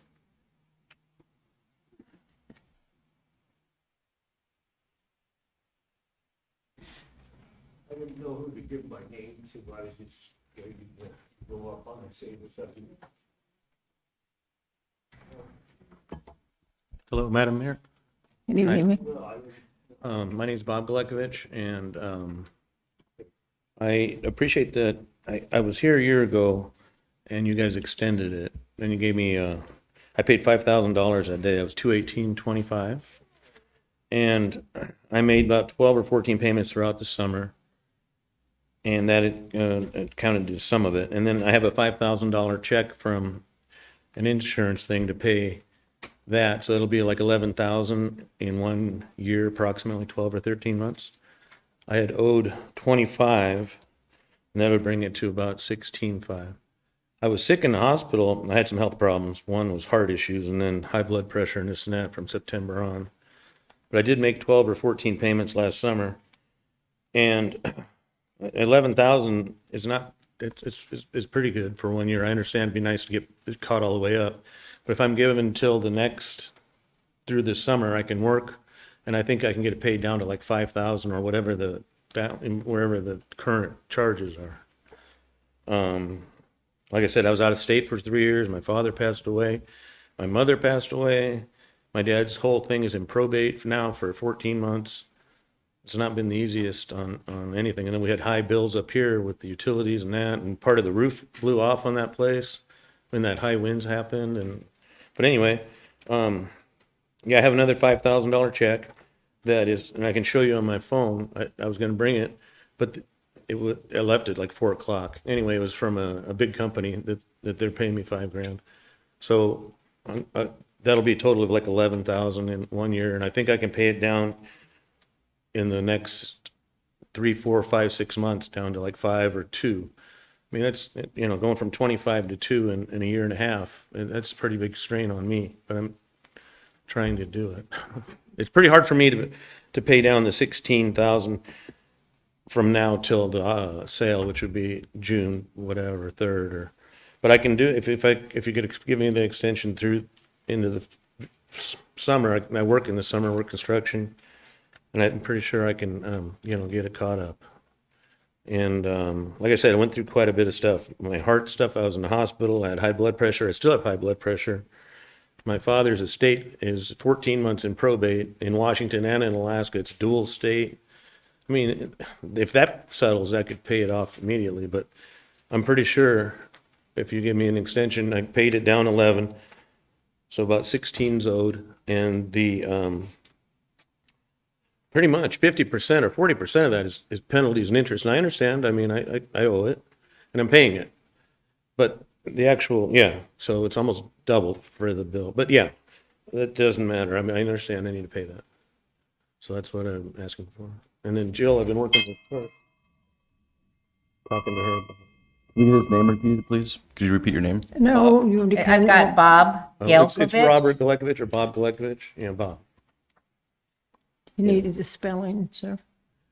Galekovich. Okay. But anyway, yeah. And then I've been All working right. with Jill, so trying to, Okay, thank you. And then Cara Chullen-Hellman?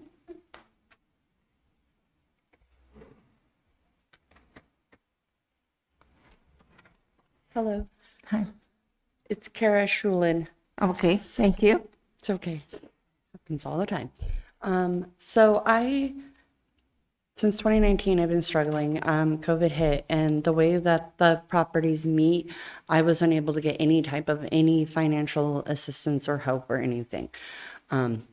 Last year, I was able to obtain a $5,000 check to benefit me to help try to get me out of where I was at least with the whole property. I have raised 7 children on that property. My family and I were supposed to be buying this together. The property behind me belongs to my mother and my sister who came to support me. I have lived here for 30 years. This is the only thing I own. It's this and my truck, and it's a 96 too, so I like that. I want to stay here. I want to be here. I'm an active member of the community. I'm at the mercy of God right now because this is the last part of my 7-year struggle. I just need a little bit more time. I'm raising my son and my daughter in that home without the rest of my family. I've been through a lot in the last 7 years, and this is a big deal for me. I don't want to move. I really wanted to a long time ago, but I really love that home, and it's not anything fancy, and it's not anything that's in my neighborhood, but it was there, and it's something that I know that Rick gave to me because he loves me and he cared for me, and I've been on that property. It's been the only place I've ever had here. I am doing everything and willing to do anything and come up with a payment plan and have a, full-on communication to be able to, I just don't want it taken. That's all. I just want to be able to have the opportunity to come to you guys to be able to just say that I am at the mercy of y'all and that I have my whole life into that property and I'm just a young kid, really. You guys have bigger problems than just a little thing for me, and I've seen that tonight, and this is the first time I've ever been in front of anybody or talked to anybody about anything. But I know I can do it. It's not a lot. To be fair, 15,000 is not a lot of money, you know, and so I'm working with the state and the things and the stuff that I need to do to be able to accomplish the things that I got to get done. And this is the last part of that. And maybe not everything worked out the way that it is. And if it doesn't, that's okay. But I pray that it does. So thank you for the opportunity to come to you to ask for just a little bit of space and time to be able to come together to have communication, really. And so I appreciate that. Thank you. Thank you. Okay, is there anyone else that would like to testify? Yes, come forward, sir. My name is Joe Kelly, and I've lived in the state since I got out of high school in 1973. And I got a place out here on Fishhook, and I'm delinquent on taxes, like 20,000 on it. And I know it's my responsibility. I should have already had it paid up and everything. But I've had just a lot of things have happened to me. A lot of people have died around me. I have two twin girls. One of them went down this last December down to San Francisco for heart surgery down there. She did good. She recovered. She ran a marathon, a half marathon. And then right when she was supposed to go speak in front of the Heart Association, she got food poisoning in Hawaii and then got in the blood there or something. So her twin sister went over and presented the deal for it. And it's just, I've just had a lot of things happening, but the house I've lived in it, I got corned beef and cabbage simmering in the pot right now that I ain't eaten yet. But I could get the money to pay things up on it. It's just I've been occupied with my girls and these medical problems and going down to San Francisco, staying down there while it prolonged in the hospital. It's not a cheap place to be at. And if I could just get it extended, you know, one more time, I could pay all the tax debt off on it. And that's my sole place, you know, where I live and stuff. And I have no excuse for myself, and I'm not, you know, using my daughters or anything as an excuse. But if you got a chance, you could punch up on the American Heart Association, Pearson story, and those are my daughters on there. But, you know, I should have paid it by now, but I didn't do it. But I appreciate you guys' consideration on that, you know, and you guys got a tough job and you're doing a good job. So that's pretty much what I was saying. So there's Joe Kelly, and there's live out Fishhook. It's on there. I don't have what number it is there, but that's all I got to say. All right, thank you. Thank you. Do we have one person online who is ever online? Would you go speak, please?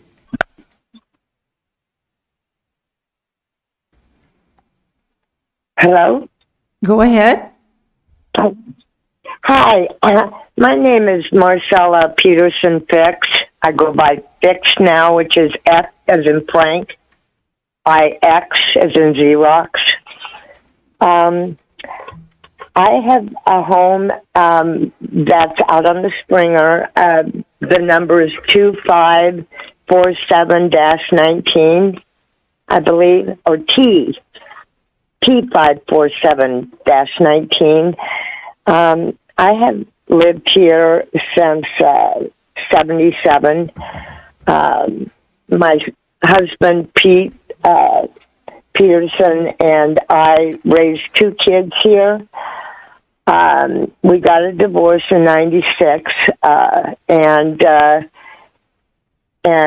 few years later, I remarried.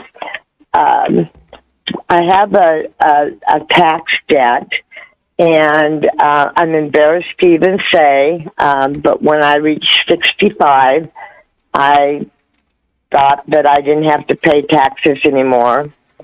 We had also changed. We had gone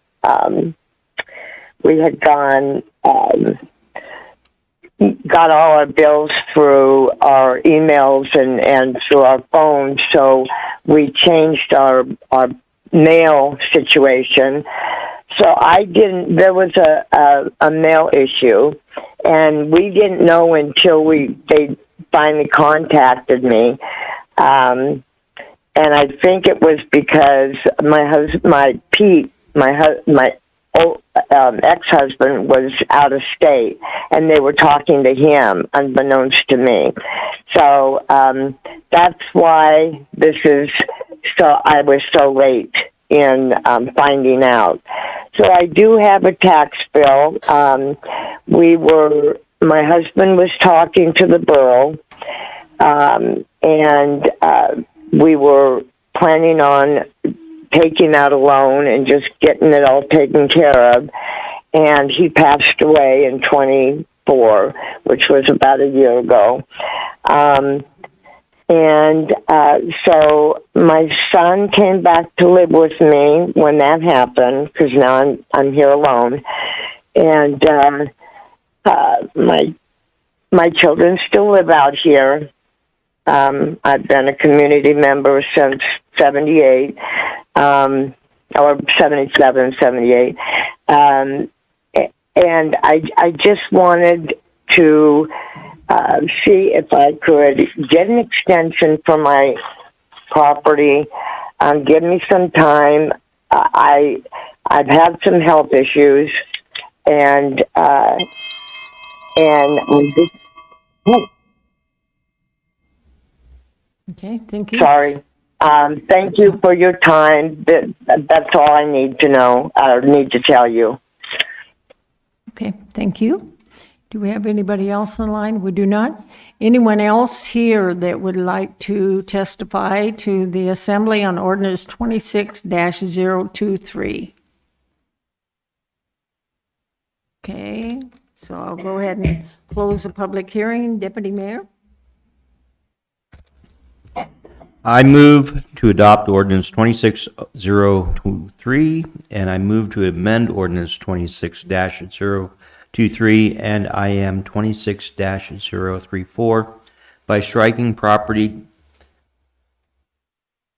number TS 47-17 as they have paid the delinquent taxes. Okay, so discussion on the motion. Yes, Assemblyperson Bowles. Thank you, Madam Mayor. I just want to take this opportunity to just kind of talk about property taxes for a second. And this is one of the reasons why I am so adamantly against property taxes. People should never lose their home because they come on hard times. So I just wanted to say that this is the law right now. We have to follow the law, but this can be changed. Thank you. Assemblyperson Fanoff, discussion? Yes, would the body be okay if I invite the staff report? Because I think I have some questions that probably will, or do we need to make a movement first? Go ahead. We are still on an amendment. Which is what? Assemblymember Bernier moved to strike TS 40 or T7. Is it TS T7? 4717 because they came in and paid their past due taxes. That's the Okay. motion we're on. We are on the amendment. Okay, okay. Is there a name that goes with that? Is that one of the people that testified tonight? No. Oh, okay. So that's the amendment that we're on the amendment. Is there further discussion on the amendment? Is there objection to the amendment? Okay, there's no objection, so the amendment passes. Okay, so now we're back on the ordinance as amended. So, Assemblyperson Gamble? So, Madam Mayor, I'd also like to make an amendment to this. I'd like to strike TS 047-24, Mr. Galekovich. He's made an honest effort to pay his taxes. I think he's paid over $11,000 in the last year and is committed to paying the rest off in the next year. And so I think he's making a good faith effort to do that. So, I'd like to have him removed from this list also. Okay, so now it's just discussion now is just on the amendment of removing, I guess, that person from the list. Correct. Okay, So Assemblyperson Fauna? Yeah, No, so just on the discussion amendment. specifically to that, because I do remember the person from the previous year. That's one of the things, before I make a decision on that. I actually want to verify with our staff the numbers, what he has said, because not just I have a picture of a check, but actually if there's progress been made, because I do want to verify. We've done this every year, but I think it's appropriate for us to confirm that information with our staff, if that's okay with the body, before we vote on this amendment. Did you want to talk to staff? Yes, I do. Okay. I do. Is there objection to bringing up staff? Okay. Staff? So my question to you, we had 5 people talk, and I think most people I did not recognize. I actually really appreciated Angela in the beginning saying that, she was misled, and that's unfortunate. Sometimes people say you do that. So out of the 5 people that we had, 5 people is what we had spoken today? We're supposed to just Yeah. talk about Oh, the okay. amendment. Okay, can you give us summary specifically on this gentleman? What was the number? I think it was Galakovich number 4724. What was the balance last year of the tax, and what is it currently? To Assemblymember Fana through the mayor. I'm not sure what the balance was last year, but today, as of today, the total amount due on that property is $21,517.39. Mr. Galakovich has, has made payments throughout the last year from when he last came and spoke to the assembly. He has made $5,910 in payment, and he has said that he has additional payments to be made this week. What the ordinance in front of you is just approving the properties for sale. We do have a sale tentatively scheduled. Former record owners will have until the close of that sale, which at this time is scheduled to be June 2nd, to bring their account current, and then they could repurchase the properties at that point. If Mr. Galakovich does have additional payments, he can make those. If the assembly decides not to pull his property from the sale, he has until June to bring the account current.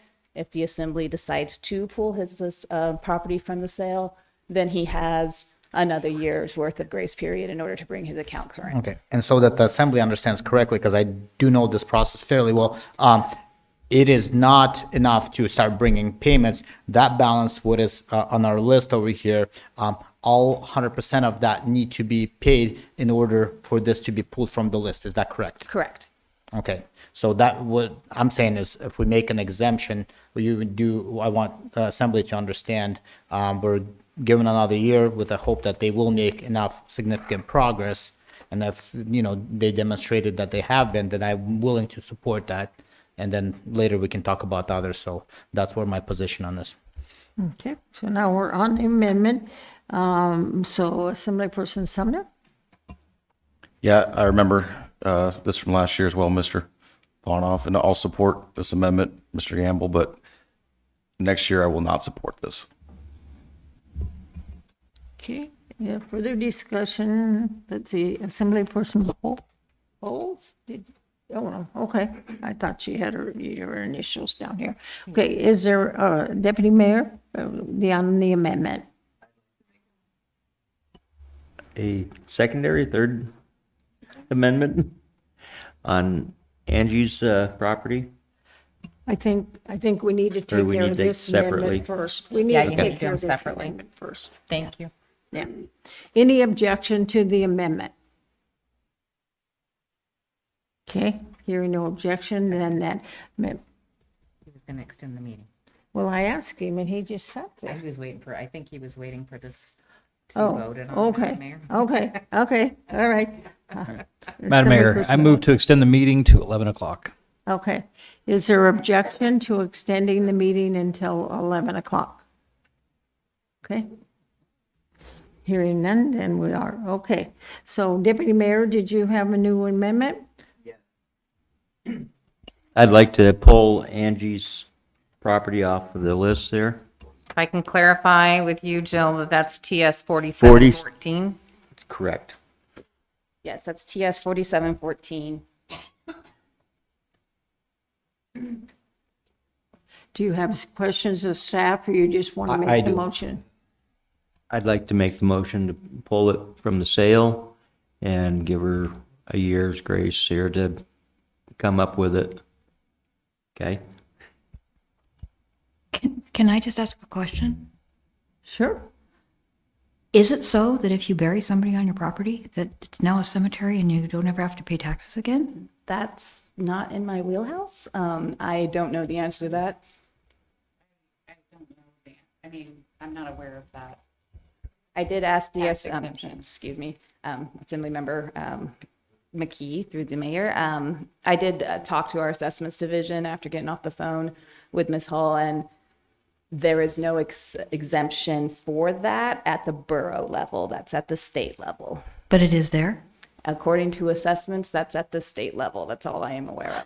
So when we're voting on this, there were two questions that the lady was asking, that A, we give her the extension, and B, that basically wanted to make it, we can't do anything about making that because that's a state thing. So the only thing that we can grant, if we do, is to pull it from the sale. Yeah? Okay, so there's an amendment. Oh, I'm sorry, Assemblyperson. Question on Hannah? amendment. I don't remember, I usually remember pretty well people. Ms. Hall was not here last year, is that correct? Okay, because I would have remembered that story. I do support that amendment. I think it was misleading is not a fact, but we do want to be graceful to it, and I hope we don't have to see you next year here, and that's my hope. Okay, further discussion on the amendment. Is there any objection to the amendment? Hearing none, then the amendment has passed. Further discussion, Assemblyperson Gamble. Yes, Madam Mayor, I'd like to make another amendment. I'd like to remove TS 047-27, Ms. Kara Hellman from the list. I've never seen her here before, and I don't think it's good public policy for us to take people's property without at least giving them the opportunity to try and repay it. And so I'd like to give her a year to try and get her tax situation settled. Thank you. Okay, so there's an amendment on the floor then. Yes, Assemblyperson Bowers, go ahead. I just want to make sure everybody gets equal treatment, so I just wanted to ask for a staff report, if we could, on whether an extension has been granted before, and I don't know if you want to answer on the other ones to save us time here, but if the extension has been granted before on this property, and how much is remaining due? Through the mayor to Assembly Member Nowers. Ms. Schulin's property, this is the first year that Ms. Schulin's property has been on the tax sale list. Ms. Fick's property was on the sale last year. It got pulled at the manager level last year, so she was not before the assembly. It was after the assembly approved the sale that her property then was pulled by the manager. And then Mr. Kelly's property was also pulled from last year's sale, again at the manager level. I will not object to the amendment for Ms. Schulin because I want to give everybody an opportunity, and they've come in and spoken to us. So I will give them a year, but I kind of am with Assemblymember Sumner. You don't get 2 years. Deputy Mayor, you have your light on. Okay, Assemblyperson McKee, go ahead on the amendment. Yeah, what was the amount of this delinquent here? And was it so last year it was delinquent and this year it's delinquent, but what is the delinquency? For Ms. Schulin's property? Ms. Schulin's property was not on for the sale. Oh, I thought you last said year. that they pulled it off. That was a property. Beg your otherwise, pardon. Yeah. So, And who is Ms. Schulin? You? Yeah. Whoops. So as of today, the total amount due on Ms. Schulin's property is $17,682.15.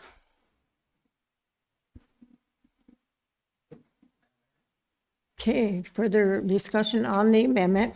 Are Yeah, we that's talking a Assemblyperson specific Bowers. person one, or I want to know, make sure. We are. Which one were number? We are on 4727, 27. and the property is listed under Kara Hellman. Okay, so different person than we were talking in front of us. Yeah, Okay. I'm not sure. Okay. Okay, Assemblyperson Bowles. Thank you, Madam Mayor. I'd like to make a secondary amendment. Okay. So this is her first time here, it sounds like. Other people have come here multiple times. I think we should probably extend her 2 years, $17,000. You can't do that? Okay. Never mind. I rescind my secondary amendment.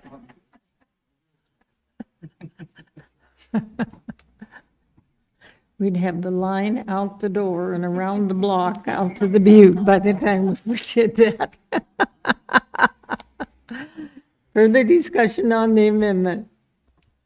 Right now, we're discussing 27, 27, okay. And she was, from my understanding, that was the first time she's here? Okay. All right, yeah, well, I agree. I will give them equal treatment. And same messages that this is a 1 year extension, and don't expect same nice crowd here next year. You'll pay end up less in the interest and tax. And whoever spoke that it nearly doubled because interest and tax, that's not actually accurate. We actually charge very modest fee because I've been dealing with my taxes before, and I know that. Further discussion on the amendment. Is there any objection to the amendment? Okay, so the amendment passes. Any further discussion on ordinance 26-023? Assemblyperson Nowers. Question for staff on the two remaining ones. Have either of those accounts, both those accounts were pulled last year, have either of those accounts made any payments in the year since? To Assemblymember Nowers, to the mayor, neither account has made any payments since they were pulled last year. Okay, thank you. What are the numbers on two of those, please? For 4709, Joe Kelly, the total amount due as of today is $21,522.48. And for 4719, which in the legislation, it's under the name Manfred Peterson, the total amount due on that account is $28,931.12. And we did extend both of these before. We did, yes. Assemblyperson Gamble. Thank you. Can you tell me, you said they were pulled at the manager's level. Can you tell me what the rationale was to do that? So at this level here with the assembly approving properties for the sale, in the ordinance, it does say that the manager does have the authority to pull properties after the assembly has acted on it. So a lot of times when people don't even get the notice of the public hearing for whatever reason, we will go out and we will physically post signs on the property, which is how Miss Fix found out last year that her property was up for sale, was because a pink sign showed up on her property. And she gave us a call and she asked for some time because she didn't even know. And so the manager has the authority, approved up by the ordinance, to then pull properties from the sale. Okay. Further discussion. We don't have any, the main motions on the floor is amended, but we don't have any amendments right now pending. Okay. Any further discussion? I'll discuss a little bit. So I guess we have two of them that have not made a payment and have not provided us. I'm always welcoming the first years, 2 years in a row without demonstrating any payment. I don't want to be bad guy, but I also don't want to set the precedent that it shows that we can just keep extending year over year without them making progress. That's one of the questions that we had is, are they making progress? Are they making payments? And then I understand it's very hard to come up if you're $20,000 or $30,000 behind in 1 year on a limited income or unforeseen situations. But at some point, if they're not making an effort, even a minimal effort, I can't say that I necessarily feel sorry. That's just sorry, but that's how I feel, because that's just not fair to maybe some of the other ones that are on the list. Assemblyperson Gamble. Thank you, Madam Mayor. These folks came here tonight and they spoke to us. They're asking for help. There's a lot of people on this list that didn't even bother to come out here and ask for an extension. And I don't think that we should be in the business of taking people's property. I don't see the harm in giving them 1 more year to try and, pay off their taxes. They made the effort, a good faith effort, to come here and speak to us tonight. Thank you. Assemblyperson Bowl. Bill beat me to it. I actually move to amend that and pull those 2 pieces of property for 1 more year as well. And those are TS 4709 and 4719. Okay, so now we have another amendment on the floor. Yes. I have a question. McKee. This is just a general question about this process.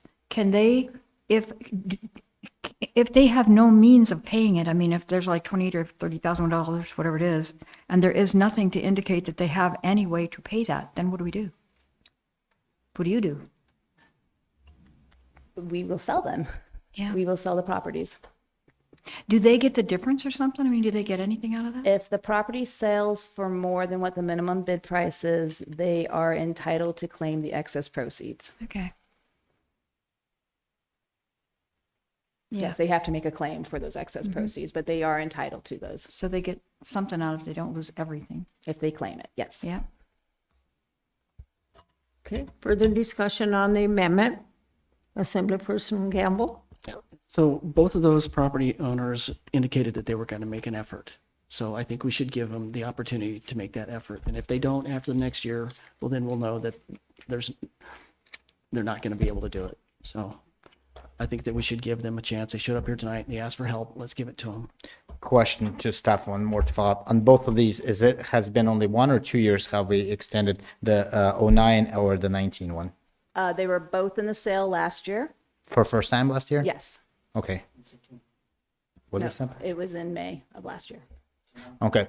I guess it's in some ways of a friendly amendment. What I would like to see manager use his judgment. We have to deny this amendment, but give manager the authority if because they have up to July 3rd or June something.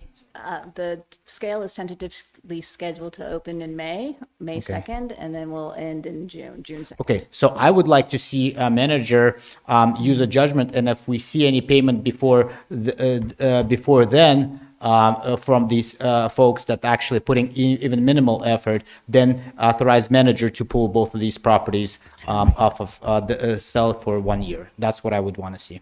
Madam Because Mayor. then it shows a effort. Okay. So is that a secondary amendment then? Madam Mayor, I don't know if you can make that amendment. I think you Okay. either pull the property or you don't. Okay, so we have to go back to the amendment to pull these Yes. two properties. Okay, so that's the discussion. Yes, Max, and then, I would advocate against that, Mr. Farnoff. I think that the manager exercised good discretion in pulling these properties the first time. I do not think we want to, charge him with pulling properties in the future. This is our peer review. This is our responsibility. No. What my thought was is if instead of now granting a year without them making any efforts, I'm saying if they we pull on this amendment, we do not give them a year. But between now and the sell date, if they have made effort, manager does have a discretion to pull these out. And at that time, he should recognize that they have made effort and then pull those properties for a year. That's how I think there's actually accountability between now and June to those people who we previously already extended a year and they have not made any progress. That's my argument for this. I have a question. okay, Assemblyperson McKee? I assume that by the time they have come to the point where you guys have said, hey, pay up or head out, that there has been a period of time during which they did not pay anything, and you arrived at this thing, that's kind of like the end of the road, kind of, am I right? So all of these properties in the sale listed before you have not paid their taxes in full since 2019. Oh, my goodness.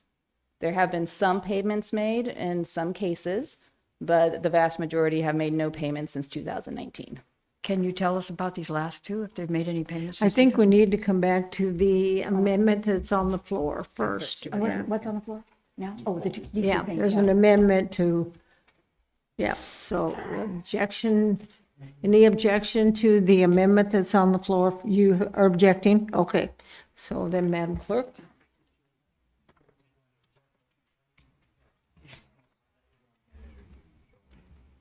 If I can get the members to go ahead and vote on the removal of these two properties from the list. Assemblymember McKee. Can I vote a bit absent? No. Madam Mayor, it is passed with Assemblymember Farnoff opposed. Okay. So now further discussion on the ordinance as amended. Yes, I just want to say I will not be voting to approve a second extension for these properties. Assemblyperson McKee, you got your light on, are you okay? Yeah, Okay. no, but I second what Max just said. Okay. Further discussion? Are we ready then to vote on ordinance 26-023 as amended? Is there objection to that ordinance? Hearing no objection, then ordinance 26-23 as amended has passed. Madam Clerk. Ordinance 26029, an ordinance approving the purchase of a 1 acre parcel adjacent to the new Gateway Visitor Center in the amount of $172,000 and classifying the property as reserved use lands. If you're on the phone and would like to speak to this, press *3. We don't have a sign-up sheet. Okay. Is there anyone here in the audience that would like to testify on ordinance 26-029? Now open the public hearing. Okay, do we have anybody online? Well, okay, one person online, go ahead. Hello, Madam Mayor and members of the Assembly. I'm Casey Ressler, President and CEO of the Mat-Su CVB, and we'll be operating the Gateway Visitor Center when it opens in a few short months. I would actually love to be there in person tonight, but I'm nursing a broken ankle, so I appreciate the opportunity to address you telephonically. I'd ask you to support this ordinance to purchase the adjacent property of the Gateway site, something our Board of Directors unanimously supports. Purchasing this adjacent property will essentially protect the borough's asset for the future, as no one will be able to commercially develop that land next to the center, and that land is like legitimately feet from the back door. This will preserve the visitor experience, but more importantly, it'll allow our organization and other nonprofits to develop trail systems and recreational infrastructure at that site, which is a benefit for our community members as well as our visitors, and it'll be at no cost to the borough. We envision that site being a community recreation hub, kind of tied into the Matanuska Lake State Recreation Area and the Matanuska Greenbelt, and purchasing that property is a way to solidify that vision. I also wanted to give you some history on how the Gateway Visitor Center has been funded, because I think there's been a lot of misconceptions there. It's not been a burden on property taxpayers in the Mat-Su Borough. The physical property was purchased through a State of Alaska capital grant in 2014, and construction costs were funded through a 2022 $6.7 million federal EDA grant with a local match that was covered through the sale of the previous visitor center nearly 8 years ago. The proposed purchase of this adjacent property is from proceeds from previous Mat-Su Borough land sales. I know the Assembly faces a lot of tough fiscal decisions right now. I don't envy your decisions, to be honest, but I encourage you to support this ordinance, not as an expenditure, but as an investment in future economic development and recreational infrastructure.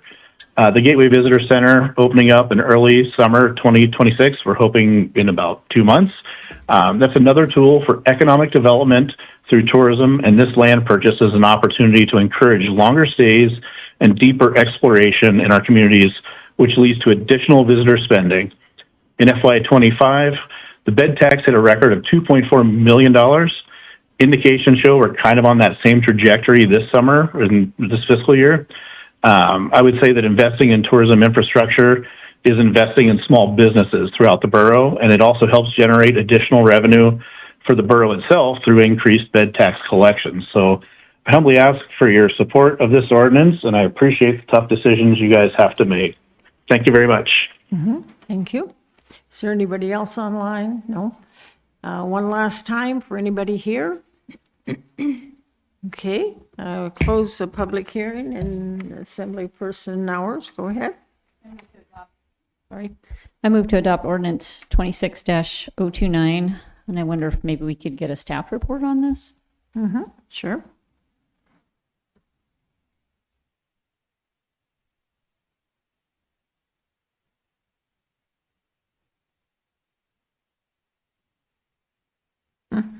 Good evening, Good Madam evening, Mayor, Joe. members of the Assembly. For the record, I'm Joe Metzger, Land and Resource Management Division Manager in the Community Development Department. So the legislation before you, Ordinance 26029, is for the purchase of a 1 acre parcel adjacent to the new Gateway Visitor Center and to classify the land as reserve use. Last August, Information Memorandum 25170 was presented, informing the Assembly of the intent to purchase the property. In September of last year, the Matsu Convention and Visitors Bureau unanimously passed a resolution of support for the acquisition of the property. Based on the siting of the location under construction currently, if a building or fence were erected on the adjacent property, it could obstruct the views of the mountains, essentially blocking them. The borough has a very specific process for how we acquire property, and the land management policy and procedure, which is adopted by ordinance, states that the borough's offer at first contact shall be the full estimate of the market value supported by the value determined in accordance with MSB 2310-060B. Standard practice in the Community Development Department is to offer fair market value based off a third-party appraisal. And in this instance, that's exactly what we did. We hired a certified appraiser, and they determined the fair market value to be $172,000. Acquisition of this property will help preserve the unobstructed mountain views of the newly constructed visitor center and protect a borough asset. If adopted, this ordinance would approve the acquisition of the 1 acre parcel adjacent to the visitor center and classify the land reserve use. Thank you. Questions of staff? Let me see, does anybody have questions of staff before we let him go? Okay, Assemblyperson Sumner, go ahead. How was that appraiser selected? We put up through the mayor to Assemblymember Sumner. We put out a request for quotes, and I believe, I don't recall the number of quotes. I don't have that in front of me right now, but I believe we received 3 or 4 quotes on this, and it was a low bid, like we typically do. Okay, questions of staff? Is it- Assemblyperson Fano? Yeah, is if you look the topography of the lot, is it true that it's 40-foot cliff difference between the front and the back side of it? Through the mayor to Assemblymember Fanoff, I'm not sure of the specific difference, but there is a bluff that drops down. If I recall, there is some flat area up on top, and then it drops down kind of a bluff, like probably 40 to 50 feet, something like that. Okay. Is the access to the property from which road? Is it from the lower road, from the east mountain spur, or from the gateway property side? Through the mayor to Assemblymember Fanoff, I believe currently there is no actual access, road access to the property. The road project that occurred, the upgrade of the Glen Highway, also included road work on Matanuska Spur, I believe it's called, which screws me up because I live on that road as well, just a different place. And I believe that as part of that project, they likely should have been provided access, but they were not. Okay. So you look at the satellite imagery, that's the only reason I asked. There's close to 65 between the road, 65-foot difference in the back, and they don't have access to that. So I'll have some comments after that, but and we have our borough has it assessed at 29,400 with the new increase, and we're offered at 172, which they accepted, I'm guessing. Through the mayor to Assemblymember Fanoff, they did. They have signed a purchase agreement that we have not routed for signature until we get through this process. Okay, I think you answered the question, and I'll make some comments after before we vote on it. Okay, Assemblyperson Bowles? Thank you, Madam Mayor. I'm curious why the Matsu Convention and Visitor Bureau is asking taxpayers to buy this piece of property instead of buying it through their organization. Is there a reason for that? Go ahead, sir. Through the mayor to Assemblymember Bowles, I am not exactly sure in terms of, I know the request has come to purchase the property through the borough. If you look back in historical, this has been a long process to build this visitor center. It's gone through several iterations. The record owners are right now are a brother and sister from a former record owner who passed away. The former CEO for the visitor center was working with that record owner with the idea of a donation to the visitors center. I believe an offer or a MOU was presented in 2019, and I believe the individual passed away in 2020 without signing the agreement. Also, I think originally this project, the idea was that the visitor center would own the building, whereas it is now changed where the borough owns the building now. And the visitor center or the convention center will operate the building through a management agreement. Are you finished? So, I'm sorry. I just, and I have to agree with Assemblyman Bonoff. I'm looking at the topographic map here, and it's a $172,000 cliff. And I'm curious how that'll benefit visitors. I'm having a hard time with that. Is there a necessity for the borough to purchase this? Is it really, are we going to lose people coming to visit the borough if we don't buy this $172,000 cliff? Through the mayor to Assembly Member Bowles, that's a tough answer or tough question to answer. What I can say is I believe there is some developable land up on top that they could erect a building or a structure, a fence that could obstruct the views of the visitor center. And it would be on private property and we would not have any control over that. Assemblyperson Gamble, do you still have a question? Hey, Joe, it looks like there's a road down below the property. Is that constructed or is that just planned? Yeah, through the mayor to Assemblymember Gamble. That is just like an old access road. There's a road that's constructed, you can drive it, but it doesn't go anywhere. It used to actually loop and connect to the Glen Highway, but when they did the road upgrades, they blocked off the access. So there is an N-Star I'm trying to think what the term is, gas compressor that's down there, and I believe that access road helps them get there. Okay, and there are several properties to the northeast also. Are they owned by the same family or are those separate properties, other individuals? Through the mayor to Assembly, I'm trying to, to the east side of the road, yes, I believe those are owned by the same family. Okay. Thank you. I think it's about an 80-acre lot or something like that, if I recall, 60 something. Yeah, it looks like there's several lots there to the northeast. Yes, they own a few. Okay, thank you. Madam Mayor. Deputy, can I ask Deputy Mayor first to extend the meeting? I extended the meeting till 11:30. Okay, is there objection? Okay, as Assemblyperson I was just going to clarify that I've been down that access road. It does go somewhere. There are private parcels at the end of that old Matanuska Road. I think it's a Matanuska town site. Just a point of clarification. I believe Mr. Gamble was talking, there's an access road that's directly south of where the visitor center at the bottom of the bluff. I believe that was the road he was referring to, not the road that you're talking that does go to private property and the railroad. Assemblyperson McKee, do you have your lights on and you have a comment? I have a comment. I'm not sure that Okay. I'm not sure that I'm going to ask you something. Can I just make my comment? Yeah, no? Well, What did you want to ask staff something, or you're ready for discussion? let me put it in the form of a question. I'll start out by saying I was a travel industry management major in college. I'm all for tourism. It was our number 2 thing before the gas line came in. But the one of the big, and Casey Ressler's done an amazing job. I've read the brochures, but now I get to it. It talks about acquisition of this property will help preserve unobstructed mountain views to the southeast from the visitor center. You can stand anywhere in this valley and you can look up a little bit just above anybody's roof line and you're going to see mountains all over the place. I don't know why when we've got 3 schools closing, I'd like somebody to justify this for me.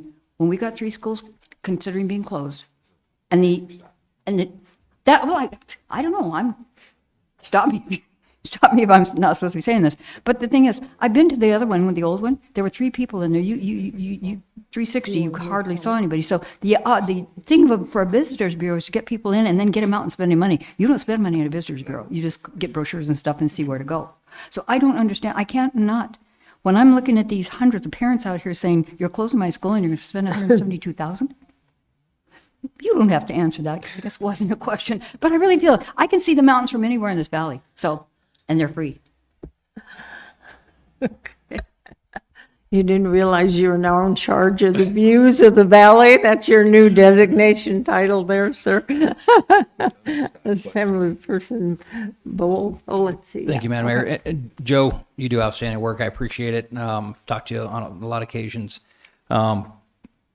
I'm having a hard time with this number here. I mean, I look at land pretty much every day, and I don't know any 1 acre lot I've ever seen, at least on Zillow, for $172,000, and I could be wrong. I understand it's road frontage, but I'm just having a hard time with this. Even if it was flat, fertile farmland, 172 grand on 1 acre, I'm having a hard time with. Okay, Mike, go ahead. So through the mayor to the assembly, this is a value judgment. We followed the PPM. We brought it forward for your consideration. I wouldn't spend a lot of time spending on this because we're not going to be able to tell you definitively what will happen to that view shed. This is a what might, could be, but it's your decision. I will just say it, and Joe and I've talked about this before tonight's report. This is not a hill we're going to die on. Okay. So I'm not going to sit here and try to convince you. Assemblyperson Hours. Fair enough. I thought I should say something because this is District 2, right? I can completely see the value of this for the visitor experience. You could have trails going down that hill, and then if you've never been in that hay flats area, it is amazing. Birding views, swans, like it's a really neat little tucked away spot. So I absolutely can see the value for the borough visitor center and that experience. Like I do think people stop. I mean, I go on trips, they stop at these centers and then, oh gosh, I can stretch my legs for a minute. I can see the value of that. And thank you, Ms. McKee, for saying what a great job the Convention and Visitors Bureau has done and Casey has done to promote the borough. At the same time, I have the same heartburn as the rest of the assembly with the price tag of this. While it has great value to the visitor center, I am not convinced that that is a price the market would pay for that property. And I do think the Lowalters are an amazing family and have a long history in this valley. And I would like to see us vote this down and go back, and maybe the Convention and Visitors Bureau and the borough, if the family is willing, we could work with them on some kind of price and maybe some recognition of the family, because they had the original property that the visitor center is on as well. So that's what I would like to see. And this one really does give me heartburn, but it's for all the reasons that people up here have stated in terms of where we're at with the budget, and maybe we can come to a lower price and get use of this property and work with the family as well. Assemblyperson Fauna, do you have comment? Yeah, now I guess with staff report completed, I do think it's from the road measuring based on our topography, $65,000 cliff. There is no access from the upper part where there is a fence company, and if we don't let them come on our property from the visitor side to install that fence, they're not climbing out 60 feet up the hill to just build a fence just to obstruct our view, and that would not be necessary. I do think the real market value, for some reason I have a hard time believing that's the real value on it. If it was a double of our assessed value at $60,000, there'd be a different conversation, even if it's triple, but not at 6 times of what we have it assessed at, considering that it's a cliff. So I'm gonna vote this down, and hopefully we could go back to renegotiate with them, or maybe if they're such a nice family, see if they're willing to donate it for a future, for benefit of the our borough and the many visitors that will come. But that price tag is not justified based on what I see, and I do know a thing or two about the land values. Assemblyperson Sumner, do you still have comment? Oh, I was just going to see if we could let Joe sit down. You want to call the question? well, no, I mean, like, we asked for a staff report, but we never told Joe that we were done with the staff report. We just started monologuing. So, but I would add, yeah, no, I reiterate what Mr. Fonoff said, that I've bought and sold a lot of land.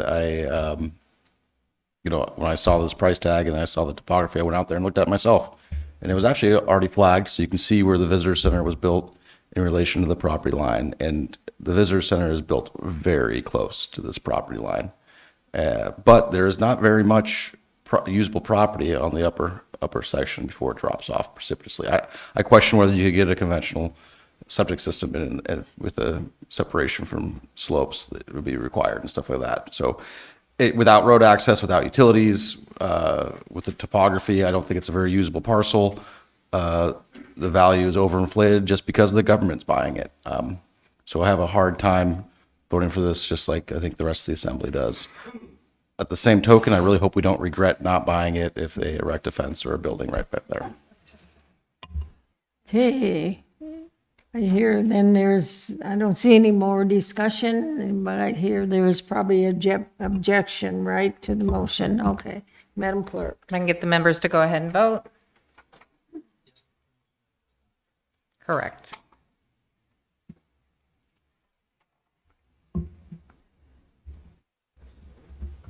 That took a lot of pushing. Madam Mayor, it failed unanimously. Okay. Then the next item on our agenda is the second audience participation. If you didn't speak at the first, you're welcome to speak at this audience participation. Do we have anybody online? We do not. We have anybody here? No? Okay, so we will close audience participation. We're now at the consent agenda. We do have a number of items that are pulled, but is there anything else that anybody wants to pull? Yeah. Assemblyperson D. Yeah, as I looked at it again, I said no, I didn't put it down, but 26-021, unincorporated communities for that one. I want to pull that one. Which one did she? The resolution. Under It's a year, resolution, yeah. it's an annual resolution.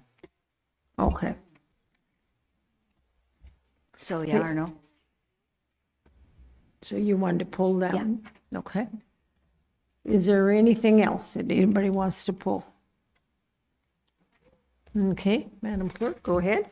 Resolution 2620, a resolution amending the scope of work for Dorothy Swanda Jones Building Water Intrusions Repair at Purchasing Project and amending the project title to DSJ Environmental Systems Maintenance and Repair. AM 2619, approval of contract amendment number 3 for contract number 24135P with Boutte Company for the design of Kepler Drive Bridge replacement to extend contract completion date to July 30th, 2027.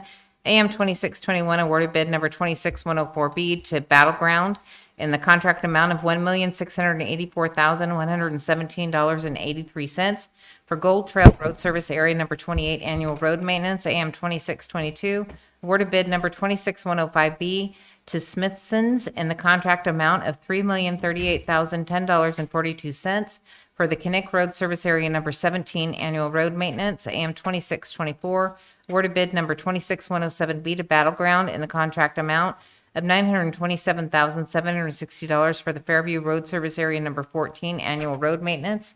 AM 2627, approval of change order number 3 for contract number 2290B with Lounsbury and Associates for the design of Hammer Road Extension project to add $62,983 and extend the completion date to June 30th, 2027. AM 2628, acceptance of late filed and retroactive senior citizen and disabled veteran exemption applications for the period of January and February 2026. AM 2629, award of proposal number 2696P to P&D Engineers, Respect Company and R&M Consultants for an annual contract amount not to exceed $300,000 to provide structural and hydraulic infrastructure engineer services. AM 2630, awarded bid number 26112B to Alaskan Industries in the contract amount of $122,670 for Brett Ice Rink rubber flooring replacement. AM 2631, award of proposal number 2681P to Coniag Cyber Solutions for a three-year contract amount of, $526,833 to provide cybersecurity management detection and response services. Deputy Mayor? I move to approve the consent agenda as read into the record by the clerk. Is there any objection? Okay, hearing no objection, then the consent agenda is approved. Resolution 2621, a resolution approving the unincorporated communities for participation in fiscal year 2027 Community Assistance Program. It was pulled by Assemblymember McKee. Okay, Assembly McKee, would you please move and then discuss? Yep. I moved RS 26-021, and I'd like to talk about it for a minute. Okay. Okay. Again, we're in hard times and we're closing schools or thinking of doing that. And we're telling people we're going to raise your taxes. And I'm looking at this and I'm thinking, I looked at some of the things that, and I realized it's Grant. I've looked at some of the things that they used for before. Hold on. I'll get there. Replacing bridges on trails, using pressure-treated lumber, trail maintenance, libraries for teen and preschool programs, open-air amphitheaters, educational class with community, youth, and adults with programs that teach safety, senior safety, blah, blah, blah, sports field maintenance. And first of all, and finally, what is a medial bag? What's a medial bag? It says providing medial bags and supplies to local schools. What is that? Mike, Is that a you want, or typo? should we call staff? Through the mayor, and Liesel's back here if I need some help. If I get it right, you can nod. If not, you're going to have to come in and fix what I destroyed. So through the mayor to Ms. McKee, this is money that comes from the state of Alaska. This is not local property I do know tax that. dollars that we can just allocate I do know that. the way we see fit. Yeah. So what you're doing here is approving basically what community councils are approved to participate. Well, again, like the school district is saying, we're going to the state to get money, and the state says, no, we don't have any. They come to us and we say, no, we don't have any. And so you I look at don't this and think you we have the latitude to use it however we see fit. So I guess we could just tell the state we don't want it. That's what I do, because then, but of course, the state's going to spend it in a way I probably wouldn't approve of, I grant you You'll that. probably get 21 calls from community councils tomorrow. Well, I'm sorry, but money is money, green is green, whatever pot you put it in, and you know, whether you say it's from the feds or the state or whatever it is, the money's coming from somewhere, and it ain't the government making it, because the government doesn't make money. So I'm just registering my opposition to this for those reasons. Otherwise, I'd say, hey, go for it. But a lot of the player maintenance of the field, we've had people here in the borough where the coach says, we get out there on a Saturday and the kids mow the lawn and pick up the rocks and stuff like that. So I'm just not sure this is a necessity. I guess that's what I'm saying. In hard times, this is a luxury that shouldn't be. End of story. I just want to state for the record that this isn't money that we would be allowed to use for schools. Yeah. So it can be, what I understand, it can be used for this, or it can be returned to the state or not requested from the state. Okay. Further discussion, Assemblyperson Gamble. Boy, I don't even know where to start with that one, except to say there's a lot of other communities in Alaska that would love to see us give that money back so that they would have more. I think each community council area gets what, Mr. Manager, about 16,000? 15,000 roughly. Yeah, and they use it to do good things in their community, and it's from the state of Alaska, and if we don't use it, it's going to go someplace else. I mean, the list that they have there is just a list of things that have been done in the past. I know. Yeah. I mean, this is money that each community gets to do great things in their community. Thank you. Okay, Assemblyperson Fonoff, did you? Yeah, I guess, Ms. McKee, if there was an option that we refunded with a purpose of they get it and apply it towards the school or something like that, I'd fully support you guys. But this is, if we deny it, we're not seeing that money, and that's unfortunately, that's how it works. And when I brought this forward, pulling it from the consent agenda, it was knowing that it would probably be 6-1, but I'm okay, it's a protest vote. It says, no, we got to tighten the belt somewhere, even if it doesn't affect us directly. I'll join you, so we'll make it 5-2. I mean, that's okay. No, I knew it wouldn't fly. I just wanted to register these expenditures. Okay. All righty. Further discussion on the motion on Resolution 26-021. Is there objection to, okay, we do have an objection, Madam If I can get Clerk. the members to go ahead and vote.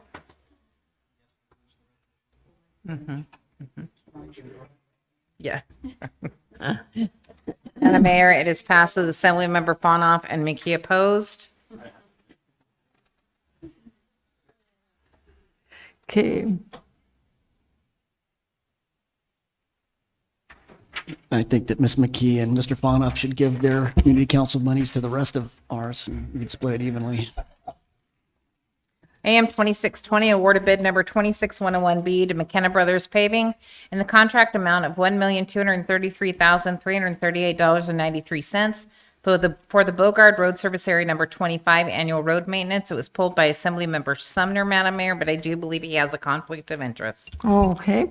Yes, Right. Madam Mayor, I pulled this one and the subsequent one, that, both the AMs that I pulled, AM 26023 and AM 26020, because in my due course of business, I did put out to bid some paving jobs and hired McKenna Brothers. I consulted with the attorney, and it is definitely best if I recuse myself from this vote. Yeah, we will excuse you, sir. Thank you. Madam Mayor? Yes. Is it okay, I'm asking this now, is it okay if we move these together so all he has to do is get up and leave the room once? Any objection to the assembly regarding that? Okay. So How many I are guess there? Deputy Mayor or somebody I need. Well, I got to read them first. Pardon? I got to read the second one first. Oh, okay, good. And then the other AM is 26023, awarded bid number 26106B to McKenna Brothers Paving in the contract amount of $832,815.50 for Midway Road Service Area Number 9 Annual Road Maintenance. And both of these AMs, Assemblymember Bernier is 2620 and 2623. Okay, so Deputy Mayor? I move AM 26-020. And And- 26-023. And 26-023. Okay. Discussion by the assembly. Any objection? Seeing no objection, then those two AMs are passed. And would somebody reach out to Assemblyperson Sumner, please?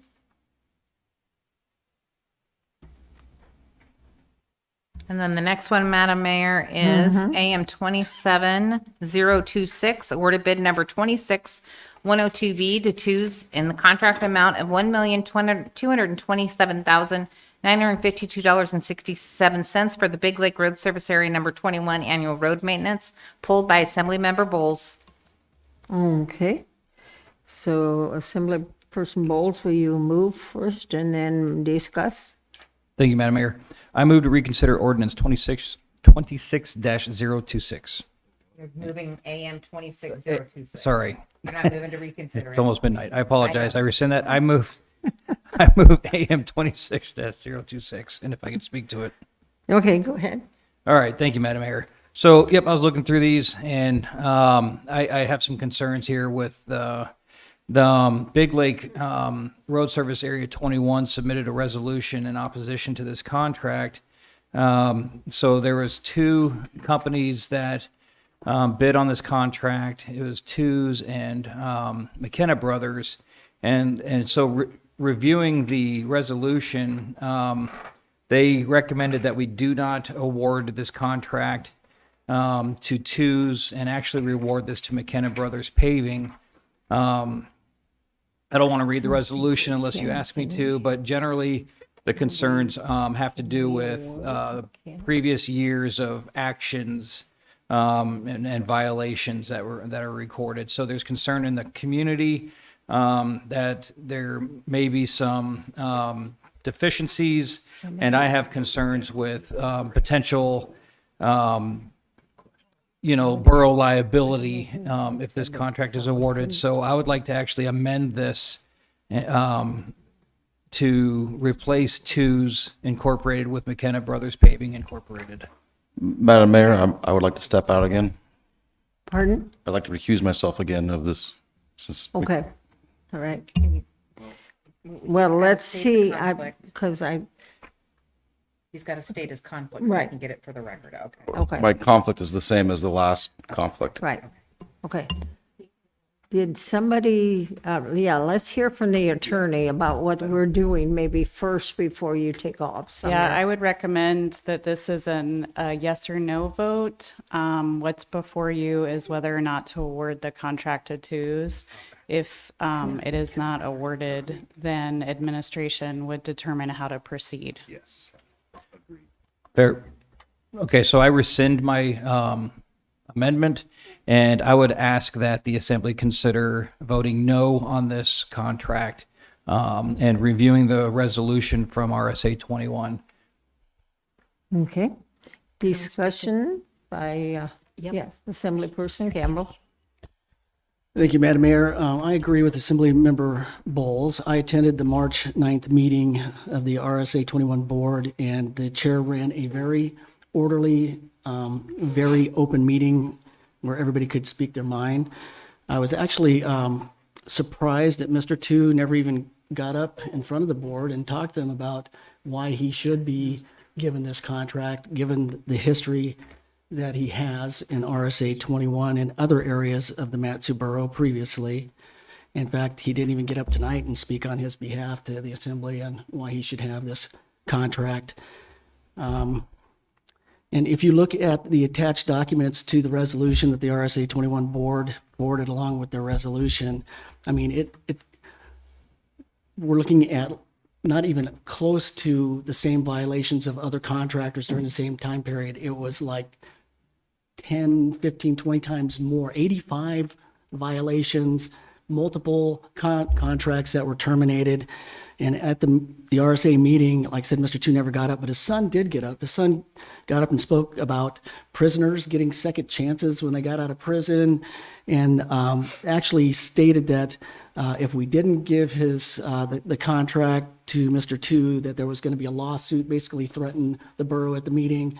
And you could just see it at that point. The RSA board was done, that they weren't going to recommend that the contract be given to Mr. Tu.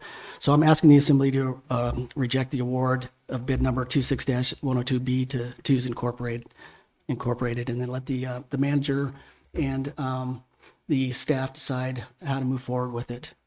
And if you look at the contract in totality, I mean, there's less than a $30,000 difference between Two's and McKenna Brothers. It's not like there's a big difference in contract price anyways. Thank you. Assemblyperson McKee? What are the dates on the other performance, the other contracts which were terminated? And I think that's a pretty heavy duty penalty by itself, getting a contract terminated. When was that done? What's the year on that? Or years? I believe it was 2015, 2016. I don't remember all of them, but everything happened between about 2001 or 3 and 2016, where there was multiple violations. And not just that, I mean, Assemblymember Bowles knows, he used to work in state OSHA, and I mean, OSHA violations that weren't even stated on there were, there was potential, life-threatening events that happened. There were children being moved around in the bucket of a front loader. There were operators that had so many DUIs they couldn't get a driver's license, but they were operating heavy equipment. I mean, and I know what you're going. It happened a long time ago, and people need to get a second chance. Mm-hmm. But I also want to say, even when Mr. Tews was on the Assembly, and I sent a letter to the mayor after a community council meeting, because I didn't hold everybody at the community council meeting until he got there from Assembly meeting. He followed me down the stairs at the Lions building, got in my face, and was putting his hand in my face and yelling profanities at me. I mean, so the behavior, it hasn't stopped, since then. It just continues. And I don't care if the guy swears. I mean, that has nothing to do with his ability to do something. Well, it is when you're threatening, public people. And that was part of the report that you saw in there, were, multiple threats to supervisors, to the public. I mean, it's just bullying and intimidation type behavior. In addition to poor performance and contracts being terminated. I'm sorry, but I had a lot of contact with some people about this, and there was a lot of information that was given to me which was totally false, and that had been given to them by McKenna. And I checked it out with the Public Works Director, the Borough Manager, Russ Kraft, and they said this bid is legit. And there was anybody who knows anything about the RSA at Big Lake knows that it is chaos is a good word probably to use, and it's not disparaging to anyone. There has been this factional thing going on with you guys out there for like ever. And I agree, he screwed up. But when you screw up and then you wait like 11 years, and then somebody says, okay, these are the bid requirements, do you meet them? Yes, you do. They follow the process, they gave the bid. If he screws up, take it away. And never again, you'd probably never have to worry about it. But I don't see that happening. And I resent that we hear Big Lake is the most contentious area, maybe in the borough. God bless you all, because you're all interested in what you do. But gee, many Christmas. I just don't see that it spilling over into every aspect. And I've sat beside Mookie for several years on the bench here. But I do think that if Russ and Mike and Tom are telling me this is legit, I'm going with that. That's pretty much where I am on that. Well, I gotta respectfully disagree with you. Since the makeup of the RSA board has changed, there is no more chaos. You don't see the complaints anymore about it. And respectfully, this is my district. It's my RSA. I don't tell you what to do with your RSA and your district, just like when Assemblymember Bernier just decided that he didn't like the contract a few weeks ago and decided that he wanted to have it rebid because he didn't like the price that came in. I didn't complain about that. My RSA board and my constituents don't want Twos Incorporated doing the RSA contract. If you want to have them go over to your RSA sure, and bid over there, more power to you. If you want to roll the dice, same thing with Ron. You guys want to roll the dice with Mr. Two, you go ahead. My district, my RSA 21 folks do not want to do that. And so I'm asking you respectfully, as the assembly member for this RSA, let me reject this bid and let the manager deal with it administratively. Thank you.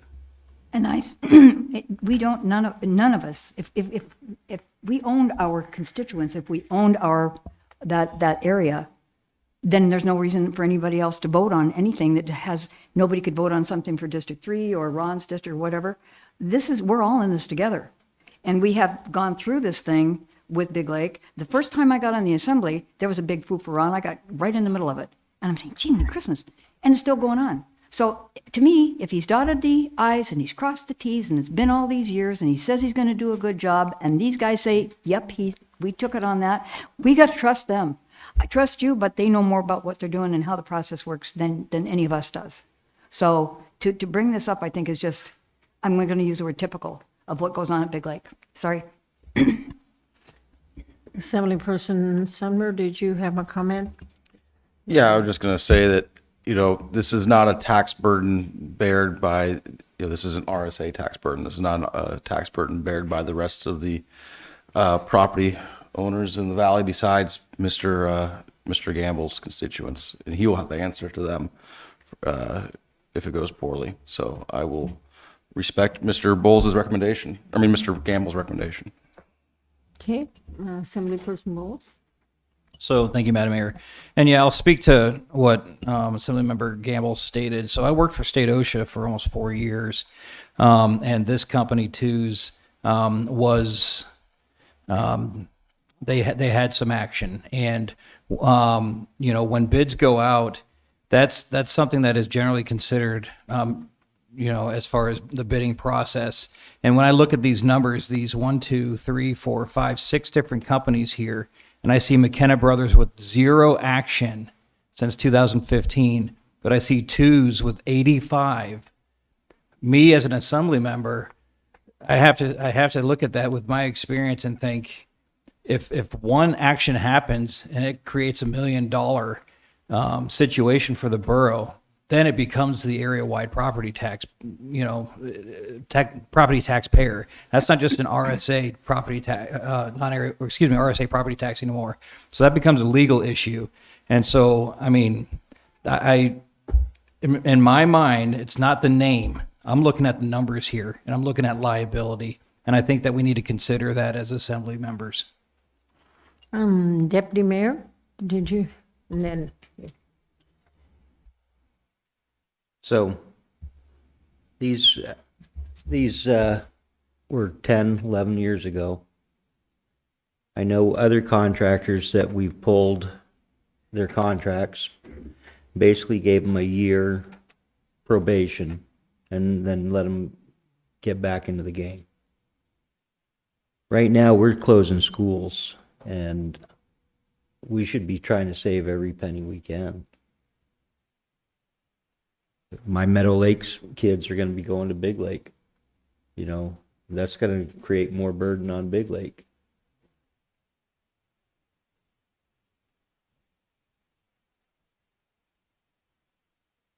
Okay, Assemblyperson Nauer, Sam. I can't begin to sort out the politics of Big Lake, but I I respect that RSAs, that money comes from that area, and there is on the record qualms about this bid. I don't mind voting it down and going back to give people a chance to find consensus on the issues that they're having. Okay, I think that's Assembly Person Fanuc. Go ahead. So I guess first I'll ask a attorney, when a family or a business partner related, we recuse ourselves, but when there is what looks like a lot of personal animosity or dislike, is that also a ground for recusal, or there's no such thing in our rules?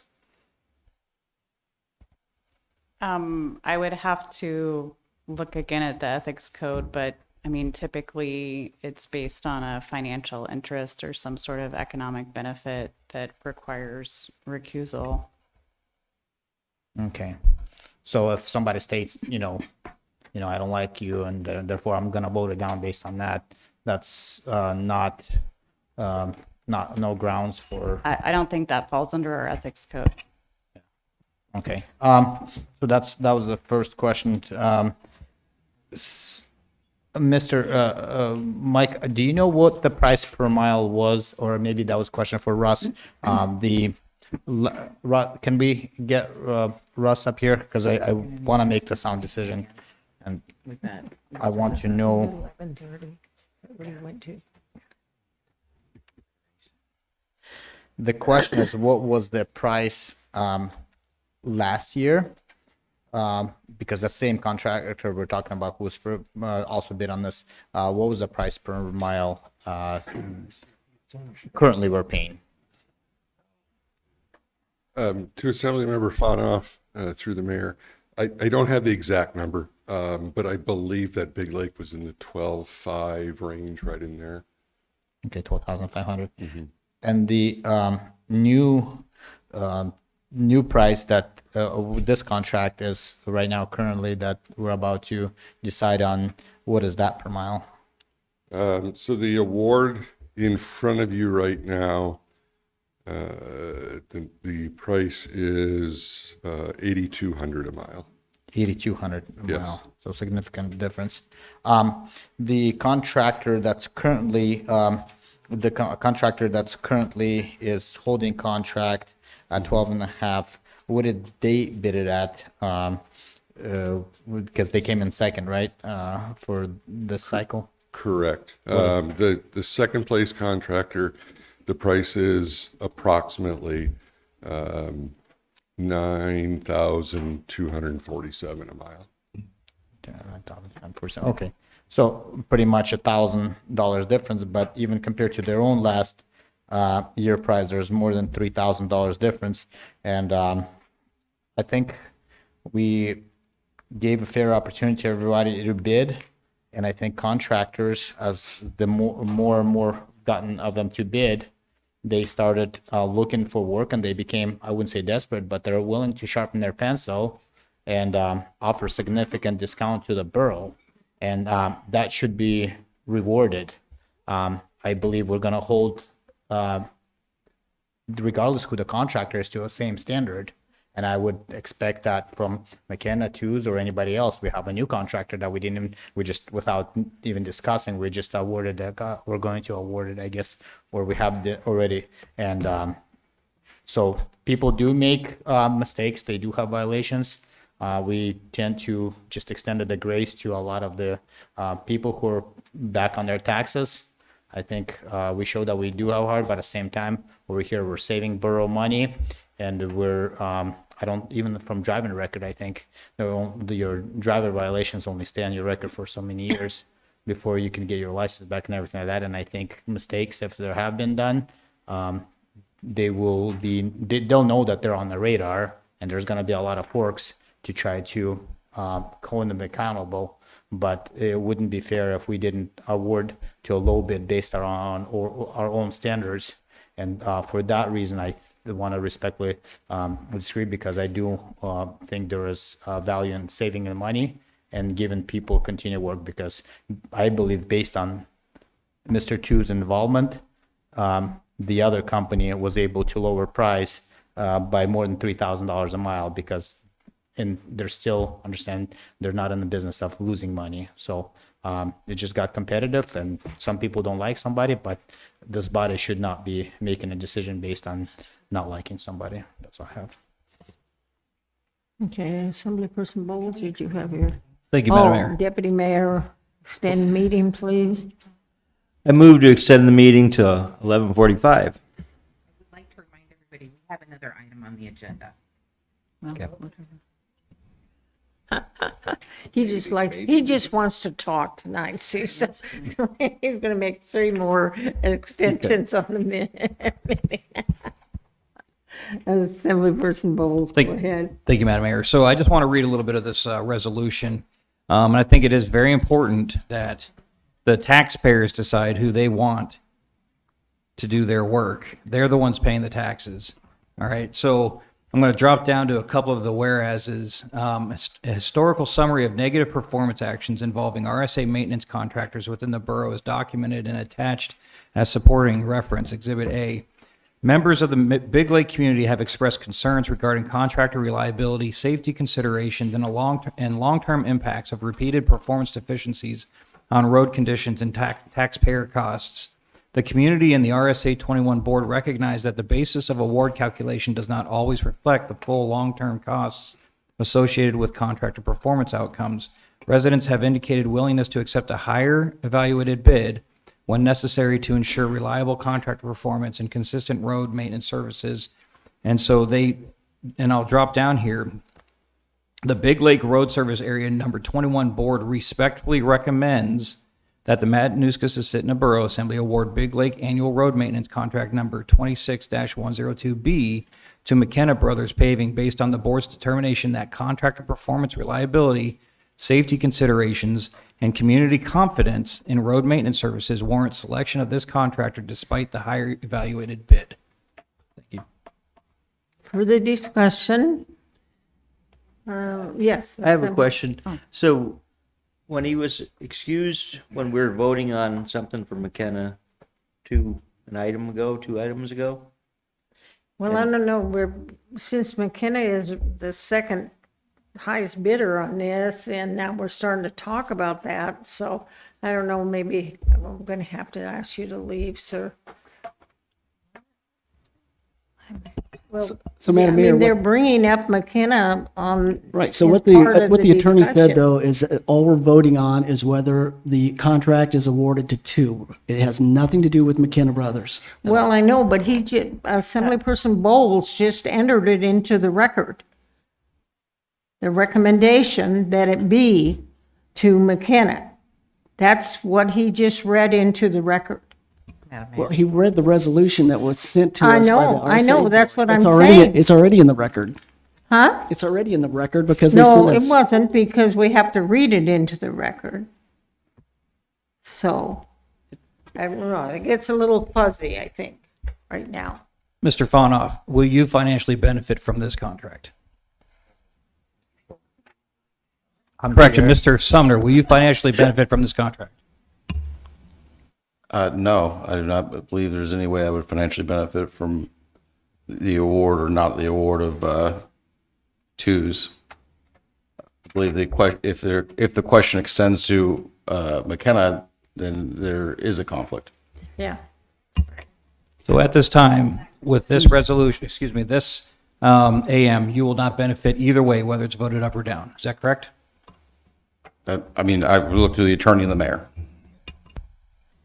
Yeah, the question is whether or not to vote is on this contract. There is no guarantee that the contract will be awarded to McKenna. Administration will take additional action after this. We don't know what additional action that will be, and so McKenna should not, whether or not that contract will go to McKenna should not be part of this vote.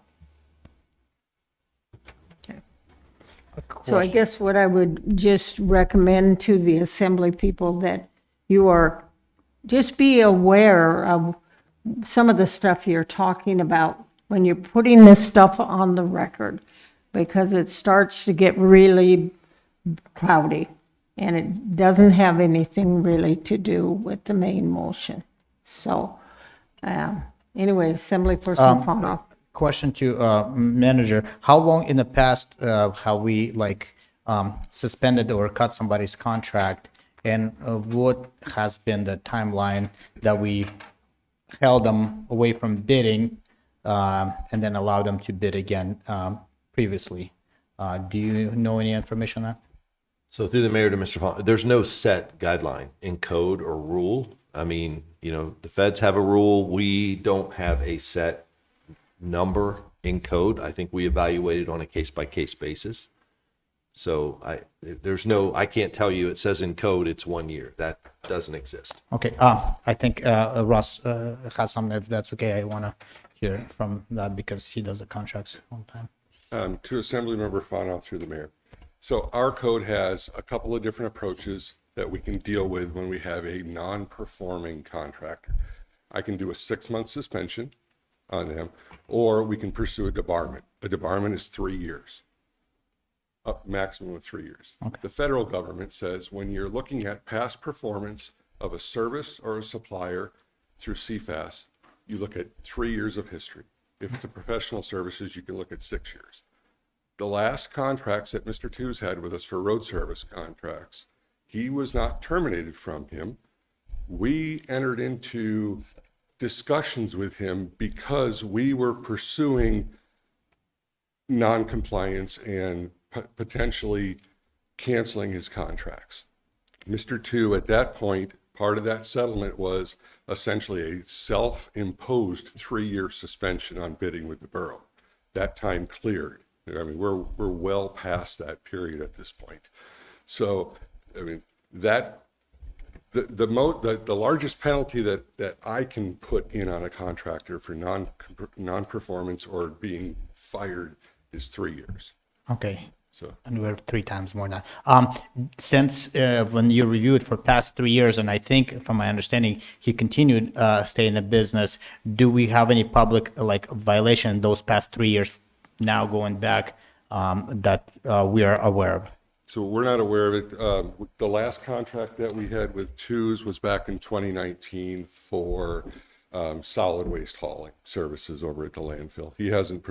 Tews hasn't performed any road maintenance. So 2019, you said? Correct. Was there a lot of complaints and violations during that time? That the 2019 contract was simply hauling the green cans for solid waste, going out, picking them up. And by that point, the landfill had pretty much transitioned into doing their own. They had already bought some of the equipment.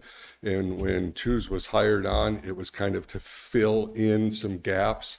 And that period was actually fairly short before the landfill had enough equipment in that they took over and started doing it all in their own. But you cannot recall violations during that short contract time? No, I don't think that there was actually much work that was done under that contract, to tell you the truth. Like I said, it was put in place simply to fill in. Part of the 3-year agreement of no bidding with the borough was that I see. That Tews would be allowed to do trash and tires for us. So basically, we had that 3-year, the voluntary suspension. He passed that in 2019. We were able to allow him to work for us, correct? He would, during that 3-year period, part of that negotiation was that he would not perform road maintenance contracts for us. So during that time frame, he wasn't. But he was allowed to have tire changeover contracts and solid waste hauling for us. So I would have to pull that agreement itself and see. There was some overlap between when he entered into that 3-year and when he got that 2019 hauling contract. But that's the only work that he's done with us, since he entered into that 3-year agreement. At that point, all of his road service work stopped. And the only thing that he did for us was a little bit of tire work and then the canister hauling. And I know this is in some ways related because there was a contract that we weren't able to award to Battleground before because the name was on there specifically for that reason, but not for performance reason. How we had to terminate, I guess there was a relation with the Battleground, terminate any of their Battleground contracts in the last 2 years. So to Assemblymember Fanoff, we haven't terminated any contracts with Battleground. Battleground had submitted a bid, the very first road service bid that they submitted on. As part of the qualifications, they listed Clayton 2 on there. Unfortunately, he was still within the window from when he came off of the assembly, where he was prohibited from taking part in any borough contracts. There's a 2-year prohibition on holding contract or being part of a company that holds a contract. So we had to reject that bid.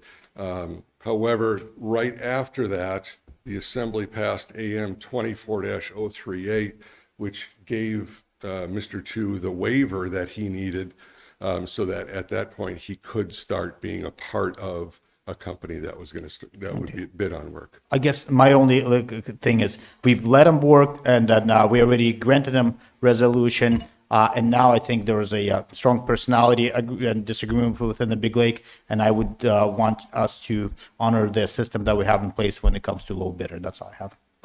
Assemblyperson, Call the question. okay. The question has been called. Any objection to the question being called? Okay, so Madam Clerk? I can get the members to vote on AM number 26026. Yes, approves it. No, doesn't. 26, Yes, accepts it. No, does not. the ordinance. Yes, approves the AM. No, does not.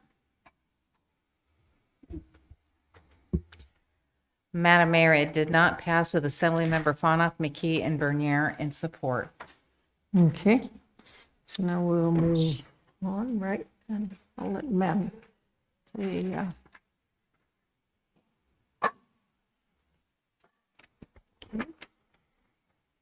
We are now at, what are we at? We are at introductions, Madam. Thank you. Introduction for public hearing on April 7th is ordinance 2633, ordinance 2634 with accompanying resolution 2622, ordinance 2635, ordinance 2636. okay, Deputy Mayor? I move to introduce the legislation as read into the record by the clerk and set the public hearings for April 7th, 2026. I'd like to divide the question. Yeah, I'm sorry, what did you say, sir? I would like to divide the question. Or divide the question. He Okay. wants to move to divide the question to take the introduction of ordinance 26036 separately. Okay. Do I ask for objection? Okay, is there objection? Okay, we do have an objection then, so. Who objected? So give. Is it not working? Oh, it's not working because I turned it off. I don't Sorry, really know what everybody. we're doing. What we're talking I about? want to take one separate introduction separately. That's all I'm asking for. He's asking- to be divided away from the rest of them. That's all. Oh. Because we previously, 26036 he's looking to take separately, to introduce it separately. This is which legislation? It is the weight restriction The legislation. road weight restriction, thank you. Okay, so there were Yeah. 1, 2, 3, 4 introductions Yeah. under the public hearing. Okay, let me give a minute for, okay, so there were 4 there, introductions for public hearing.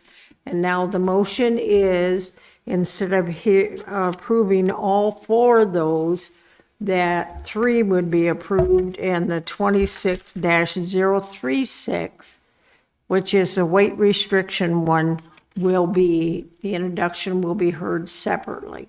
And the other three are what? Yeah, the other 3 will, the one is time limit for completion of expiring project. Then 034 is appropriating some money from the state of Alaska. And then the 26035 is an ordinance increasing the compensation of the members of the Board of Equalization. Oh, that was pulled? That was pulled? It was not pulled? Nothing was pulled, Assemblymember McKee. Okay. We're trying to introduce these 4 pieces of legislation. The motion is to divide the question to take the introduction of ordinance 2636 separately than the other 3. I'm okay. May I ask a quick question? Are we still good on time? I'm sorry. Did we? No, we're running out of time. We got 10 minutes. Quickly, okay? Just say, Miss So, McKee, if we, Assemblyperson, okay, she turned it off. Okay, go ahead then, Assemblyperson Nowers. to Miss McKee, if we do not divide the question, everything, including the road weight exemption, will be before us and will be scheduled for April 7th. So if we vote against dividing it, it keeps everything on the schedule for a hearing on April 7th, including the road weight exemption. So if I personally don't care about the other 3, I mean, I do care about them. I'm sort of saying, that didn't come out right. What I'm saying is, They're on there. This is just to take that. Like, if we want the road weight exemption on for a public hearing on April 7th, vote no. okay. Okay, all righty. Ms. McKee, Assemblyperson. all I want to do is put that separately because it has a lot of things that we need to adjust, and I want to give that one more time. That's all I'm asking to do, so we can vote on that separately. Okay, so voting no, though, it means we're not going to hear any of this tonight anyway. Okay. Yeah, we're not hearing it regardless about this. All I'm asking is to divide Yep. 1 out of 4. Yep. That's all. Got it. All righty, Madam Clerk. If I can get the members in the room to go ahead and vote on the division of the question. Madam Mayor, it is passed with Assemblymember McKee, Gamble, and Nowers opposed. We need to extend the meeting. Okay, Deputy Mayor? I move to extend the meeting to 11:59. Okay, is there any objection? Okay, hearing none then. Assemblyperson Fauna? Yeah, Oh, I'd like, No, just a minute. no, we need to vote on the other 3 first. okay. Okay. So now you have before you the 33, 34, and 35 to introduce and set for public hearing on April 7th. So if you want those 3 to go through on the 7th, then you vote yes. Is there any objection to introducing the other 3? Okay, thank you. That would speed it up, wouldn't it? I don't see any objection. So the other 3 are introduced and set for public hearing. Now we have the separate motion to, so is it separate motion just to introduce, or do we need to set a date? Right now, the motion in front of you is to introduce ordinance 26036 and set it for public hearing on 4/7. That's what's in front of you right now. Okay, I'd like to make a motion. okay. There's a lot that goes into this ordinance, and I've talked to somebody, and all I want is, if we're gonna get it, add and subtract things, I want to put plenty of time in it, and I would like to move the date for it to be heard in the first meeting of July. That'll give us plenty of information, plenty of time to prepare everything for that when we're past the budget soon, so we're not rushing to make these changes on the short thing. So first meeting in July would be the date on that? We don't have a first meeting in July. We have 1 meeting in July. Okay, the meeting in July then. My phone is not gonna all of a sudden. My phone's updating. Sorry, I can't even look that up. Okay, we have the schedule here. Okay, Yeah, that's, July 21st. yeah, I'd like to make that to be heard in public in July 21st. okay, 70-person hours. It's clear the desire is to make it so for this breakup season, you would allow overweight trucks to drive on borough roads for $100, no questions asked.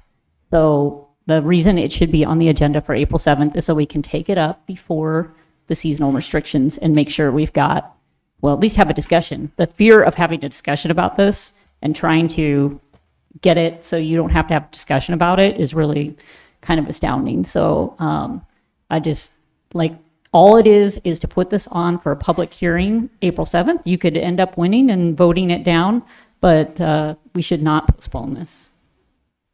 Okay. So, I'm sorry, I think a point of order needs to be made. I'm sorry, I think a what? point of order needs to be made. The point of order? Yes. Okay, go ahead. So I think we need to speak to the actual legislation and not to the intent. Well, I think the legislation before us is ordinance 26-036, and there was an amendment to put it, Yeah, the change point of it order, from the because she seven. accused me of saying that's the alternative. I'm saying we need to have more time to this. That's proposed. I think it gives us time to get back. And it is true that once we complete, and we're gonna be discussing that, we're gonna have some information from this season, which we will be able to use and craft it correctly. So what we're gonna do by doing this is we're gonna have this as a pilot thing, and then we will have a good, clear picture if this was a good or bad thing. That's why I wanted to be in July. Against introduction, but no merits. Okay. So are we ready to vote? I would just say fair enough, appropriately chastised, but I would urge the assembly to put it on the agenda for April 7th. The motion before you is to strike the public hearing date of 4/7 and insert 7/21. It's a secondary amendment. If you can go ahead and vote. Can't vote for that. Or primary. Assembly member, thank you. Madam Mayor, it passed with Assembly Member Gamble and Nowers opposed. Okay. Now it's on the motion in front of you is for public hearing on 7/21. Okay, so now the ordinance 26-036 has been introduced and set for public hearing on the 21st of July of 2026. I don't think that was said, but hopefully it is. Assemblyperson Bowles. Thank you, Madam Mayor. Do you mind if I ask the borough attorney a question real quick before we The proceed? attorney? Sure, yeah. So I'm wondering if I can move to postpone the reconsideration to the next regular assembly meeting so that we can actually discuss it with clear heads and sleep. I think I'm going to ask the clerk. Well, I mean, he asked me and I said, let's ask the attorney Do you because of have what any- code says. I don't think code addresses that one. It doesn't. It doesn't address it. Well, it's already it's already up for reconsideration. I think Madame Baudelaire, if you could let me know if you think it would be fine for a motion to postpone the reconsideration to the next meeting would violate our code. I don't think it will, but I think it's important we look at that. Just say. So what'd you just say? Please don't roll your eyes because I don't know what that meant. We just reconsidered. Or was Mike reconsidering? I was asking a procedural question before we get to it, Oh. with the hopes that we can get out of here before midnight. We get the approval for 7/21. I thought we did. No, we haven't, unless there's a discussion. I thought we did. I think it just got amended. Oh, we didn't. We should go.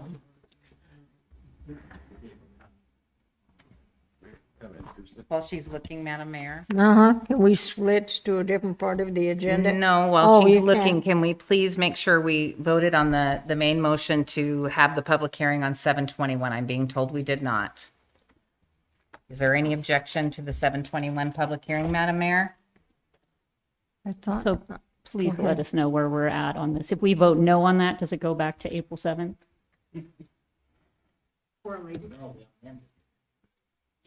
No, it does not. It either introduces it or it It doesn't. doesn't introduce it. Can I make an amendment to change it to the second meeting in April? Yes, let's do that. Okay, so there's an amendment now to change it to the second meeting in April. Which is, 4/23. Strike July 21st and insert April 21st. Okay, so now the amendment on the floor is to change the public hearing on April 21st. Is that what we decided finally? Yes. Of 2026.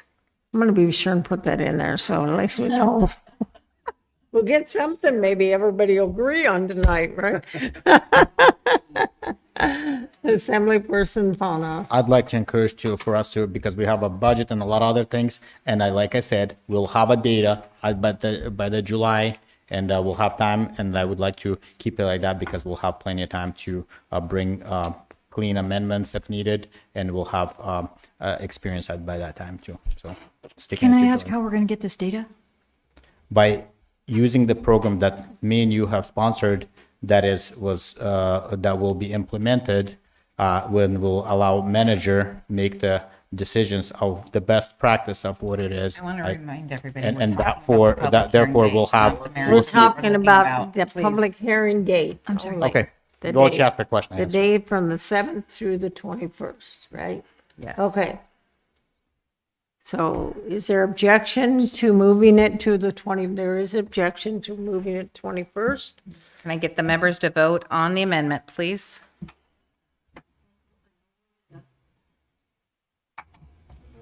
If you want if you want to make the public hearing date 4/21, you would vote yes. If you do not, and you want to keep it at 7/21, you would vote no. Madam Mayor, it failed with Assemblymember Gamble and Nowers in support. So we are back to 7/21. Okay. Now we need to adopt the, 7/21 date. Yeah. Okay. Ready. Is there objection to the 7/21 vote? Date. Okay, we do have an objection. We can go ahead and vote on the 7/21 public hearing date, please. Madam Mayor, it passed unanimously. Okay. We're ready. So now we're next to vacancy report. Deputy Mayor. I move to confirm the mayor's recommendations as follows. Agriculture Advisory Board, Margaret Assit. Board of Equalization, Dale Hammett and Ashley Dittman, which is being removed. Parks and Recreation and Trails Advisory Board, John Spalding. North Colony RSA number 23, William Skip Foster. I did not include Martha Grove in motion as she, wait a minute. So Board of Equalization, we've got Dale Hammett and Ashley Dittman. I did not include Martha Grover in the motion as she requested that her name be removed from confirmation. Okay. Ready. Discussion on the vacancy report. Objection to the vacancy report. Dave, there's no objection, so the vacancy report has been approved. Other, Shannon, about reconsideration. okay. This is, this one? That was pulled off the The agenda at the agenda. beginning of the meeting. Right, okay. So then the reconsideration, so there's no referrals, I need to put that on, right? True. Sorry. And, yeah. We'll make it, lady. So then we have, Madam Clerk, please read the reconsideration into the record. Ordinance 2627, an ordinance amending MSB 3.28 to increase the property owner ballot threshold for contiguous local improvement districts from 54% to 67% and remove the provisions that only return ballots are considered in tabulation.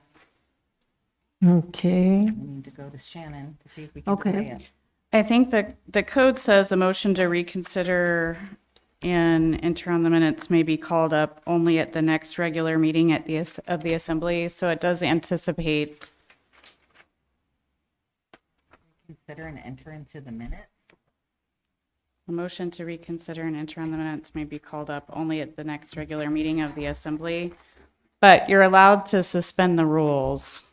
And so you could suspend the rules by a 2/3 vote and continue it to the next meeting if you wanted to, as long as you state it on the record, I think. You want to move to push it to the next meeting? Yes, I move to postpone the reconsideration of ordinance 26-027 to the next regular assembly meeting in April. okay. Is there, Second meeting in April? No, so 4-7. Madam Mayor, wouldn't we have to vote to suspend the rules first before we could do that? This would be a motion to suspend the rules.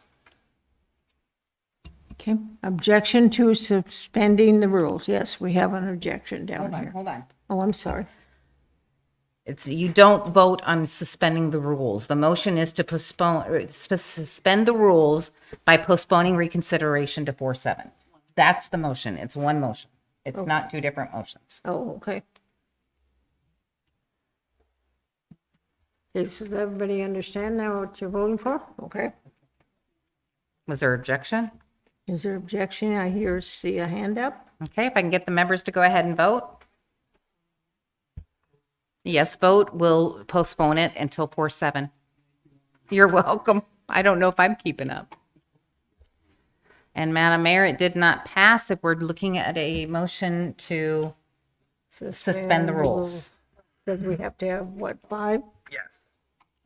We have to have 5 to Okay. suspend. Is that right? Yes, let me do something really quick. The motion to reconsider can be put on the floor. If it passes, it can be postponed at that point. So Assembly Member, I'll try it. I move to reconsider ordinance 26-027. Okay. So now there's a reconsideration on the floor. Okay. About reconsideration. We briefly discussed, and I think there is consensus to get where we want to get. I would prefer it without a lot of that. So for that reason, I'll object, but I want to support you on the changing the percentage. So that way you know from me. Okay, that's why. So is there objection on the reconsideration? Oh, we do. Okay.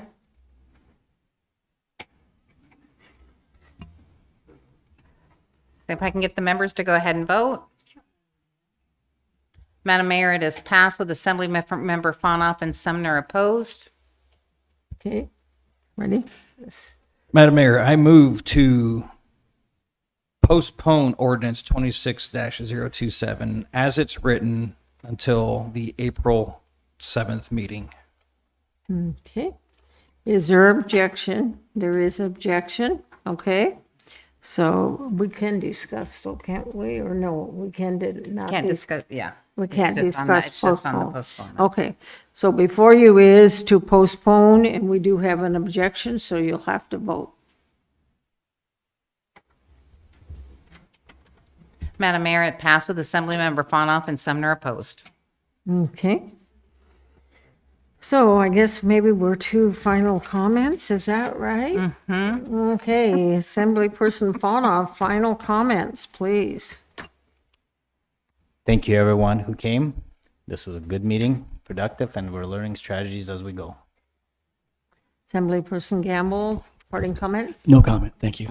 Okay, Assemblyperson Bowles, parting comments. I just want to thank everybody that came out to speak. A lot of great comments. I want to thank the borough staff. It is really appreciated, the work that you do. Thank fellow assembly members and the mayor.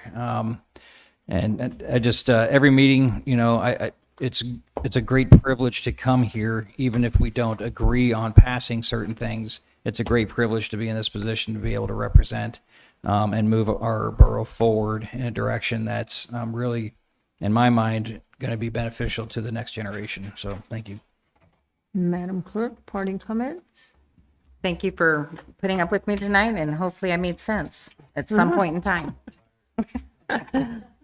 No, Mr. Manager, Assemblyperson Hours, parting comment? I've been up here 6 years, and those are some of the most serious questions we've been facing in the whole time I've been up here on the assembly. So we have our work cut out for us on the budget and trying to not hurt our citizens. It's really painful to hear about people losing their schools, which are their heart, and their kids are their heart.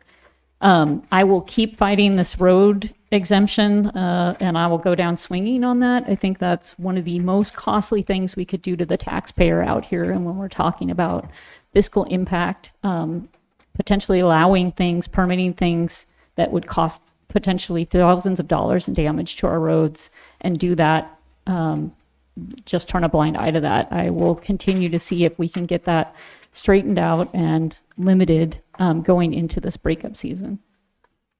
Deputy Mayor, parting comments? Thank you, everyone, for coming out, and thank you, Lord Jesus, for blessing our valley. Please take care of our veterans, our first responders, our school children, Lord. Please look out after them, Lord. And the libraries, we pray for our librarians that they might follow you, Lord. Thank you in Jesus' name. Amen. Assemblyperson Sumner, parting comments? Yeah, I just wanted to speak to the tax cuts that we purportedly received up here on the assembly. I've had a conversation with Mr. White, emails back and forth, and I have shown him. And so in spite of facts, he is showing just a few properties that did receive small tax cuts. In aggregate, I can assure everyone I am paying more in tax every year than I did the year before. So it is not an accurate statement to say that I received a tax cut, and as I'm sure some of the other assemblymen is also not accurate to say they did. Thanks. Parting comments, Assemblyperson McKee? Yeah, kind of like with what Max said, I think we got a $25 break, yeehaw. All contributed to this young man to be a little bit more diplomatic in the way he presents things. Thank you very much. Tell the whole story. Other than that, I think people will shoot me if I go on any longer, so night. Parting comments? Nope. Already, just want to remind everybody to get some sleep because a week from tonight is probably going to be just as bad. Now, let's see. Do we go by the assembly rules then for midnight and public hearing and stuff? Or how is that agenda for a week from tonight set up? When we're over there, Madam Mayor, the school board runs the meeting. Okay, and they have a different way for audience participation, That's right? what I've heard. I'm not 100% aware of that. Okay, Because generally they don't have that many people there. okay. So I'm not 100% sure, but they run that meeting. Okay, and then we would abide by whatever deadline they had for adjournment, et cetera, then, right? I would say yes. Okay, all right, so, I have to be gone. My funeral's, my sister's funeral is on the 23rd, and so I can't be here. I'm sorry, this had just happened. So can I phone in? I'm sure you can. We just have to get that information from the school district. all righty. So we will adjourn the meeting at 11:57. We got 2 minutes left. Doesn't somebody want to talk? Did you see me look at you when you said 11